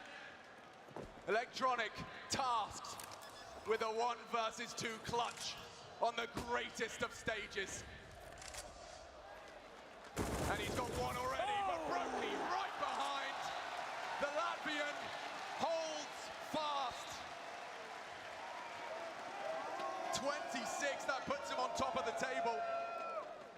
Brokey, the very first from his nation to stand on a stage like this, an opponent like this. 1 round, the first of overtime goes FaZe's way. Definitely FaZe have refound themselves here, right? It was looking bleak for a while there. They were passive. They thought they were just going to walk this one across the line. But you can see Carrigan starting to look like himself. More aggressive maneuvers, getting stuck in, taking some fights, taking some liberties. Gets them the opener right there. Does get traded out, but sets FaZe up on the mantle of a 4-on-4. But we're getting it real close now in some of these rounds. RV back into the bite. Back in with this banana aggression, all that util, the smoke to extinguish anything coming their way. Perfecto this time round will just take all the space, all the control. Again, this wasn't noted last time round, so FaZe opting to set Rops and Brokey up for success. It's very well drilled. By taking all of that space immediately, FaZe are forced to start dumping. Hey cheese, defensive flashes. Twist. Buys time with Flame on the floor in mid. It's going to test this. Wants to. Oh, Brokey. He's been waiting for it this whole time, but Robs 180 to the dome as Bit's gone. They look for answers in mid, but Boomich holds one. There should be a response in Brokey. FaZe have the advantage, but they don't have all the answers. And Simple catches Robs on his adventures. Cut short. Up long, Brokey disrespects the smoke and keeps FaZe hopes of a second on the CT side of overtime. It's Simple and Perfecto. No better pairing. 49 already. Just between the two of them. And it is Simple to test those waters up again. Rain, the pre-aim leaves us right into the deadlock of a 2-on-2, and Carrigan not ready. Oh, he was, never mind, and Carrigan pulls 17. It's a thinking man's game is Counter-Strike. Looking to be the oldest player to win a major title. Carrigan steps up when the team needs him most. Flatline Simple, takes out Perfecto, and puts FaZe back into the winning ways here. 2 more now required. This trading out of Brokey here, he's just all across the shop, trying to find all this space. He gets it, and look at this. Carrigan wasn't ready for it, but able to adjust, gets the kill, ready for Perfecto, finds the frag. And Simple's frustrated with that one. This comeback for NAVI, maybe it was all for naught. Enough money to buy again. The plant's been there. Run boost across mid here, and delivery of the AWP. Neither shot connects. Valiant attempt, final round of their defensive half of OT. The stubborn Norwegian backed up. Flash to support, facilitate. This is aggressive and yeah, punished. It's Perfecto that gives NAVI a man advantage very early.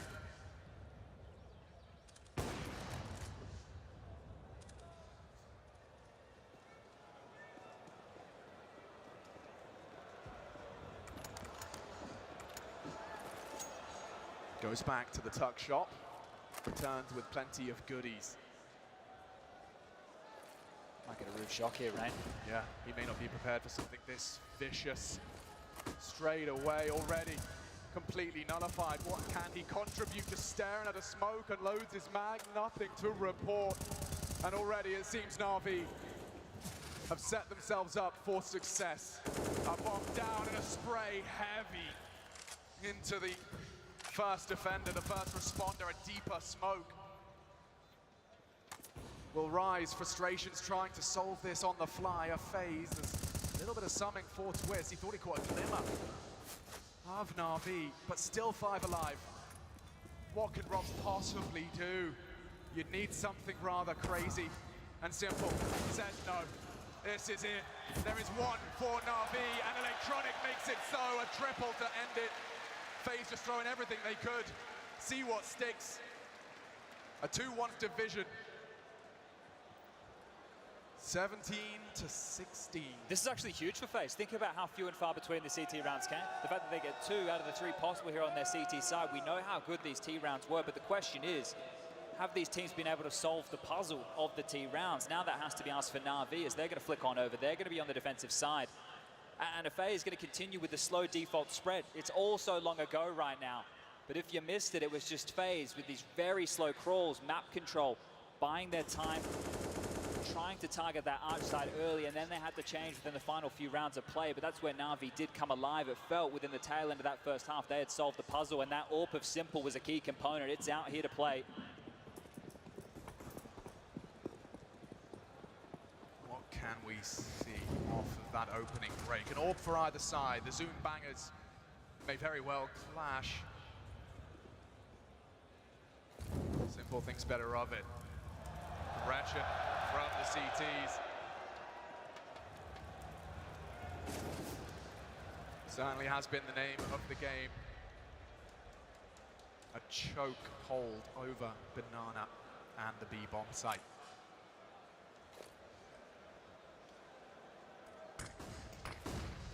FaZe lay down the game plan. Change the state of play. 20 seconds on the smokes. What do they do? What do they build out of this? They're just crawling right behind the smokes, and already Simple caught off. Completely bamboozled. Only Bit would need to do something really crazy. Because FaZe, they have managed to put the 18th on the board, unless Boomich and Perfecto have anything to contribute. It seems he does. Boom. Takes down Carrigan, is reading the play, but back turns and Twist spanks. Oh, we spotted him out. Rops will close. We have our 18th. NAVI up against the ropes, battered and bloody. It's a real turnaround from Carrigan. He is up to 24 kills, the second highest for his team. This home stretch that they have been on, he has come alive. He has stepped up in a massive way. He didn't want to go down on a map like this. Inferno in a major grand final could not haunt him again, and he is showing us exactly why. Up and over, takes out the big man himself. Simple down, the second on the electronic is perfect, and the third onto Bit. Phenomenal stuff right here. Carrigan cracks it open, and it looks like we might have cracked NAVI here as well. Pulling out all the stops. Chip damage, margin for error, 0 for NAVI.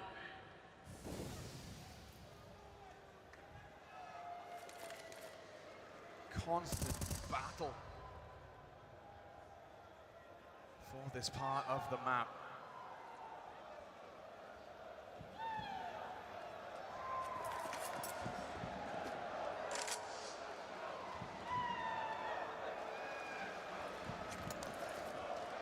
T-side of FaZe was very potent. NAVI know that all too well. Cancel his plans from the can. They're still coming. That's not enough to ward them off here. This could be the finish for FaZe. The 8-0 start. They want to do it right here, right now in OT number 1. Their map choice. And it must have been hot under the collar after NAVI showed just how powerful they are. There's doubt from NAVI right now. They're not quite sure where this one's going to finish. Simple's just been called off. He was floating over the goat. He's been called to stomp on out, and it's just going to be on Bimich and Perfecto. They have to get this done. They need a multi-kill. They need all the frags. Perfecto good for it. Perfecto! He has held FaZe at the door. And it's Rain that tries to change the dialogue. 20 seconds. Where on earth can they find a way in? 15 as they really look to try to force the rotate. It's one man! They're in. Oh, that's the shot! There's a red That carpet is into the shot, A. Chad. I think this time 6, 5, 4.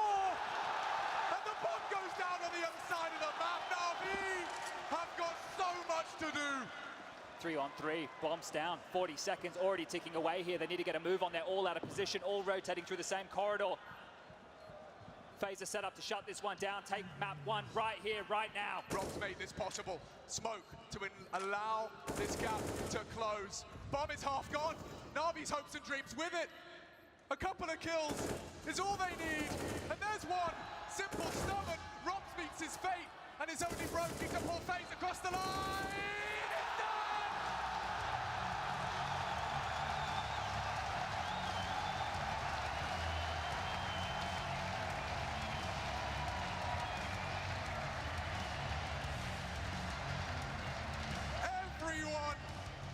Every single member of that stage thought they had it at one point. FaZe, though, leave with the first map of this grand final. Overtime on map 1. This man on your screen right here, bit of a fan favorite, knows how to work the crowd better than anybody, and he stepped up massively in the final throws of this map. Brokey gets across the line with 30 there to shut things down, but what a game of Counter-Strike from an 8-0 start. Felt like a bit of a sleeper. The comeback from NAVI all the way to overtime, and then this. Yeah, I mean, that's map 1. That is just a taste of how this grand final may very well go. And I think I want to hear what the panel, the experts have to say after one hell of an Inferno. Carrigan, he's working the crowd, but he is working NAVI more. There is so much to talk about in this one, but FaZe, they lock it in on Inferno, even though the odds were against them after they actually gave them away a little bit, because after their fantastic start, they were letting NAVI back into this map. Where shall we start, Mathieu? Let's talk about the emotional journey for the side of FaZe in this game, shall we? Let's talk about the 8-0 lead. Everything is coming in together. You could almost picture yourself already hoisting that trophy, and then suddenly the ghost of Inferno creeps on in. They start losing rounds. Nothing makes sense. People fails rounds they should never fail. We all can see it coming. We can all feel the choke coming. And Carrigan, as a freaking hero, steps up and saves them. How poetic is that? He said no. He simply said no, right? He was not going to live through another nightmare on Inferno. We saw it in Boston, and as you said, Carrigan said no. Imagine, as a viewer at home, as a viewer in the arena as well, imagine the mental fortitude you got to have as a player in order to withstand the pressure you're under right here. It was a fantastic game of Counter-Strike, back and forth. I want to give massive credit to NAVI as well for fighting back and coming back into that game. And they were at a point up 15-13. They probably should have won Inferno. They probably should have. And it felt like at some points in this game early on that Carrigan, FaZe's fate to lift the trophy, it was predetermined. But the thing is that determinism ain't real. That ain't how it goes. That's not how it breaks down. Kerrigan exerting the most free will possible in these moments and actually showing that he can do it himself. His form throughout this tournament has been exceptional, and I'm glad to see it come out on map 1 of the grand final. Unbelievable. Just the multi-kills in those crucial rounds, in those overtimes. Let's also spare a word for Brokey. I heard here on the desk, will he be able to do it? Will he be able to do it against the best in the world, against Simple? A resounding yes. I called him out, and I said, I want to see Brokey play well. Without Brokey playing well, there is no way FaZe is going to take down NAVI. And in this game, there would have been no way, there would have been no way for FaZe to win against NAVI if not Brokey would have played well. He got off to a fantastic start, both with the rifle, but also with the AWP. As we talked about, Brokey, not the most aggressive player out there, despite being involved in a lot of opening duels this time around, but he has this explosive element to him, and NAVI couldn't handle him to begin with. One thing about Brokey's presence on this map is that he disallowed Simple from doing so much. We saw every round in OT, Simple wanted to peek down mid with the op, but Brokey was holding the line, and Simple knows that tendency of Brokey. Because of that, he takes away some of the playbook of even the best in the world. What a better start for Brokey. A player that we've talked about, the lack of experience at this level of Counter-Strike, to hit 12 kills in 7 rounds. It's the perfect hand being dealt. He's coming in with confidence, with enthusiasm, he takes charge. That's exactly the Brokey that I was hoping to see. And we were talking about it, Mathieu, and we saw that camera of Simple sometimes hitting the table time after time after time. What does that say to you? Tells me that he knows they should have had it. He knows they should have had it. I think they smelled blood in the water. They knew it was happening. They could feel, I guarantee you, when you're playing this game and you're NAVI, you can physically feel how stressed the FaZe players are. Some situations aren't going FaZe's way. Some kills aren't coming through. You're getting flanked and not getting killed. Rain is just giving his life banana. If you're NAVI, you sense this win coming over. And that's why we have the frustration. If you looked at Simple in this game as well, look at the scoreboard. Sure, he didn't have the best of the best game, but he was so razor sharp in that game. Yes. We saw a couple of the rounds, especially at 15-14, where he almost pulled NAVI back into that round and just lost out to Robs in the very last moment. You know, gambling on the fact that Robs would make a rotation. You could just see with your eye how razor sharp Simple was in that game. So, of course he's upset. Of course he's frustrated. But that's the cool thing about Simple. Usually when that happens, you know what's coming from map number 2. This round, though, round 29, Heroic. This is what we were talking about from Kerrigan. The fact that FaZe are in such a tight situation. Rops is on an island in pit. Kerrigan rotates in a little slow from Navi to try to actually round that corner right there, and it allowed Kerrigan to activate himself. And what does he do next round? When it's round number 30 of the first map of the major, he freaking rushes down middle. Yeah, How much does it say about the man? How much do you need? That's all you need to know about his character. Round number 30, he just goes down deep, sprays through the smoke, gets the kill. It's unbelievable. It's such a game of margins, right? And I think when we were talking about this game in the green room as well, how much is on the brink of, oh, Navi make this heroic comeback and really kick them down in terms of FaZe. But FaZe, then they hold on to it, and then all of a sudden they get the upper hand going into this next map. And it's such a game of inches, Pimp. So what did it come down to then for Navi? What was not working the way it was supposed to? I don't necessarily think anything was wrong with Navi, to be completely honest. I want to turn the coin the other way around and say FaZe, they've been in this scenario so many times. We praised them for always being in these close games, you know, always going into overtime. And they're getting experience, you know, at throwing rounds, you know, going into overtime and then still finding a way to win. So as much as I would like to point towards Navi and say that was not good enough, I think the fact they fought back and at one point in the game had 2 match points in order to close it out was a massive surprise to me and was well done to Navi. But when we got into overtime, I had the feeling. I've seen FaZe play this game before. I've seen them been in this situation before, and we know how good they are closing out these scenarios. Absolutely. And the thing is that the only thing I would hold against Navi is how slow their start was.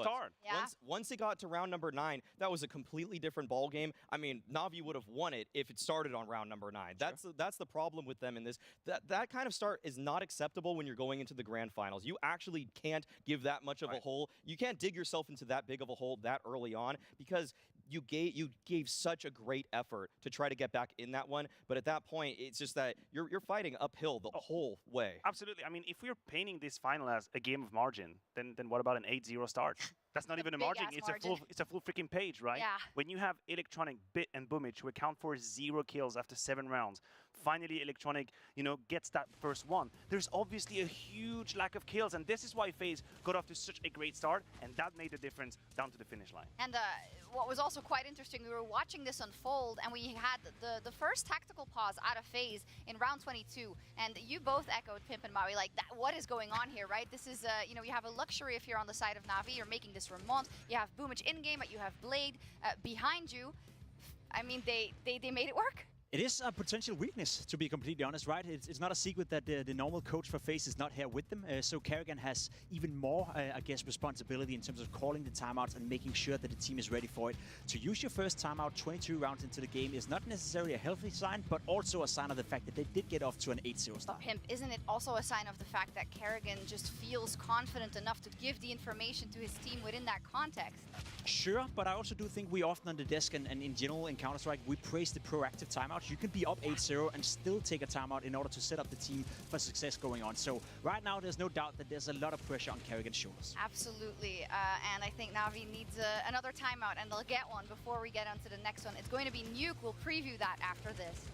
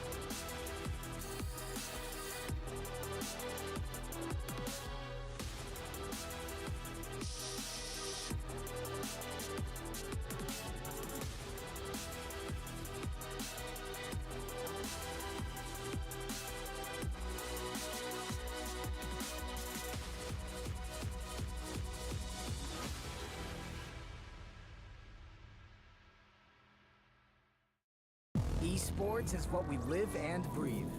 For us, it's more than a game. It's a reality, where a group of letters can mean everything. Where Mirage is a place for bombs, battles, and glory, not an illusion. Where the true heroes are those in front of the screen. GG Bet. This is real.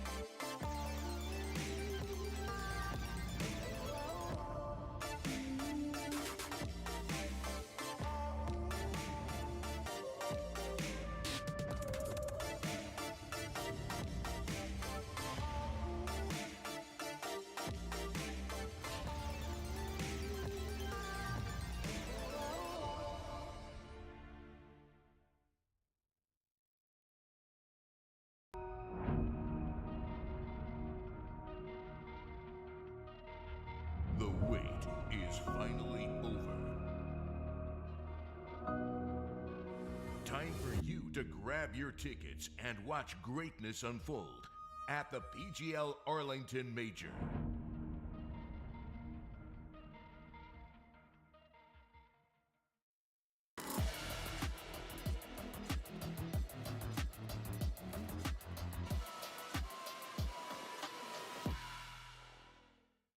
all due respect, we don't care about Arlington right now. We care about Antwerp. We care about those two teams on stage who are giving us a final to remember. NAVI versus FaZe. FaZe being able to clutch out that first map, and we're going on to Nuke.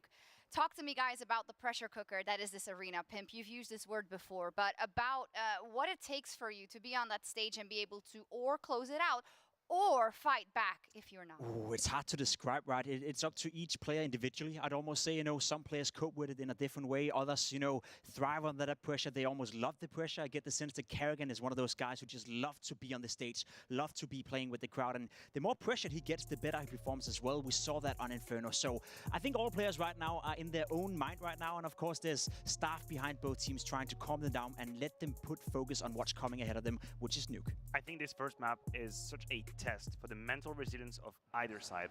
It is about how you can manage your emotions when you are Navi and you could see yourself win the first map, going into Nuke, a map that you have been warming up, rising up your level, but suddenly the dialogue changes, the story changes, and so you have to adapt. You have to think about it in a different way. It's not a sprint anymore, it's a marathon, and you have to pace yourself.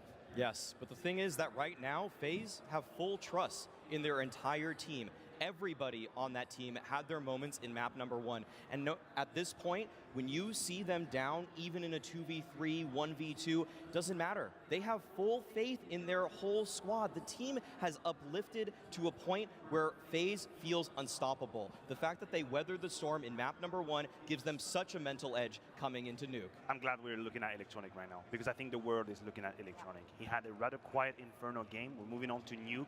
He used to be the absolute reference on the T side. Remember, Navi is going to start there. He is going to have to pierce through that defense. Whenever Navi were unplayable on Nuke, it was no way to avoid Electronic. Let's go back 2 days if you're a Navi fan. You're standing in this quarterfinal and you're playing Heroic. You play Inferno, Heroic's map pick. Heroic beat you on Inferno, but you go on to win that series, which in part helps you get to this final. What did they tap into then, Pimp, and what will they have to tap into now in order to do that again? Let's go even further back than just that game, right? Coming into the major, Nuke was one of the question marks for Navi. We didn't really know where to put it.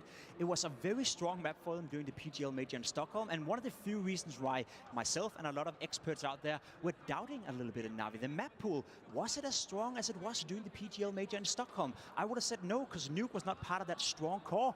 Now, 2 days ago, as you said, against Heroic, that's when we for the first time saw Navi play Nuke again, and they did it to a very high level. Yesterday as well, even higher level, absolutely demolishing their opponents. So, just a couple of days ago, we actually questioned whether or not Navi could play Nuke. Today, I don't think we're afraid of that. We're not. Or Electronic is not either. No. That man had a monster performance against Heroic. He couldn't lose a duel. While playing outside, while playing that defensive side, 24 kills and a half. Unbelievable numbers that he was putting up there, and he was outmaneuvering everybody from Heroic. He was outplaying in the mid-round. He was finding openings for his team. That is something that he is going to need to do today. We have put so much pressure on him to be this big game player. There's no bigger game than now. I agree that the defense for Navi was strong as hell. I absolutely agree, except they're going to start on the T side. Yeah. And this is where the story gets a twist right here. If you're FaZe, with that win on Inferno, you have been gifted the greatest opportunity you might ever dream for. You are moving on to the CT side of Nuke to close the grand final of the major. Against Cloud9, 8-1 on the CT side. Flames, 10-1 on the CT side. They've been rock solid on the defense. Maniac, what does your gut tell you when you're looking at this phase and the way they bounce back even within the context of Inferno? Will they close the door? Look, the seed of doubt has been planted by Rain making a few mistakes on Inferno. I'm going to start here because he is the pillar when it comes to the outside defense of FaZe. I think whenever he's in the zone, he's unplayable, untreatable, unavoidable.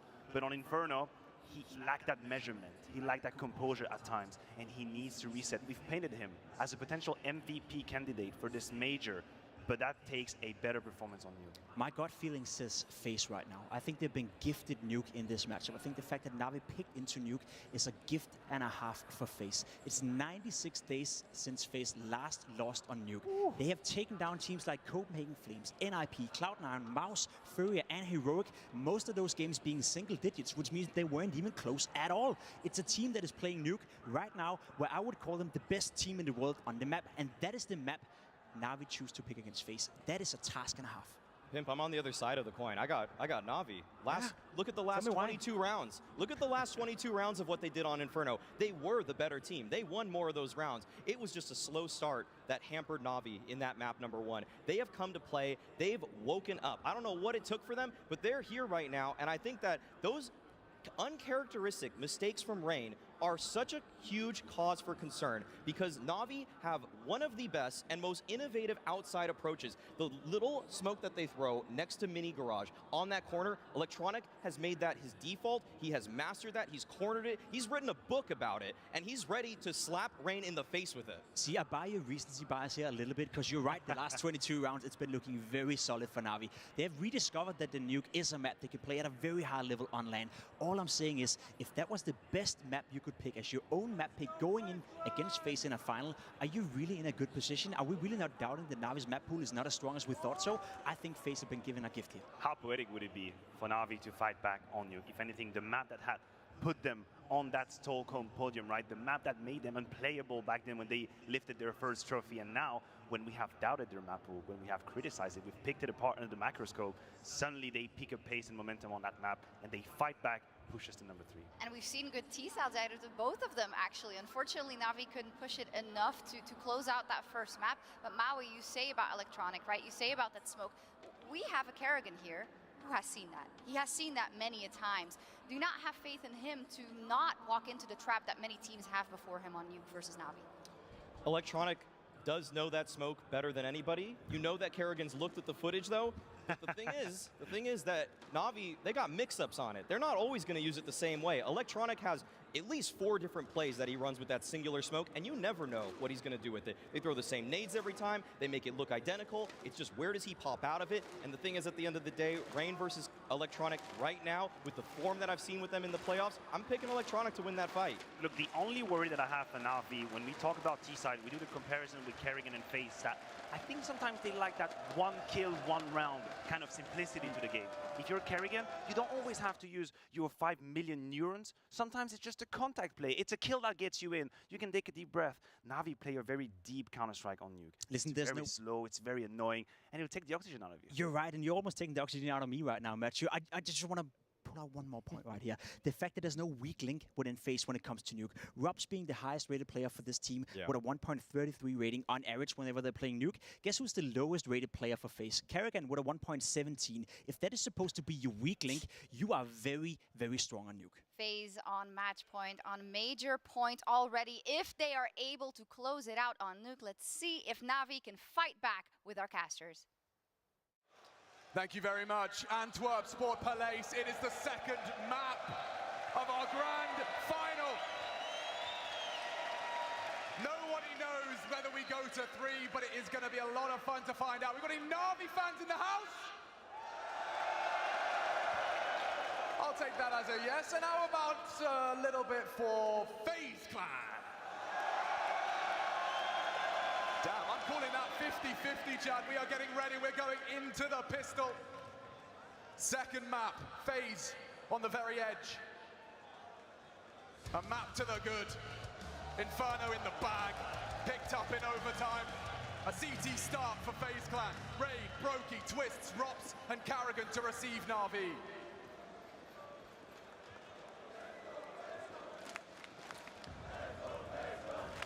Already. A lot riding on this Norwegian shoulders as he, with the Glock, no less, Boomage gooshes him. Smokes are in, the flash, perfect, destined to find Rain, and he's blind, but he is not dead. He stands for 2, out of Rain, long range, he looks for more. He has support, and Brokey, oh, he puts 2 into the net. And that's gonna feel sensational. 5 alive in the pistol of the second map. How does Rain recover from that? The insta-goose right there from the heavens, dropped on down to low HP and course corrects for 2 massive kills. This guy has been phenomenal on the CT side of pistols so far, and Brokey comes on through. He wants some. Doesn't want to leave it all for Rain here. Twist with the final, and that is a great start for FaZe. No plant, no kills, nothing for Navi to know as they move into round number 2 with just a couple of light upgrades here. P250s, Deagle in the hand of Simple. That's the best they have to boast right now with Simple up and over. We're going to find a leering head, has the opportunity to look for Rain. He's going to be tasked with dealing with this yard round round after round.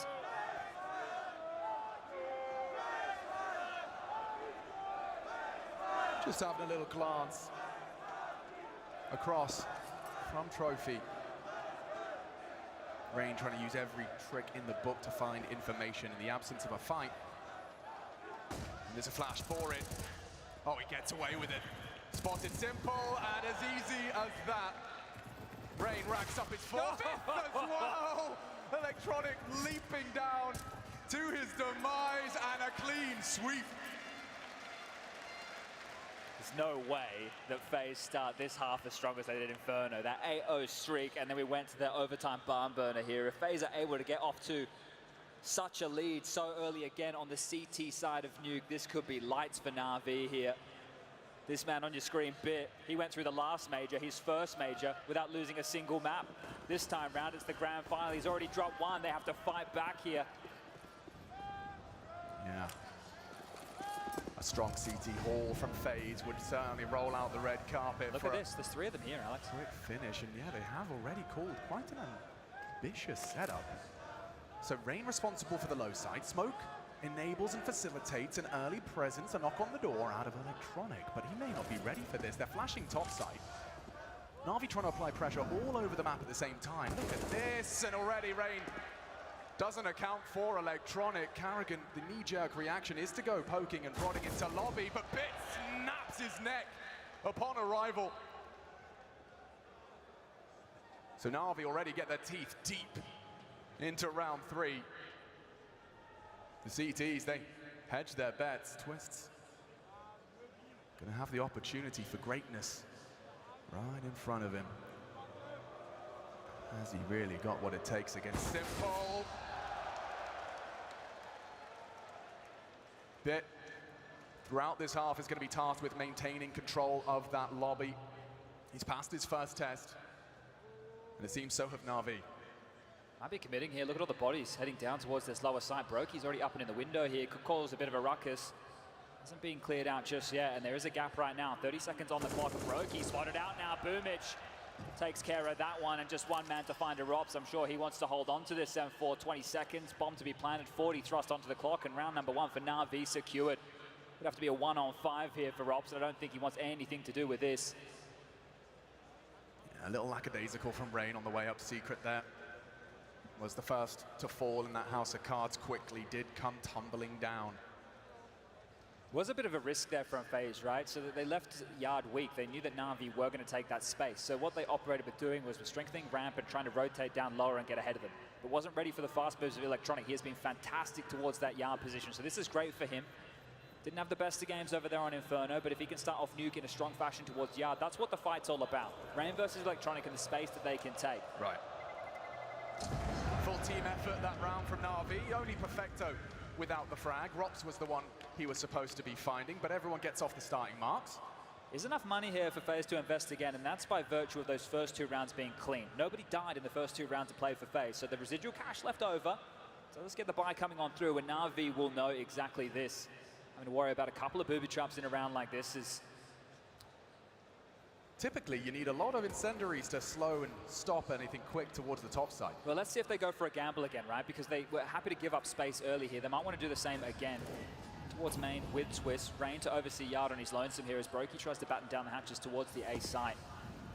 No quickness this time out of NAVI. They're going to be taking their time as the smokes fly on over and obscure the vision of Rain.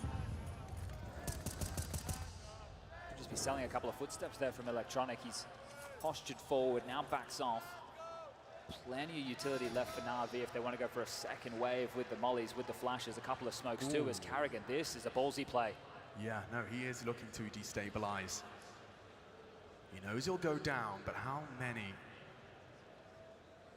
if any, can Carrigan get from this booby trap? Twist is the one to provide the overwatch.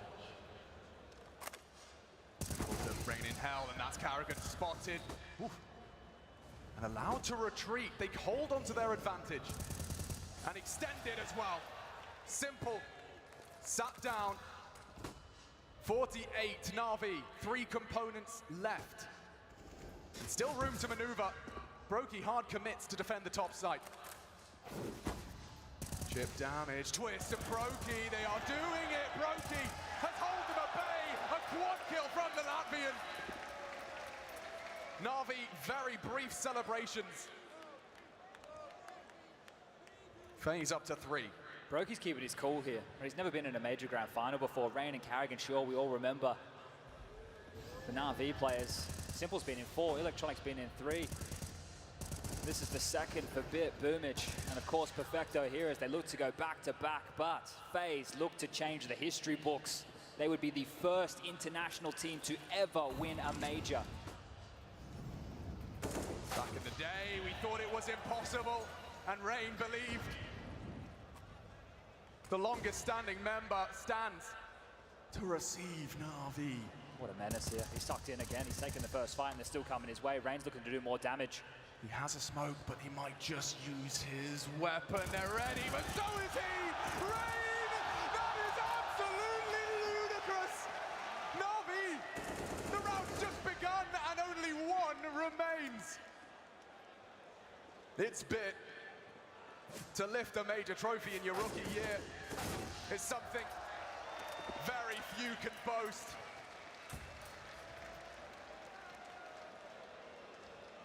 Show us that one again. The Norwegian stepping up massively towards this yard position here has ruined Navi's finances early, as it felt like it was going to be competitive. He does this, takes the fight ahead of the smoke wall here. That's the man he has to deal with. That's the heads-up duel, but this is it, just shutting it down. There's no way through. And Rain wins that one single-handedly here as NAVI are left scratching their heads. This is a great start right now from FaZe as NAVI have just lightly invested into this one. A couple of deagles, that's the best really they have to offer here. Limping a smoke forward, hoping to find a gap, hoping to create something. Some light utility, but this man can't be stopped. He wants to continue to take fights, and so does Carrigan. Finds Bit. The first body in the grave for round number 6 of play. Electronic wants trouble. But Rain is so dialed in right now. Managing his angles. And the app waves goodbye to Boomage. It's one at a time. Last two around that red container. It's a solid dig. Will look to stay competitive as Carrigan is actually added to the Naughty list. Oh, okay. This is scary. 2 remain and they have to just pull up their socks and find it. It's Twist to do just that. Finds 2 of his now 3 frags, and it's 5-1. Beautiful stuff right there. Great shots out of NAVI shot. Put everybody on edge, especially FaZe, but they knew what they were. They wanted to take the fight. They took the fight to them in towards this yard position. There's a couple of those bangers again. Perfecto continuing to find this impact. Not to convert the round back into play now. No AWP here for Simple. Still going to be operating with these rifles in hand. Squeaky blown off. Maybe a pace change. It looks like it. Threatening. But cancelled by the flame and smoke. So back to readdress the blueprints.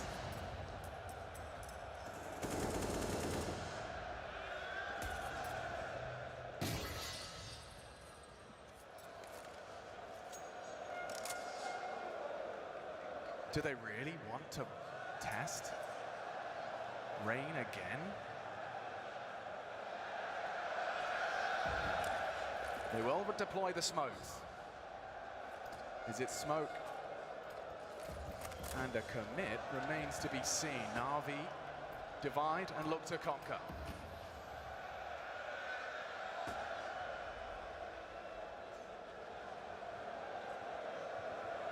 Oh. Spot anything there.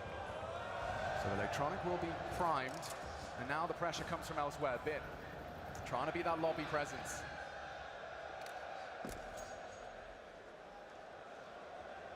FaZe flying blind at the moment. I think, oh, he's caught a whiff of NAVI's leader, and Boomage is the first to fall. Another frag for Rain. 10 already, and the round ain't done. Electronic pulls us back into an even 4-on-4. No info yard now. Rain gone. And only 13 seconds. NAVI need frags. Simple's found 2. He needs another now! And they can plan. Access to the site is granted, but Rob's looking to deny. A 1v2 for Robin, Cool, Electronic, and Robs. Huh? Okay.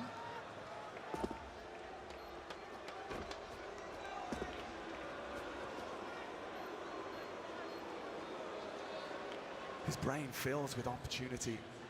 Electronic adopts the angle so light on time. Rops needs to hit the first bullet upon contact. I sense, and not a chance. Not on Electronic's watch. It was simple and Electronic. In the dying lights of that round, they had, what, 13 seconds as contact is found, chat. That was flying by the seat of their pants. I think they were hoping the lobby push would come their way. That's why we're so late on here, but Simple having to do it all, just rolls on in. 3 massive kills, and Electronic will clutch out. You could see there, you wanted to get a new port of call for Rops, but it took way too long. Too many question marks here. Look at the buy coming in for NAVI. A little bit light on against purchase of a phase. They're looking limp here as well. This time, nothing towards that Yarn position early. They've thrown a smoke or two, and this is Carrigan trying to push on in. He's not going to get anything done. Perfecto's found the first. That's an upgrade as well. Thank you very much. Boomich already breaks open the door. Flames put Twists down. Only Rain, and it's his site as well. Not just Yard. He's going to hold the whole site. Roki, aggressive over the top. A great AWP shot. AWP is not the only thing to boast. A double kill out of Rain, and now that bomb does need to be planted, but so much time, and already the gaps are closing. That 5-7, potent at close range. An interesting turn of events. 60 seconds cut down with a plant and a spotted out Robs. Rain last spotted main as well. They'll smoke him off. Simple. Already 2 frags to the good and a third. A tap. Doesn't quite steal it. Crossfire is to be broken, and it's Rain again. 3 kills. Can FaZe pull this across? He's tried every trick, and they do it. Absolutely nothing left in reserve, but a triple kill out of Rain, and when it rains, it does pour here in Antwerp. He started strong and seems to be holding on for the squad in the absence of the others. He defends that top site. He's been an absolute rock right now. That round should be done. Simple and Electronic again, almost snatched one away. The 2 of them piecing this one together. Rain finds the timing, gets the first, chips his way forward, gets a bit of room to work with, and then even gets away. This kill onto Simple was great. He didn't want to continue to face towards Squeaky because he knew that's where Rops resided. Didn't want to give the fight over, but they give the round up instead. 6-2, 4-round lead is FaZe. They can get a bite back, but both of these teams here are a bit brittle in that department. That's not pretty. We're at a turning point right now. FaZe can consolidate this. They can run away with the half, and that is massive right there. More from Rain, another opener. He's having a career high as he returns to the highs of 2018. Harvard Nygaard, age is just a number. As he looks to rack up more for him. Farming NAVI on the grand final stage. Boomich accepts his fate, and Simple joins him. There's nothing left for NAVI here, just misery upon arrival. A half buy, and Perfecto made a half ling, 20 HP. Nothing to be celebrated here as FaZe. They are up to 7. Rain is an absolute beast right now. We're 7 rounds in, he's found 5 opening kills, and he's got 5 multi-frags. This guy is just an absolute monster. Locking them down, they can't get any space. The 1 round that NAVI got early, Electronic was able to flatten them here, but they're running out of ideas, they're running out of options, and NAVI now, this is feeling bleak. I'm just gonna read the scoreboard one more time, guys. 16-4, it is round 10 in 9 rounds of play.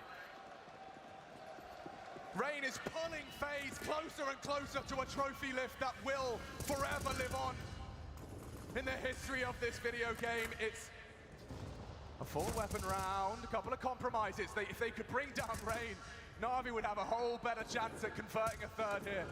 Just need to not give over the opening kill. Just don't let him find that first frag. Make sure that he's kept quiet. Make sure he has to drop on back. Room has been granted. NAVI have done enough to ward him away for now. The reposition here up towards the heavens. Trying to deal with so many positions. They've slipped the net in multiple occasions. Warehouse, secret, main, all currently reside right now for NAVI. Are they accounting for Boomich? Are they accounting for the gap that left by Rain as he repositions, and that is an opening? Perfecto.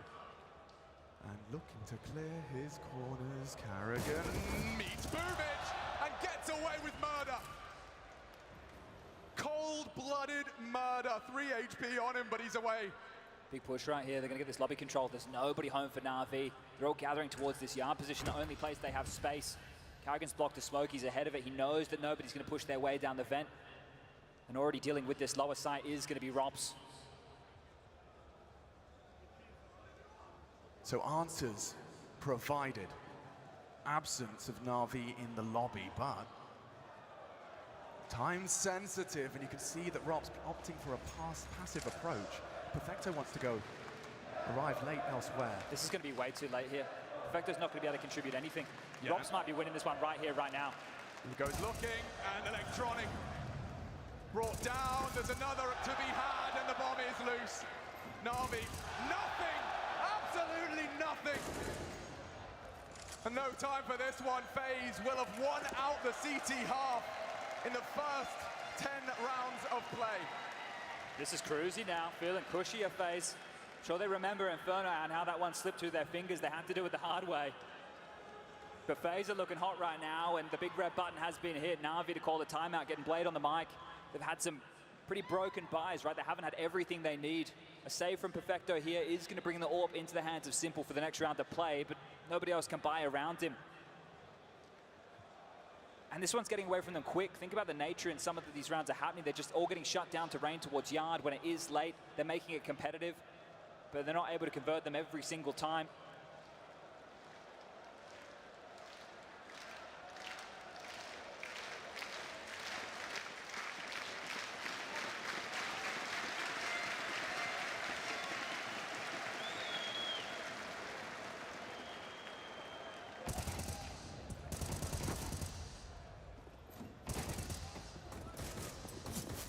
Okay, they've called upon Simple.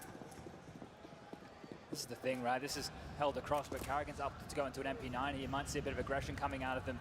Simple could put a stop to rain and all this space he takes towards yard. He has to know this is in play, has to know it could be a possibility here. Well, the flash certainly implies as such. Simple's first foray out yard finds nothing. There's only so many options where Simple can look until he has to force the issue. And FaZe know this. They know that it's been saved into the next round of play. So they're not going to be jiggling corners as much. They're playing some different angles to make sure that they're not so susceptible to that AWP.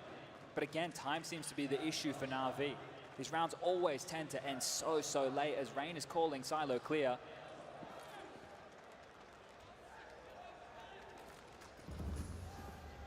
Can he really rack up any more? 16-5. He has been a thorn in Navi's side.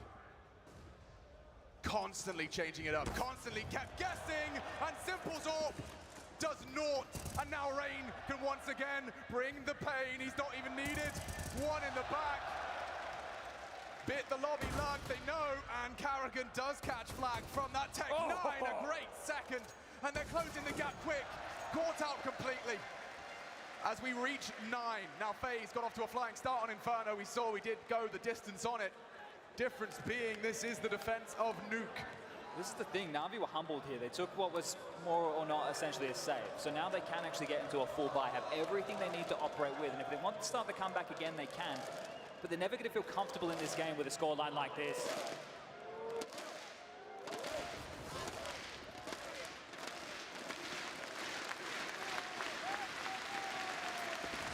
It's now or never. You're down a map. Down 2-9. You're reigning champions. Up against the #1 undisputed contender. And Rain leaves empty-handed on his initial sprays. Navi successful. They're across here. They've got the space they're looking for, but the rotator's already on down. Going to be carrying him to deal with this. He's just playing a spot and fall, right? This is just for info. As soon as he gets any info, he's going to open that decon door. He's going to tuck his way. Maybe not. Do they disrespect that? Yeah, that's going to stall them out here. So they got a couple of options. Wait this out or drop on back. They're pinned on into this juncture. Don't really have any space to work with across the map, and having to worry about this flank now. A minute on the clock, so still plenty of time. Navi with plenty of space, but Karrigan trying to be an absolute nuisance here. Follows the nade through. Just very light smattering of damage there. Nothing to really write home about. But once again, Navi have just been stalled on out. The rotations can come through. FaZe can get all this room as here comes the fight. Karrigan, he's going to take the initial exchange, but dropping back, forcing them further forward. And it might be the first test for Robs in his ramp room, and already, and waiting, it's Robs on the double.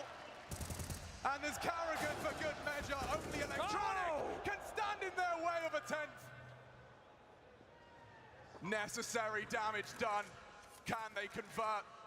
Up against it, up against the ropes. Simple Electronic, though, not to be underestimated. Broky's off, is out of the round. Simple, he takes another, and no! The Flames! Twist will get it!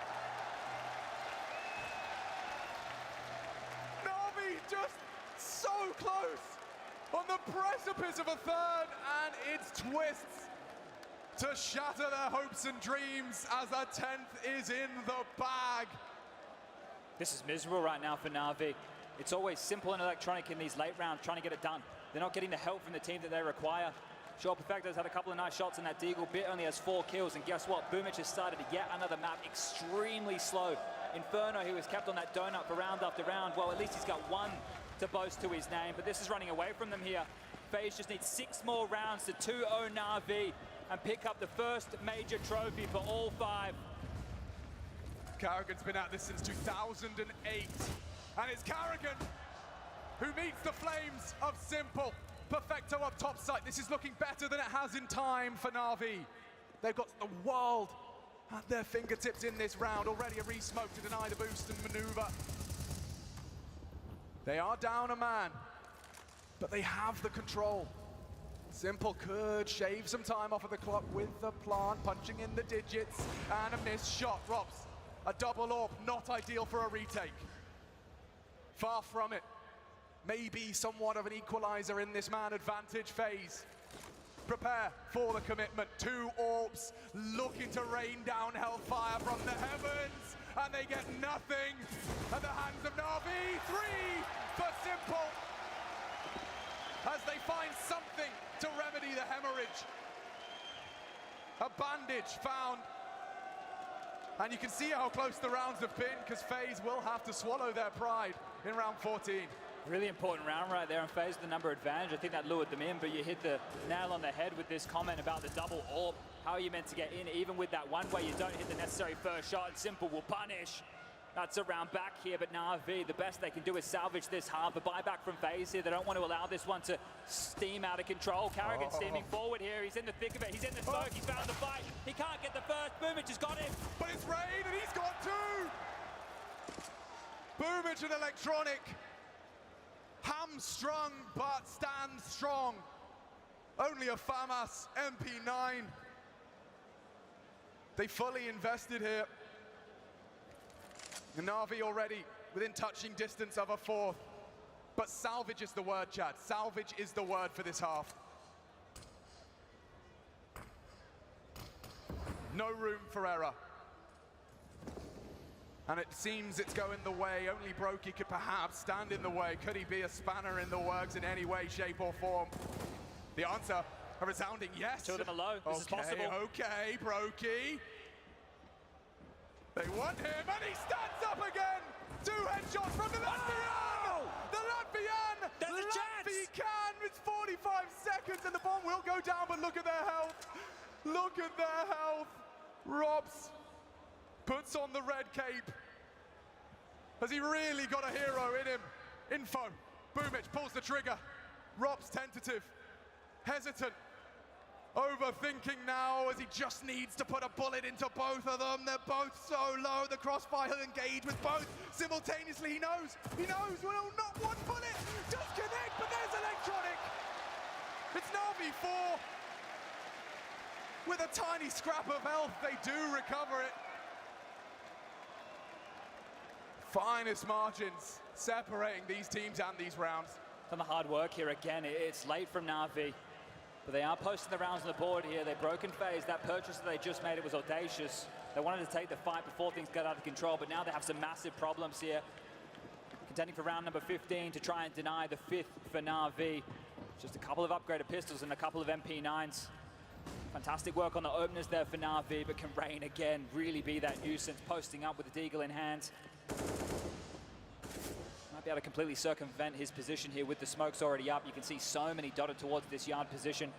And as they stay completely silent and quiet, yard control will be relinquished FaZe will have to give up this room, and that means they're going to tuck in towards the bomb sites. It's unannounced.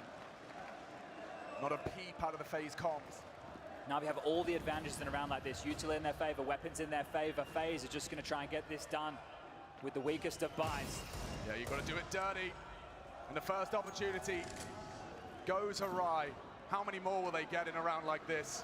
Final round, second map, first half, and just pistols. Peanuts, a nice shot though. It's one out of Brokey. You need a whole lot more where that came from, and Navi do not buckle. They will not succumb to your meager Diga, and one left. Just one, he's gone. A 10-5 half.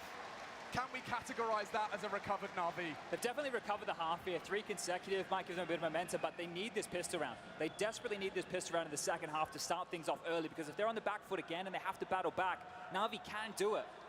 They brought it back on Inferno, but you would love to give yourself a bit of breathing room. This team looks stressed. They look tense right now. Everything is working for FaZe.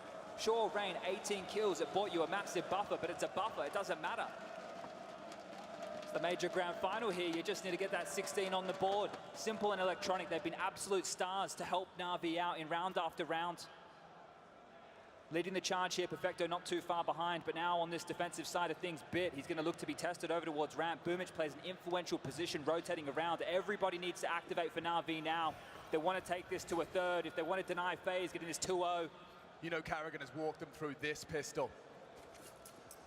Every movement, every shake of their tail, well drilled. Pace to this. Whoa!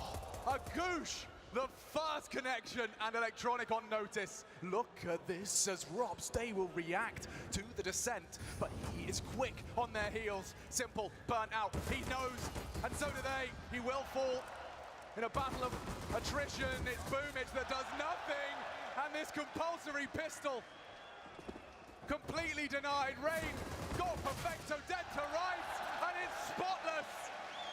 Stone-faced off FaZe as they're 5 away from doing what no international team has done before in front of an arena sold out to the rafters to celebrate Counter-Strike. Sport Police, are you enjoying this?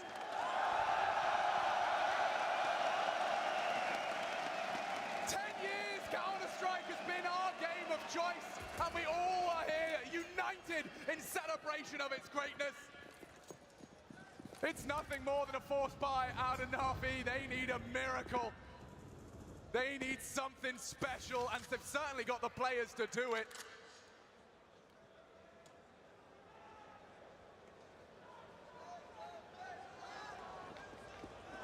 Lots of bodies here, need to hit the shots. My son, he's only got the dig, Chad. He's got nothing else. Just trying to lure them in here. Look at the trap that's been set up. It's been run time and time again from Navi in this tournament here. They're going to clear their corners. Ooh.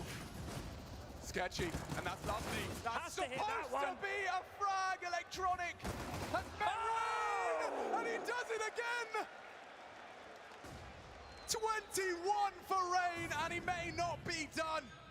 One back, a shot across the bow. Twist takes one, and it's still Rain. Still a problem. FaZe Clan counting on him now. United with Rops. This is competitive out of Navi. They have achieved a mid-round, but it may not last long because Perfecto's been hunted. Rain is such a big game player and a big game hunter as he looks for another headshot. Oh! Bit gets out the defibrillator and breathes life into Navi's nuke. That is exactly what they needed, Chad. One blip for the heart monitor as Navi may not be done. Let me see that again. Bye! Oh, you naughty boy. 19 years of age, this kid, and he's pulled Navi back from the brink. That's a second round force spy converted, and Rain was online the whole time. 4 massive kills for Bit right there. Need to string 2 together here, Navi. Not at a hot water just yet. They might want to test him again. I'm not sure I would after the dig. Magic. He's the only one with the M4, and Bit puts Rops on the floor. That's the AK down right there, the biggest weapon right now with this phase force spy. It's already been dumpstered. Bit wants to get this out of dodge, he will. Very risky maneuver right there, but has completely denied Navi picking this weapon up, so removing one instrument from the FaZe Arsenal here. Can they really do one back? This shifting power courtesy of Bit. But they're down, and on the sound cue there, Brokey spamming away. Will get found, the bombs drop, but that's not confirmed. Kills continue to come Navi's way, and it feels like they've dealt with this now. Carrigan been able to find a little bit of room, and Rain down the vent.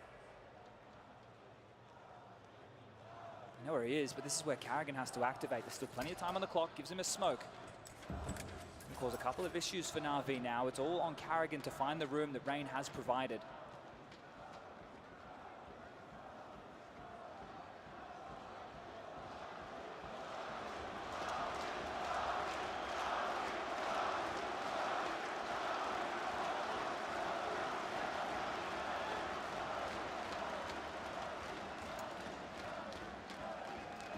Trying his luck, and how is the back turned again? Another upgrade. 2 frags, starting to level things out. This advantage crumbles, but the time is a problem. If they could just find Perfecto, it's a no. And it's a 7th. Simple, you can see, fully focused on the objective ahead of them. They have to have a strong defense. 5 demanded of FaZe. That's all they needed right there from Na'Vi, though. They're back in this game. Right? I know the scoreline right now, there's still a 4-round deficit, but the fact is FaZe are going to have to take a save. They can't force by back in. They didn't get the plant. They get a couple of kills. They keep Na'Vi stressed, but there's no way you can continue to push the issue here. You are going to have to sit back on your haunches and just rock with 4 Glocks and a Deagle in the hands of Rain. Now, Rain will have to do something out of this world. He has been amazing. But to claw them into a round like this where they've already lost drops, he hits the deck too. Electronics starting to light up the scoreboard, and the Na'Vi CT side beginning to wear into action. That's a clean sheet. Spotless.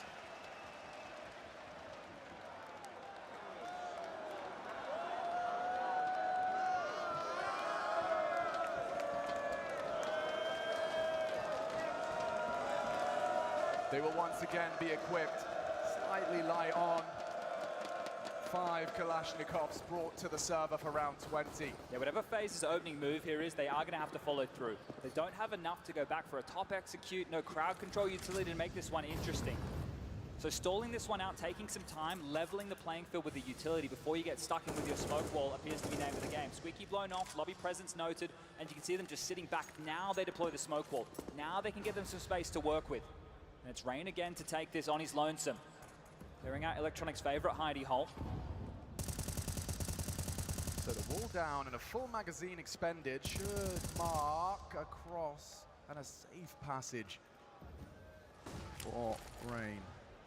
It's all about how they deal with the rotations right now with Na'Vi, where they pull them to across the map. Now on the pistol round, FaZe look great at doing that. Let's see if Carrigan has another maneuver up his sleeve here.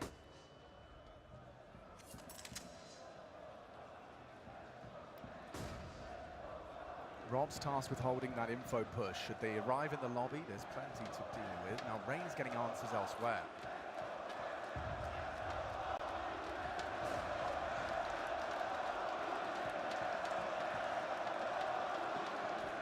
No one has found a frag, and it's Rain to break silence and break ranks as Na'Vi now on the back foot. Can Simple step up when they need him? No bullets, no problem! Oh! The USP!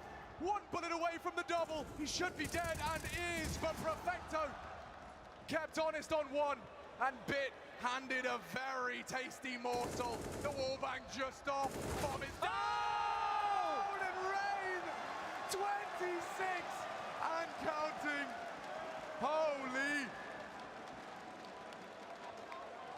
It was so manageable, but Rain has found form unlike anything we have seen before from him. This is his grand final right now. He's 1 map up. He wants to do it for Carrigan as well as all the other boys. Every day of this tournament passing, discussing the potential as you edge ever closer to it. Now you couldn't be closer than ever before. A map up. 12 to 8 up, the final half of the second map. Does it go the distance? Rain doesn't seem to think so. And a second timeout taken from Na'Vi here. This is such an important round for them. They have enough to get in another buy, but if FaZe win this, they will break them. Look at that, he took a fleet on the first He was on fight. 2 HP. Rain was on 2 HP in that situation right there. Bit showing nerves. That was an easy kill on a silver platter. You could see there getting ahead of himself with that spam, unable to connect, very flustered stuff, but NAVI, this is it. This is their opportunity to stop FaZe now. If they lose this one, if they lose everything, FaZe are going to take this one home.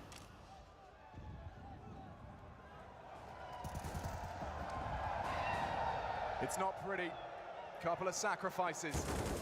And there's one sacrificed. A quick back from Brokey. A necessary response. And it looks like Robs' adventure around Squeak is cut short immediately. It was Rain and Robs that went poking and neither come back. You can see the mix up. They've set Simple up for success. And enables the other pieces to maneuver freely. Hesitance from FaZe. Down a man. Down on their luck. 4-round lead, but on the T side. Every round hard fought. And the reigning major champions stand in their way. Simple so sketched out. There's no information towards Yard for NAVI whatsoever. Doesn't know if they're wrapping Heaven. Don't know if they're going to be from lobby. But Carrigan knows exactly where this one's going to finish. So do we. Smokes are up. This is the go sign. Slinking out and looking for blood. Doesn't find it. Carrigan down as well. NAVI hold fast. Brokey doesn't have time for anything magical. He'd rather preserve the big green. Round 21 reaches its anticlimactic conclusion. That's a gift from the god right there, quite literally. They might want to try and get this back. The fact that Brokey has this is huge into the next round to play here. I don't think there's enough money to be able to buy another AWP for Simple. So that means he's going to have to operate with a rifle alone. Maybe he can get dropped an AUG at best, but he will not have an AWP. I just don't think the finances are there right now. The buy behind this is going to be light on for that of FaZe. It's going to give some questions right now for Carrigan of how they want to proceed. But if Brokey can find an opener here, right, there's a couple of pistol upgrades behind this. If he can drop a body, drop a weapon, we know that FaZe are consistently threatening. So if he can find the opener, he can be the way into a round like this for FaZe. NAVI well aware that it could be in the mix. And the marching orders state, do not catch that bullet from the AWP, the most threatening, ouch, for FaZe into our 22nd.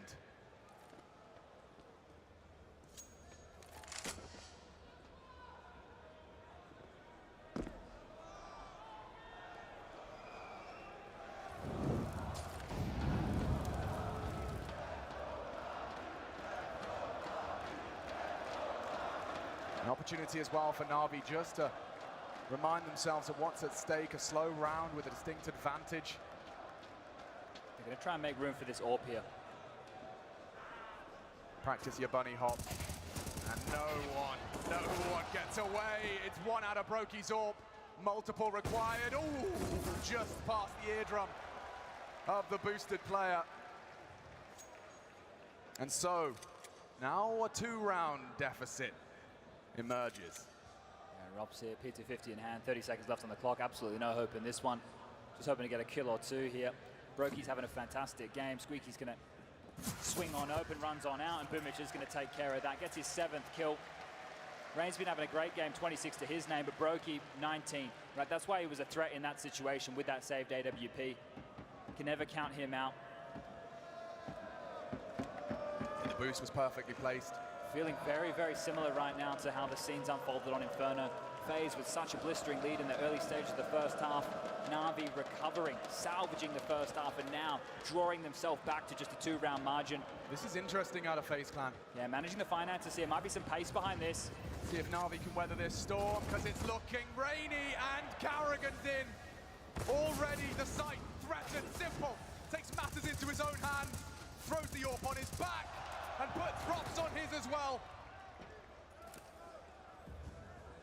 This is exciting as well, because look at what it's up to. Harvard Nygaard going for the round-winning maneuver. And that's Simple. He's down and out, Rain. on a half bye, bounding around, keeping the whole team on their toes. He's playing an absolute career game right now. Still alive, still a problem phase. Every passing second closer to a 13th. And Rain still low, but such a problem.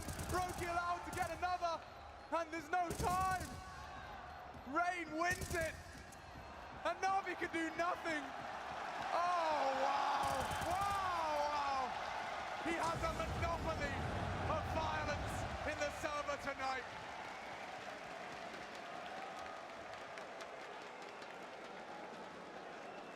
They had 2K to spare, and FaZe pull around out of the hat. I don't think Electronic can quite believe it there. They get multiple kills. Simple takes a huge risk by peering out of heaven and taking that first fight. Electronic gets one through the smoke, and they end up losing that round. That right there is what we would consider a tilt round. They're in such a horrible position now, Navi, because the money, it's not evenly distributed. Simple can pull out this hero AWP. We've seen him do it once. I think we're about to see him do it again. A couple of purchases behind this as well, but for Navi, we've seen them in these situations when they're in hot water. They have to turn to this man on the screen. FaZe have taken a timeout. They're trying to make sure that they can stay in control of this, because that's a gimme. That's a round that they shouldn't have been converting. That would have been Navi drawing this back to a one-round lead.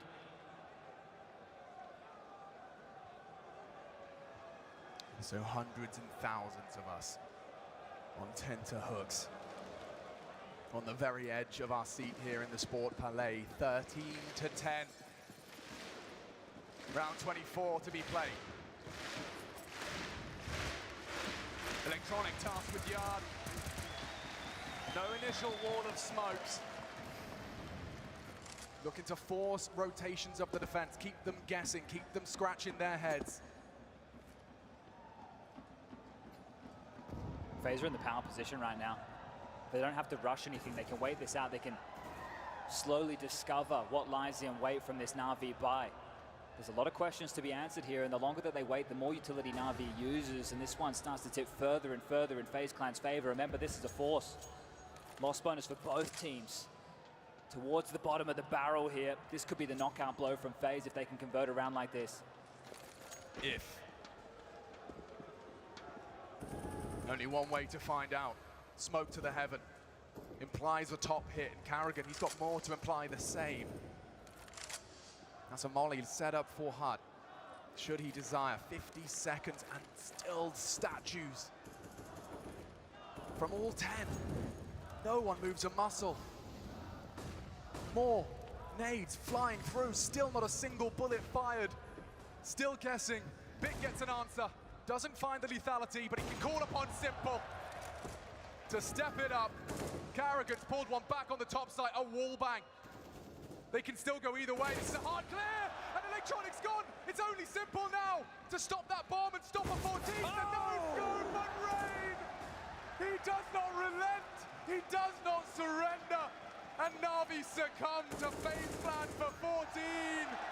They got nothing left, Chad. Nothing. FaZe Clan are on the very edge of writing history. The very edge. 2 rounds. They've played hundreds of thousands in their lives, but 2 rounds is all that separates them from doing what no one has done before on an international roster. Na'Vi. Options so limited now for the back-to-back. This timeout right now isn't going to draw anything for Na'Vi. Their options aren't great either way. You force buy, you don't win this round, you got 2,400 in the final round to defend, to make sure that you do not lose the opportunity just to take this one to a 3rd map. FaZe are in the driver's seat here. This is their game. This is their major. This is what they've been working for.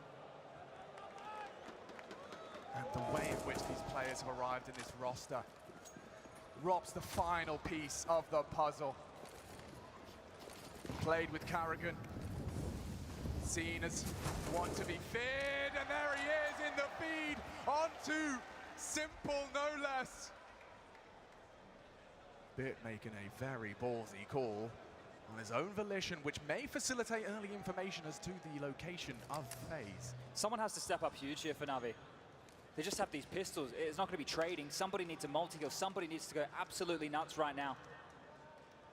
They're stepping up for lobby info, while FaZe are already heading straight on into a one-man guarded site. Electronic summons Boomich. Oh, and he's not ready for that. He falters. 3 left to be ticked off the list. FaZe have all the time in the world. It's bit with 1. We need more out of NAVI, and it's Electronic with the 1 as well. Only Perfecto. He's been known to clutch. But this is too tall a task to ask. Time. And that's another for Rops. FaZe, ladies and gentlemen, have 5 opportunities to create a memory that will last forever.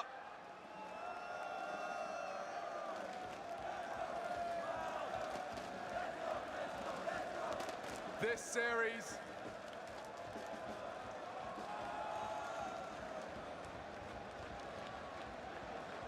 hangs in the balance of the last NAVI timeout. Blade slowly creating this roster of titans.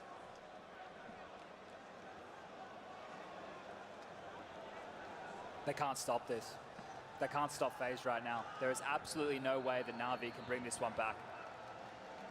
They are broken here. They have been put under pressure on both of these maps out the gate. It's been comebacks, it's been salvaging halves, it's been trying to claw their way in. And FaZe say no.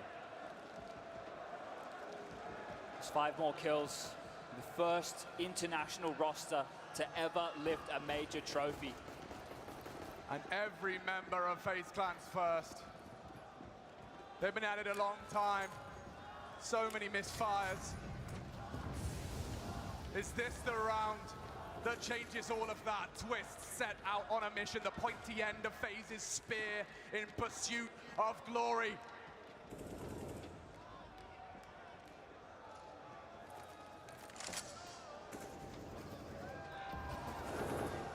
They are the architects of their fate. Mouse and keyboard.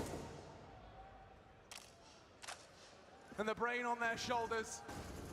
And Perfecto trying his luck.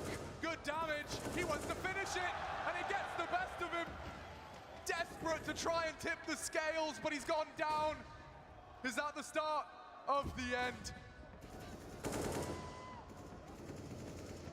It could be 55. Still, the T side required to gain access to a site. The options plentiful.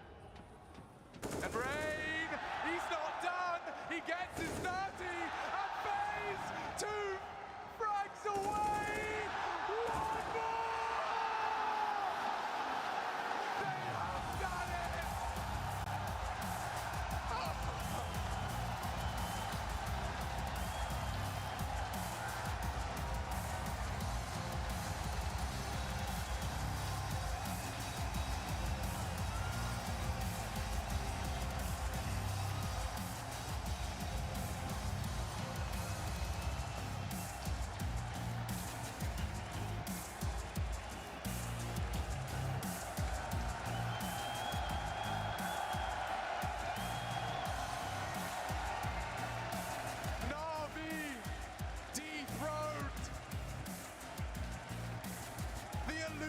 Accolade. Greatness from across the globe. They do what so many set out to achieve. And it's such a glorious arena.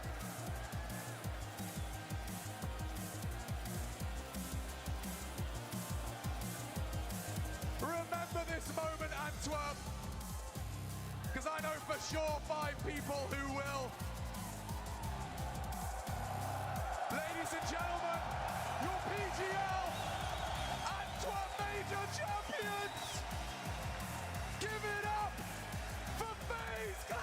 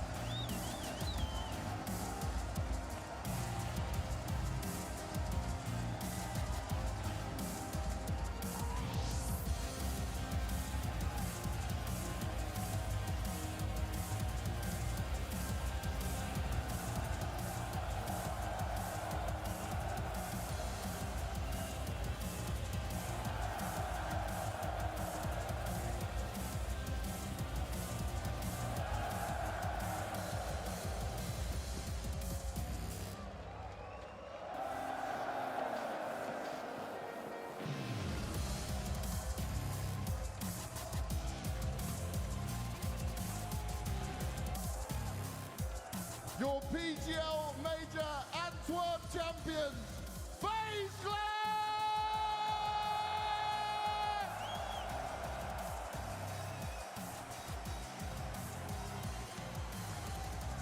The first international team to have ever done it.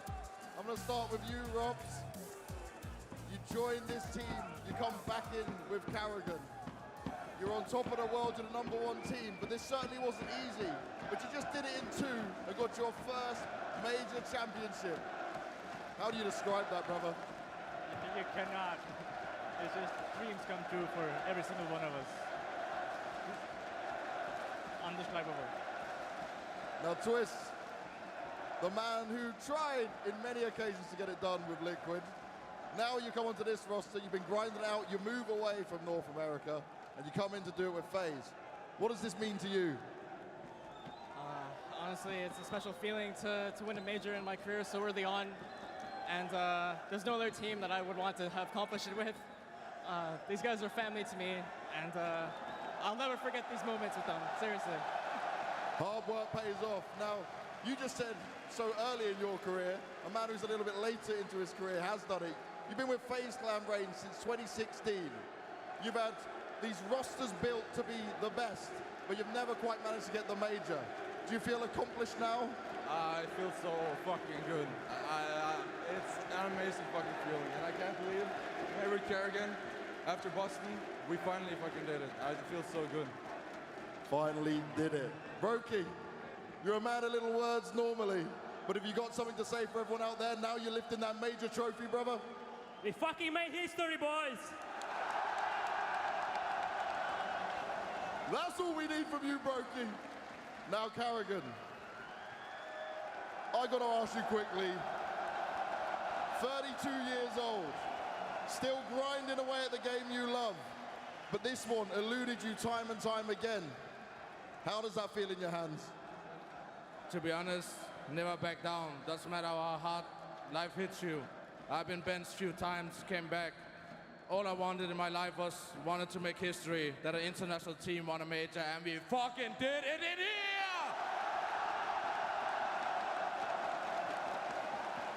Now, I've also got to ask you, though, Inferno, my oh my, that was close. Flashbacks at all? I mean, what I just wanted to say, I wanted to say I'm stronger than I was in Boston, and I think that showed today. Even though whatever break through in this team, positive mindset. We can lose a 1v5 and we can win the next round. Keep focused on the moment, and I'm just proud to call all these my teammates, and I'm just so happy where I am right now, and FaZe is my family. It definitely seems like one big family for sure. So now we have Katowice, EPL, the major trophy in your hands. What's the next goal? I think I need to relax when I get home. When you're this old, you need a little more resting time, but obviously keep improving, keep making history. That's why we're here for, that's why I grind CS every day. And playing an arena like this, it just makes my life so happy, and I appreciate everyone who came today and cheered for great CS. Thank you very much. And finally, Carrigan, you said it right, never give up, never back down. What advice would you give to anyone that's struggling right now, anyone that wants to push forward and try and achieve their goals like you've managed to do here today? In my opinion, ignore what everybody says about you. Sit down in a dark corner and make sure that once you prove everyone wrong in this world, that you did it by grinding and by going the hardest way possible, and just keep believing in yourself. That's what I learned in the last phase. I didn't believe in the end of myself. I joined with Robs in Mouse Sports, and I started to believe that I could come back and be the best in-game leader, and now have the best team in the world to do this. So yeah, always keep believing and dreaming. I love it. Carrigan, FaZe, congratulations. Your PGL Major Antwerp champions, FaZe Clan!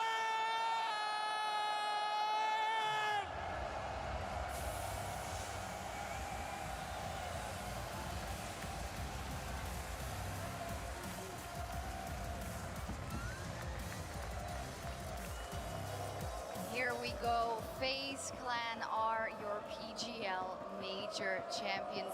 Let's watch them hoist it once again. It's just so beautiful to see. Carrigan has had a date with destiny since 4 years on that fateful day. that he couldn't get it done with rain on a rainy day in Boston.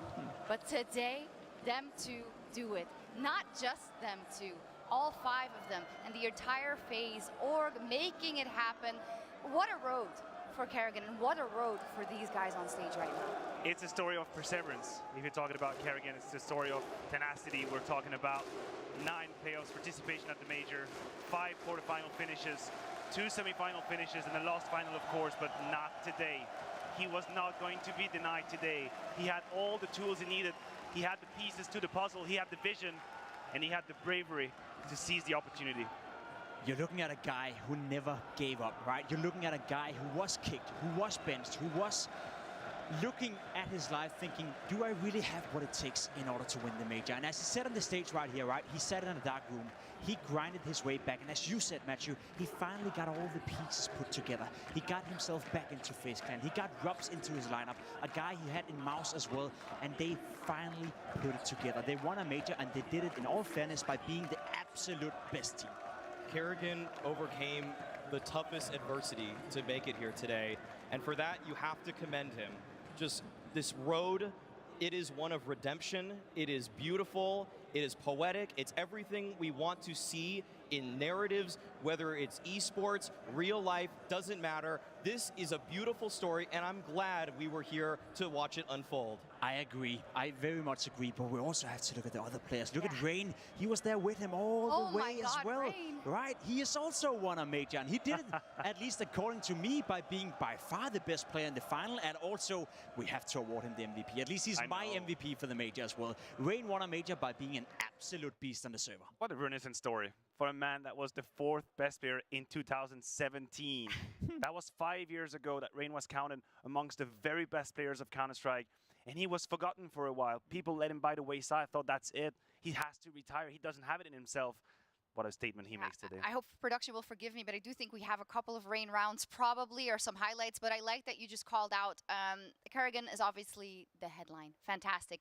Rain, then, to you, the MVP of the tournament. Let's talk about the others as well in terms of what they've done here. Brokey comes top of mind. Maui, what an unbelievable set he's played here today. Brokey played fantastic CS. I mean, the way that he was able to up his game over time, what we saw in 2021, getting at that number 20 HLTV spot, many said maybe he doesn't even deserve that. It could be a couple other players. But man, he just kept improving linearly. This guy has been phenomenal for FaZe. He has upped his playbook. He has made a name for himself as this passive opper, this machine gun opper, shooting it every single time he can, but he can do it aggressively too. The trades he was finding on Inferno, the way he was entering into the bomb sites. He got a triple entry into a bomb site on Inferno with an op. That's unthinkable. Most oppers, even the best in the world, even Simple sometimes put down the op to pick up the rifle, but not Brokey, not today. I'm glad you mentioned Simple, because Brokey stole the show. Brokey absolutely stole the show in this grand final. We talked about the play of Debutant. We posed the question, what kind of performance is he going to display? Is he going to disappear? Is he going to show up for the occasion? Man, he was beautiful in this grand final. He was full of courage. You're talking about the attitude, going in, making the difference, getting stuck in. That's what Kerrigan needed. Oh, absolutely. And I think when you look at this entire campaign out of FaZe at the major, there were times when we said, oh, X player isn't having his best game, but he had the 4 others to catch him. X player isn't having the best game. Maybe Rops is a little slow, but his team has him, and the next map he just shows off. They're such a unit, this FaZe clan, right? Spare a word for Rops and Twist then. For them also absolutely fantastic just by the pedigree of their career so far, finally getting that major title. I think we all knew it when we saw it the first time around. When Rops was signed to FaZe Clan, it made an awful lot of sense. You look at the paper, you look at the lineup being put together right here, and we all agreed that, wow, that is a lineup that is supposed to win trophies. That is a lineup that is supposed to go far major.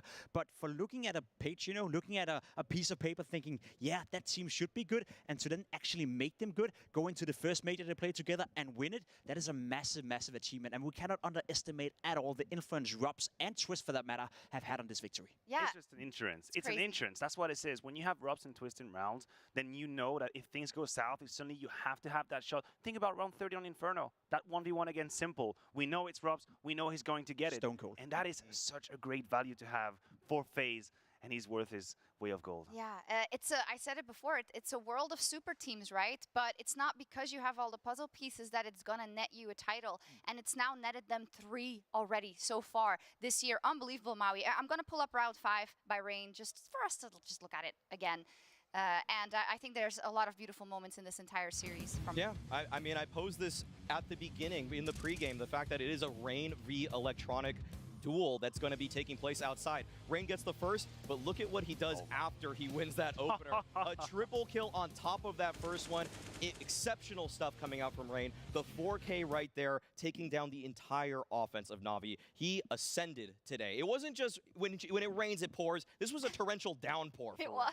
Are you aware of how much confidence you need to do that, you know, in order to play that position on Yard? He's exposed 24/7 against some of the best players in the entire world. You're going up against Bit, you're going up against Electronic, you're going up against Simple, and he's constantly in Yard, maneuvering around the smokes, exposing himself, almost inviting them to come at me, you know, come shoot me. And every single time in that first half, Rain shut it down. That was a monster CT side performance, and we've seen it before. And it's the space he takes away from Boomage. We talked about how NAVI love to play outside in multiple different ways. They'll have different sets of smoke. Electronic is going to find timings.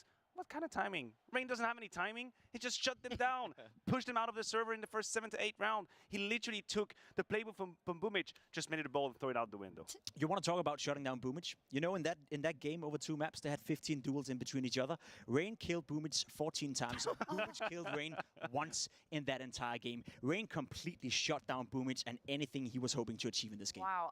Rain, what a performance. FaZe, what a performance. Let's spare a moment for NAVI then as we take a look at the bracket, who had, you know, an up and down major, but they came into their own as the playoffs progressed. After the first map, the story here on the desk by my analyst was, it's not necessarily that NAVI wasn't performing at their best, it was that FaZe was better. What is the consensus now after this final, Maui? The teamwork from FaZe was there for them. The trades, late round situations, retaking post plans. It looks like they got the better of NAVI in the majority of those kinds of situations. Even the ways that they were creative in some of the late rounds to find, even if they lost the opening kill, to bring it back. That's where FaZe were really thriving in this one. And the thing is with NAVI, the win condition going into this was that the individuals all had to shine. We only got a couple glimpses here and there of brilliance. Yeah, some of the superstars just didn't deliver what we were hoping for. When you have Simple in your team and he goes 0.89 rating, oh, isn't it cute? Is this not a typical Are game. they? Remember what happened in Stockholm? What are you? Yeah, no, let's forget. Okay. Talk repeat about history. Simple not even having the good game that he was supposed to have. When you have Bit who takes a while to warm up, some of these pieces are missing when Perfecto is your highest fragger. But again, This is so nice. that really a problem? I mean, it's just so beautiful because he gave that speech, right? You know, she's there by his side as well. You know, everyone is when you're in a pro player career, and they have to be because you give everything for your job and for your career. Let's run into the closing remarks of this major. I want to leave you with something that Kerrigan said, I think it was between Katowice and the RMR, asked about, you know, now winning Katowice, then the Pro League, of course, and then the major is on the horizon, and he was asked, you know, would this be it? And he said, it would be great. It would be fantastic, but I'm not going to stop there. I'm there to keep winning trophies. So that leads us into the conversation about this phase now, with the successes they have had so far, the fact that this international roster is making sense. What is on the horizon, panelists? You know what? I truly hope that this isn't it. I truly hope it isn't it. But we have to address the fact that they had this extra hunger into this game. And you could see it in Rain, you could see it in Kerrigan, that they wanted this more than anything in the world. Are we going to see that same hunger moving forward? I think they have all the pieces. They can write something beautiful with FaZe, but is that extra plus 10% going to be here? I agree. You know, I think sky's the limit for this lineup. You look at the lineup, you look at the players, and you think to yourself, you know, it makes so much sense on paper. Now we're seeing it play out in front of us as well. And I want to state this for the record as well. I don't think FaZe at any point in this tournament played at 100%. I even said it coming into the final. They got into the grand final by playing at 80, 85%. You still saw mistakes. We saw Rain on Inferno as well. You know, drop the ball a couple of times despite being the MVP. There's still more to be decided for FaZe. So I am 100% sure that we're going to see them around, and it is a team that will win more trophies. And I also want to state, you know, that we look at a Kerrigan, we look at a guy who's been around for such a long period. He now won the major, right? That was the one final thing he needed to win. He's close to an instant Grand Slam as well, perhaps. Outside of that, is there anything else he can achieve? I think we could be looking at Kerrigan right now, playing perhaps the last year of his professional career. So I hope it's going to be a good one. I don't want that. I know. I don't want any of that. I know. I'm just trying to. We don't want any of that. There's still the Grand Slam on the horizon for them. And The that's fact what is, keeps him at bay, you know? Yeah, they've got 3 right now. I think Dallas is the next, if I'm not mistaken. So that's one for them where they can put a hefty chunk of change into their pockets right there, $1 million as well. I mean, the thing is with FaZe, the roles just make so much sense. And we heard Twist there on the stage that he loves this team. Yeah. I mean, they're loving each other right now. They're feeling it. It doesn't feel like there's anything going on behind the scenes, like there's a role clash or anything. Everybody is so comfortable where they are right now for FaZe. May I just take the floor as well and give some commiserations to Navi just one final time? Yes, yeah. I feel we need to, right? The circumstances they came into this tournament with, it cannot be easy, right? I don't think we can even grasp to imagine what it's like being in the Navi camp right now, having to move to different countries, having to focus on a lot of stuff outside of the game, yet they still came into the major. They didn't lose a single game coming into the grand final, and yes, we all agree tonight, FaZe were the better team. FaZe right now is the best team in the world, but for Navi to be in a grand final at another major, given everything that's going on with their roster, I think that deserves some round applause. Yeah, they played with a lot of heart, and I think a lot of people would have seen them go out earlier in the tournament due to their recent form, due to the circumstances, but they have reminded us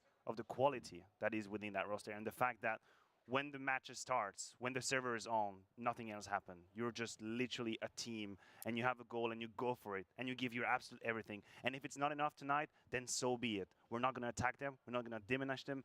They did everything they could. They put up an honorable fight for Navi, and it speaks to their value. Absolutely does, and there will be another tomorrow for them, but it is FaZe that reigns supreme here today. A couple of thank yous to all the teams and the players who gave us, I think, one of the most beautiful majors we have ever seen, through the runs from the underdogs, through the stars stepping up when it mattered the most. I want to thank you all in Antwerp, if you're still here, for being so loud this entire weekend, everybody watching and supporting us every day, Seb and his crew in the production behind the scenes every single day, showing up. This is what we do it for. This is why we love Counter-Strike. All my analysts, all the on-air talents. I don't think I've forgotten anyone, but the most important one, every one of you at home. Thank you for your continued support. I hope you enjoyed this PGL Major, and we'll see you next time.